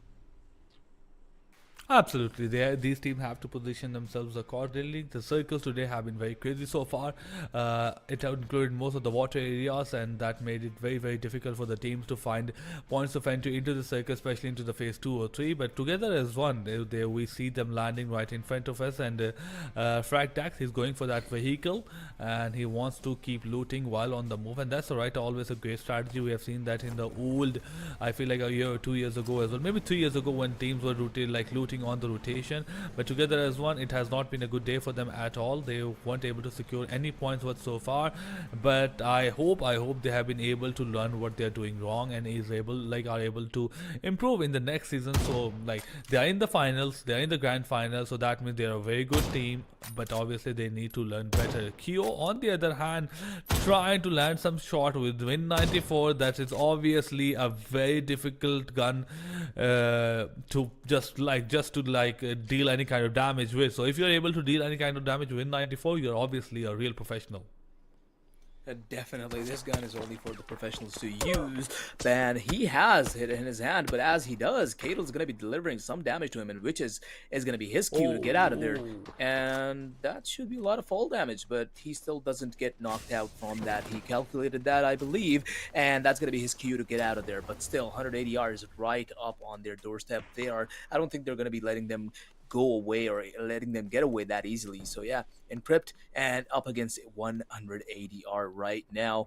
But still, you know, a lot of apartments in this area, RZ, a lot of space to hide, a lot of space to escape through from. So I think they're going to be fine for now. Absolutely, they're going to be fine for now. Only one player out of the game, while 63 players are still alive. Los Leonos, obviously, this looks like there's a lot going on here right now, but this is a huge city generally. It includes a lot of buildings, and each of those buildings has like 4 to 5 floors. So there are a lot of the teams that can exist in this city without being like into like any kind of like worry or whatsoever. So yeah, I am not worried about what will happen right here, because I feel like these teams can take a fight or just move away from this fight if they want to. So yeah, I want to see how the circle looks like right now and how these teams are exactly in position to one another. Ludi spots the player but takes a lot more time as Akims gets a headshot done on Ludi while he just goes back into the cover. What a shot! What a shot indeed. And that is going to be, well, Ludi down on Encrypt. They should be able to get the revive in, but 180 is definitely going to give them a tough time if they want to do that. Start Getting Sick, though, has a really interesting position. They are flashbanging into the apartments now, and they are trying to bait Start Getting Sick out. But there we go. We have him right there trying to land some bullets. Oh, wait, HP still gets a knockout, and he is going to be surviving from that situation. Still, though, the fight's not over. Kyo is going to be there. Let's go. He is going to be finding Bubuki as well. Gets away. This is basically Encrypt doing a hit and run on these guys, and he is not surviving from that height before he falls down to his death. Kato is going to be finding him in the air, and before Encrypt was looking that good, they're going to be wiped out by 180R. That is so unfortunate. Why does it always has to be this way? It's basically teams are looking so good, and out of nowhere, the other team just completely outpowers them, outperforms them. This is so unlucky for these guys, but yeah, that is going to be that is going to be the end of story for Encrypt. I mean, I love this. I love this about PUBG PC in general as well. And the game that it is, it's a team game, obviously. It's a team game so far. We have 64 players. We have 16 teams. It's a 4v4 game. But it does come down to these individual moments where you're getting 1v2, 1v3 as well, and you're outshining everybody. And that is exactly what happened. The way he was got out in mid-air and was able to get eliminated, like he was eliminated from the game, that was absolutely crazy. And he was having a good time. He was absolutely doing a lot of damage to the other team. But unfortunately for them, the other team proved to be better on the spot on that day. And I hope you are able to come back stronger in the next season. But for now, Drip Gang, they know where SALNS is. They are able to deal some kind of damage as well. Not even able to get a kill. But for now, they are trying to get themselves into a better position for this fight. The sandstorm is also coming. Nothing concerning about that for now, as the storm within the game is not so much. They are like, everything is calm, everything is in peace. So nothing concerning. Teams are looting, they are trying to find vehicles maximally, or they're trying to find a good position within the circle. Yep. It's just gonna be once again, you know, the calm before the storm, as we always say, the normal procedure of PUBG. But look at this. What is Sugoi Frenchie FPS is doing? He's like okay, yeah, he did get the frag there. And he's gonna be making his way out of there. Sugoi got the elimination. On the other side, we have our eyes on Drip Gang. Firing a few bullets, Duff. getting out of there. PD Duff. Duff. What is that supposed to mean? I have absolutely no idea. I hope we'll find out soon and together. Or if you found out, if we only had player interviews, we could have just asked, you know. But oh well. What's the like science behind PD Duff? What was your thought process? Like, I don't know, I just like Duff. Like, oh yeah, there's no science behind it. Let's go, Duff it. Sunflower. These are some fun names. Yeah, it's Sunflower. But he is definitely not acting like a sunflower right now, because he tries to take a fight onto MFP, but also receives a lot in return, so has to go back to his team. Absolutely. While you try to land some shots on the enemy team, you have to be careful. It is not a 1v1 game going. It's not a solo like battle royale that is happening. It's a 4v4, so you need to be careful about the other team, which will be right next to the player you're trying to shoot. It does come down to those individual moments, but in the end, and obviously on top of that, it is a team game. So please be careful when you try to commit to a certain situation. There's a very good chance that you will be stabbed in the back, or there will be the other teammates that are providing cover for him to make that kind of rotation. Shaolin still in the comfort zone right now. MFP on the move. They are trying to fight DG. This is a difficult thing for DG to get out of. But look at that. What just happened?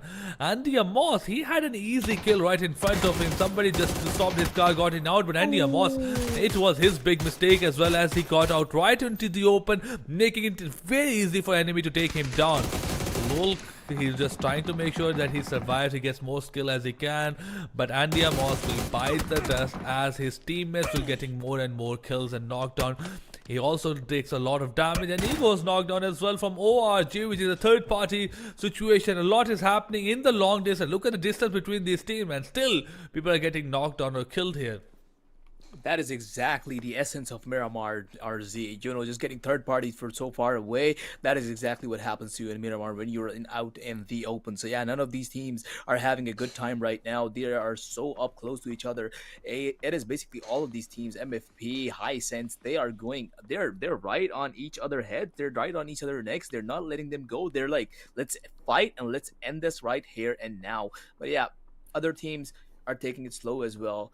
We have like Unwanted once again out of the fight, out of the zone. But yeah, let's just talk more tuned to what Origin Fear Angelito is doing here. He's trying to take or at least deal some damage, but he's gonna be receiving some for MFP. Like, look at this, he's fighting with a DG guy, he's fighting the Drip Gang guy, but he's also receiving damage from MFP. So yeah, it's like, as we were talking about, you're just gonna get crazy third partied all the time. So yeah, Crazy Jetco still has his eyes on ORG players.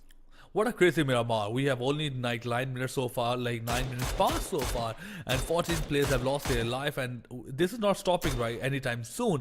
MFP trying to go crazy here with Crazy Jetco trying to get as much kills as he can. 1 kill he has, 1 play he is down, and obviously he has mini 14 with a lot of ammo in his backpack, so might just be he getting more and more kill. And DM Moss, he just get Clemson.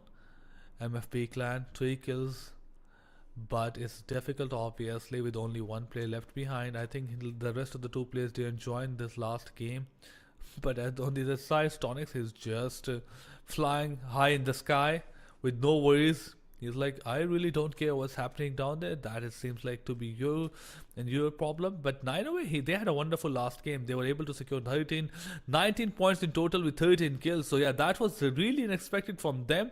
I wish that it came sooner so that they would feel a bit more comfortable going to the last game with a bit more points as well. Obviously, it's difficult for them to win this. Very difficult for them to win this. But obviously, they can end this on a very good note.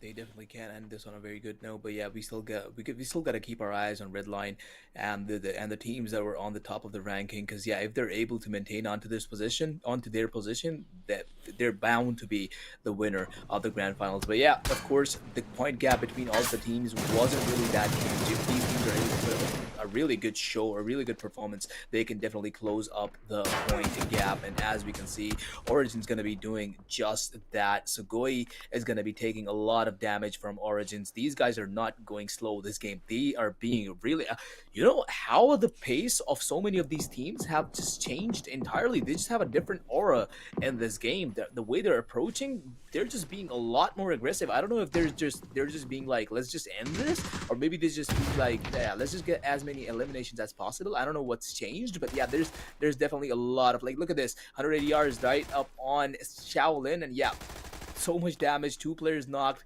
is going to be finishing off 1, is waiting for more, is going to be regrouping with the teammate. It's just so much happening in the very early stage of the game. He got a lot of aggressive with the Tommy gun. That's a gun you usually do not use, but obviously this is the last game. You do not have a lot to lose, and you have a lot to gain right now. They are a team that cannot win, obviously, this season 2.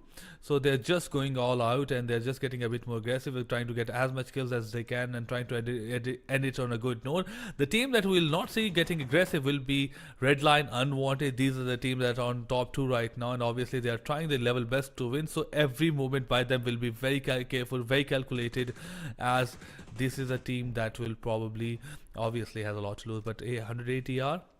They have also taken a lot of damage. While they have 5 kills, they have only 2 players left behind. SLN right in front of them in the warehouse. It's not going to be easy to bridge that gap in between them. Definitely isn't going to be easy. 100 ADR is now closing up the gap between them and Shaolin. They are holding into the warehouse. They're trying their best to do so. One player is even prone, trying to stay hidden for as long as possible. But look at this, 100 ADR is going to be trying to rush them at least.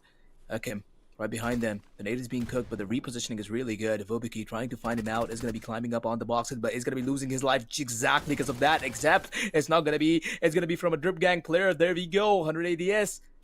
180R, sorry, is coming into the game now. Drip Gang eliminated. It's Shaolin once again. Drip Gang didn't do it. That wasn't really a good decision to, third party there. But there we go. Akim is going to be seeing the other player that is alive right now. His teammate bleeding out. This is intense. He's waiting for him to peek. There we go. There's the jiggle peek. Akim's holding the same angle still. The repositioning is still there. Who's going to be picking up this fight? They are closing up, and there we go. 180R has been eliminated by Shaolin. This could have gone either way. Shaolin could have been the victor or 180R, but this time around, Shaolin is going to be getting the better of 180R. With only 10 more HP, I mean, one more pellet and Shaolin would have been the one to get eliminated from here.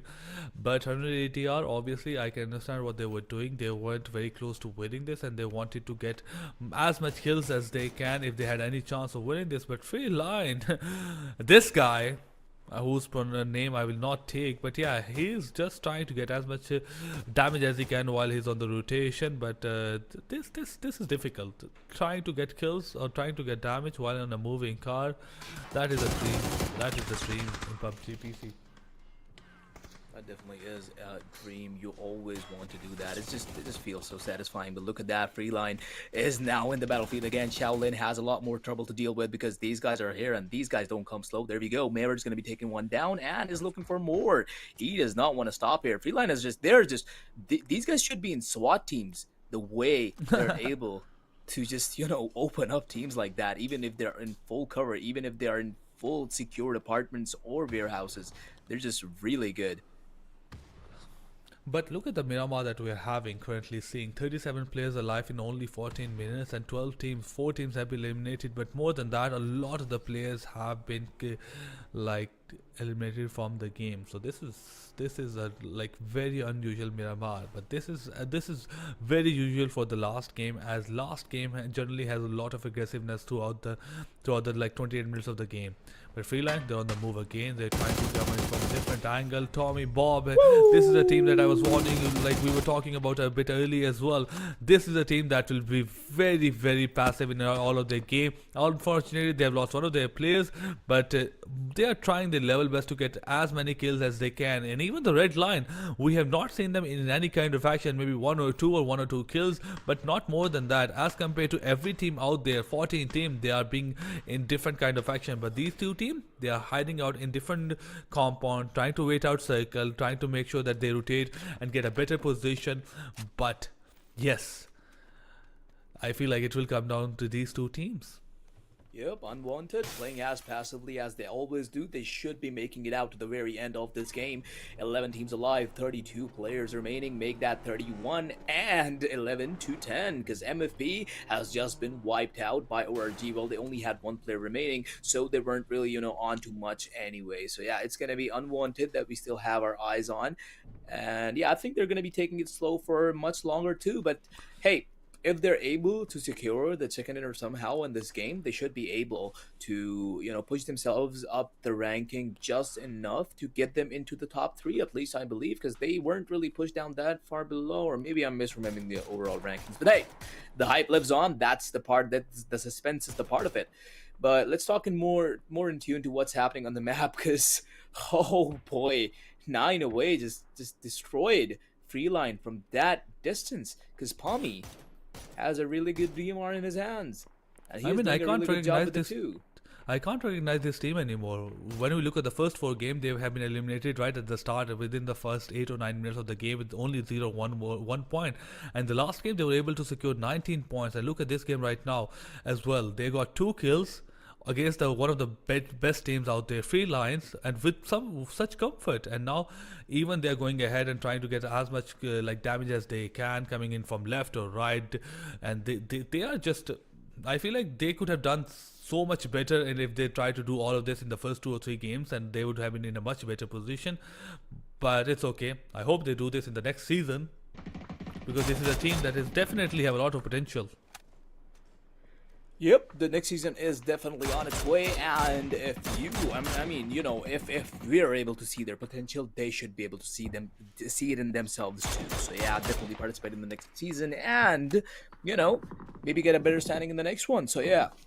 Definitely good luck for the teams that are going to be participating in the next season too. But for now, we have this game on our hands. The number of teams has reduced from 10 to 9 as Freeline was eliminated as well. So it is Shoot All Haters, Origins, you know, some teams that we have right in front of our eyes. It's Sugoi as well. But look at the kill feed right now. Oh boy, Unwanted, Ride or Die. Wait, what was it?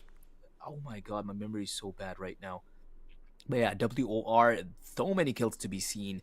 They are just going all out at each other right now on some part of the map, perhaps.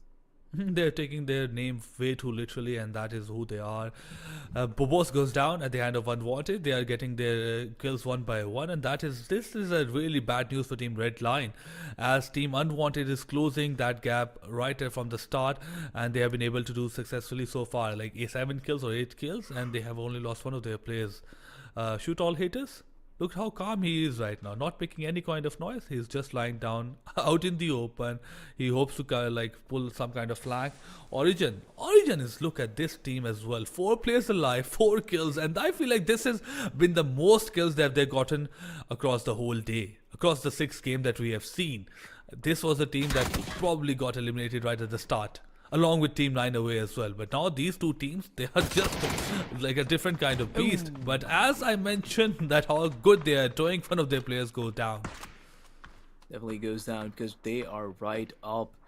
They're having to fight Shoot All Haters right now, and on the other side, we're also having Unwanted and WOR eliminations coming through as well. But Shoot All Haters and Shaolin, they are really close to Shoot All Haters, sorry, and Origin, they are really close to each other, and we are seeing knockout after knockout. There we go. Shoot All Haters is going to be knocking down one player on Origin side. The fight is still going on, and Shoot All Haters is doing Fnatic, especially. He's doing a really good job. There we go. He's going to be finishing him off, and him off as well, and maybe another one. Come on, do it. Never mind. He's no, I mean, he got something more important to do. He needs to revive his player while he want to make sure that he deals some kind. He like gets more point in the last part of the game after like phase 5. But yeah, he was able to take revenge for his teammates. Unwanted against Red Line. This is the most important fight of the day.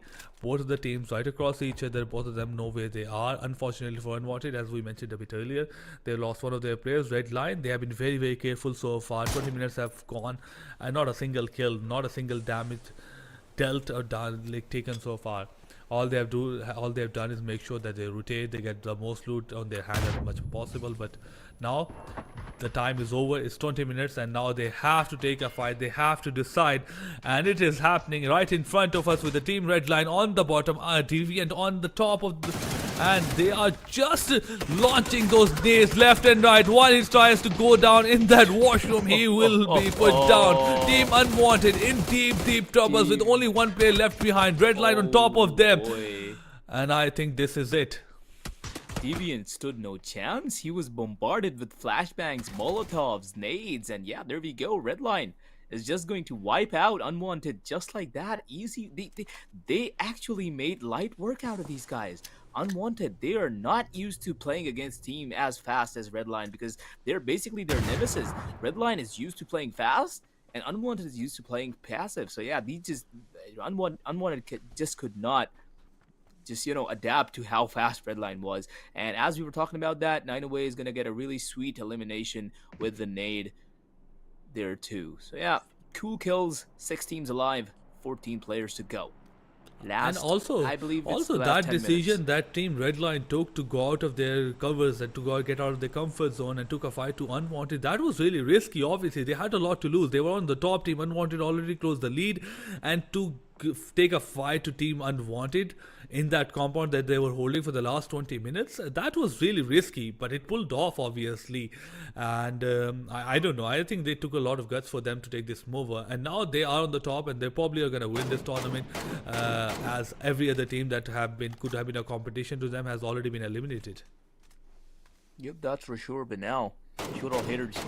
908 player has been spotted. He's trying to take some shots on him, but I think he's going to be missing most of his shots. Well, nothing to fear though. He has good cover inside this cathedral. Is it a church? I don't know. What is this?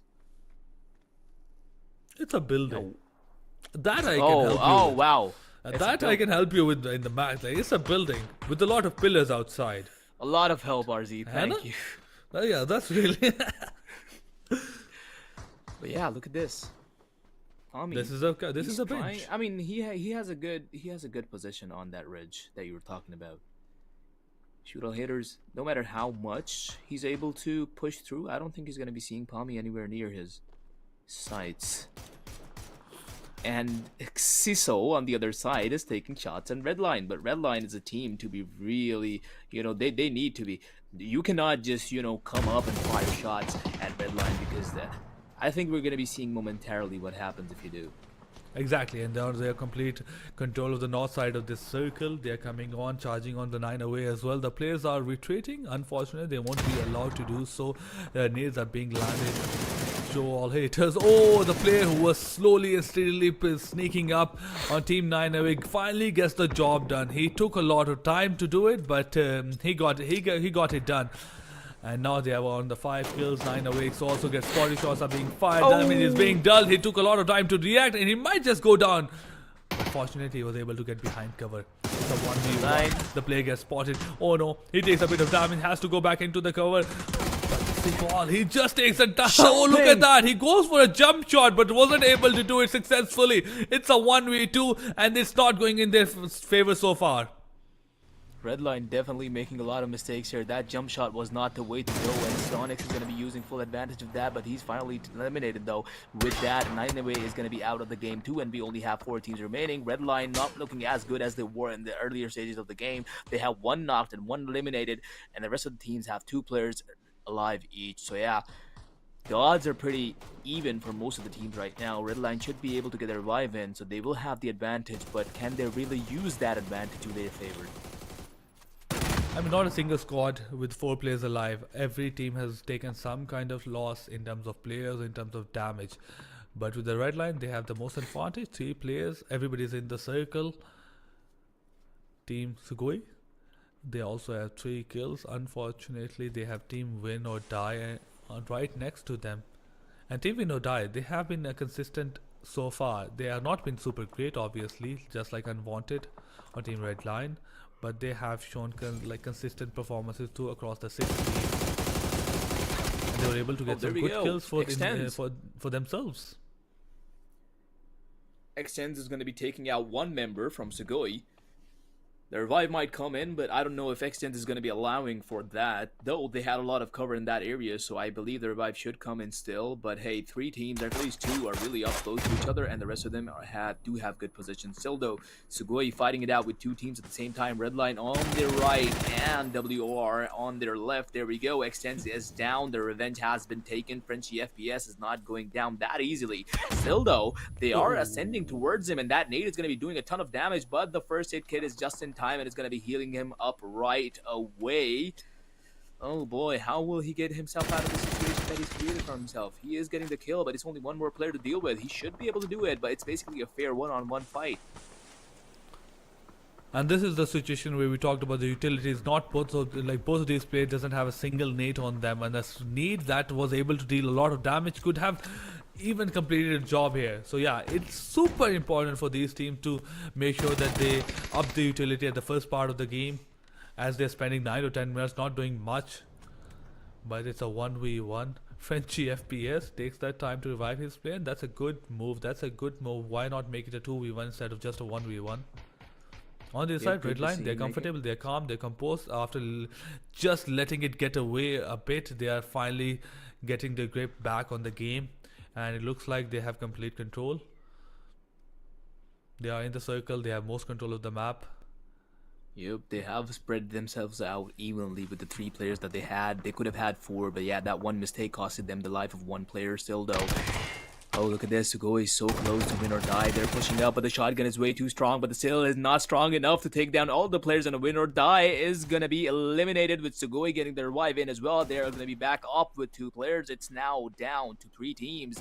Shoot all haters, Sugoi and Redline. Redline is not interested really in taking any aggressive fights. They're just shooting from behind, but there we go. A lot of damage delivered to the tail guy. And 1 player knocked too. This is looking really good for Redline. They could actually take this with them. They could actually win this tournament with them if they play this out perfectly. I mean, Ives got a bit scared, obviously. He was doing everything right. He even dealt 90% of the damage, but he just got back before he could land another shot. But look at that. While he was doing it a bit more safely, he still got the job done and eliminated SCH from the game. It's a 3v2. SCGI left and they're on the lower ground as well. Coming up, charging up. Not one gets one down. He got straight right then and then. It's a 2v1. With not one bleeding right in front of me. He's just gonna crawl to Uwu to make sure that he gives most information to his team. Dogs is just following up with that. Frenchie finds one. It's a 1v2 right now. There we go. Kills coming through. It's a 1v1 created between these 2 teams. This is the most intense moment of this game, if any. Look at that. Redline, the teammate, is going to be coming with the car. He might just go for a vehicle elimination. Will he just gets the information, and there we go. The teammates are going to be blading out, and Redline is going to be taking the 3rd chicken dinner of the grand final, and is going to be the winner of the grand finals as well. What's that for a game, RZ? How is that for a game? I mean, that is obviously a great game so far, but my question was, why was Redline not found in the first 3 games? Where did this come from? In the first 3 games, it was just unwanted getting back-to-back chicken dinners, and after that, it's just like Redline's day. So they've completely evenly decided.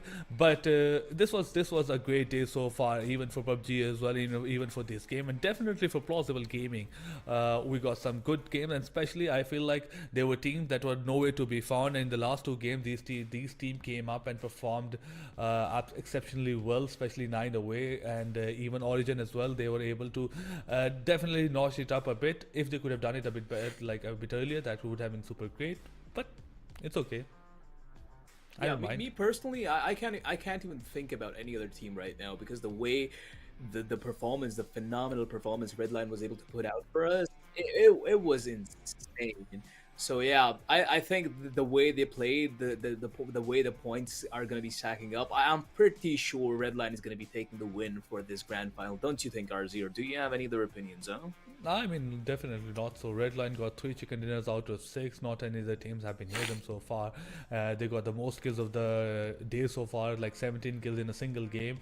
I feel like this has been their day. The grand finals, them, this is their season. Well, yeah, it's their season for sure. I don't think anyone's going to be taking it away from them. We're going to be announcing the final winner of this grand final very, very soon. But before that, yeah, let's just reminisce about the games that we just saw.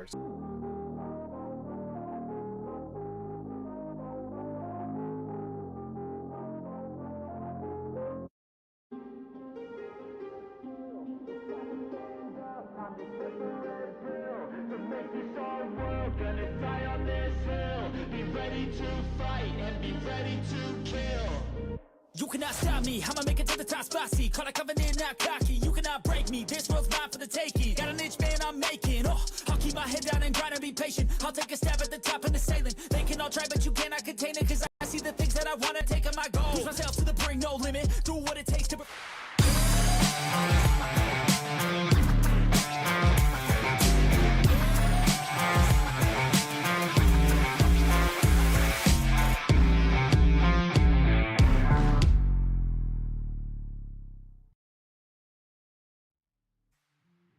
Welcome back, everybody. We had a few technical issues and we are now back. Well, we're gonna be ending the stream now because the tournament is now over. But like, RZ unfortunately is not able to be with us here to end the stream. We are now going to be showing you guys the champions of this tournament, who is of course the one and only Redline, who was able to put on such a show for us, such a phenomenal performance for us. It was amazing from these guys, the way they were able to pull it off. And yeah, it was just amazing overall. It was basically a treat for us. So yeah, this was all possible by PlausibleGaming and PlausibleGaming only. And well, I would also like to mention PlausibleGaming LFG once again. The thing they're doing, it is really amazing. And before that, let's just take a quick look at overall rankings. It is going to be Redline, of course, on the top with 77 points. Sugoi on the second, and Unwanted 56. Win or Die 46 points. Freeline 42. So yeah, that was the top 5 of all of these teams. And yeah, that's pretty much it. Redline, amazing performance to be seen. And to be honest, the performance from the rest of the teams was a bit underwhelming, but to be honest, it was good too. They can participate in the next season, you know, hope for a better performance, but still they made it through they made it through the Group A and Group B. So yeah, I think that's pretty much it. So, yeah, we're gonna be ending the stream soon, but I would like to announce one last thing before I sign off. So PlausibleGaming, they're not gonna stop at PUBG only. They're bringing in more games, Valorant, CS, so on. But Counter-Strike 2 is really near. In February, they're going to be bringing in the Season 1 of Counter-Strike 2. So if you're into Counter-Strike, if you have a team, if you're good at Counter-Strike, be sure to participate in their Counter-Strike 2 tournament. That's going to be coming in February. And that's pretty much it. This tournament, this Season 2, that is basically going to be the signing off this stream. Thank you all for tuning in, and we'll be all seeing you with PlausibleGaming very, very soon.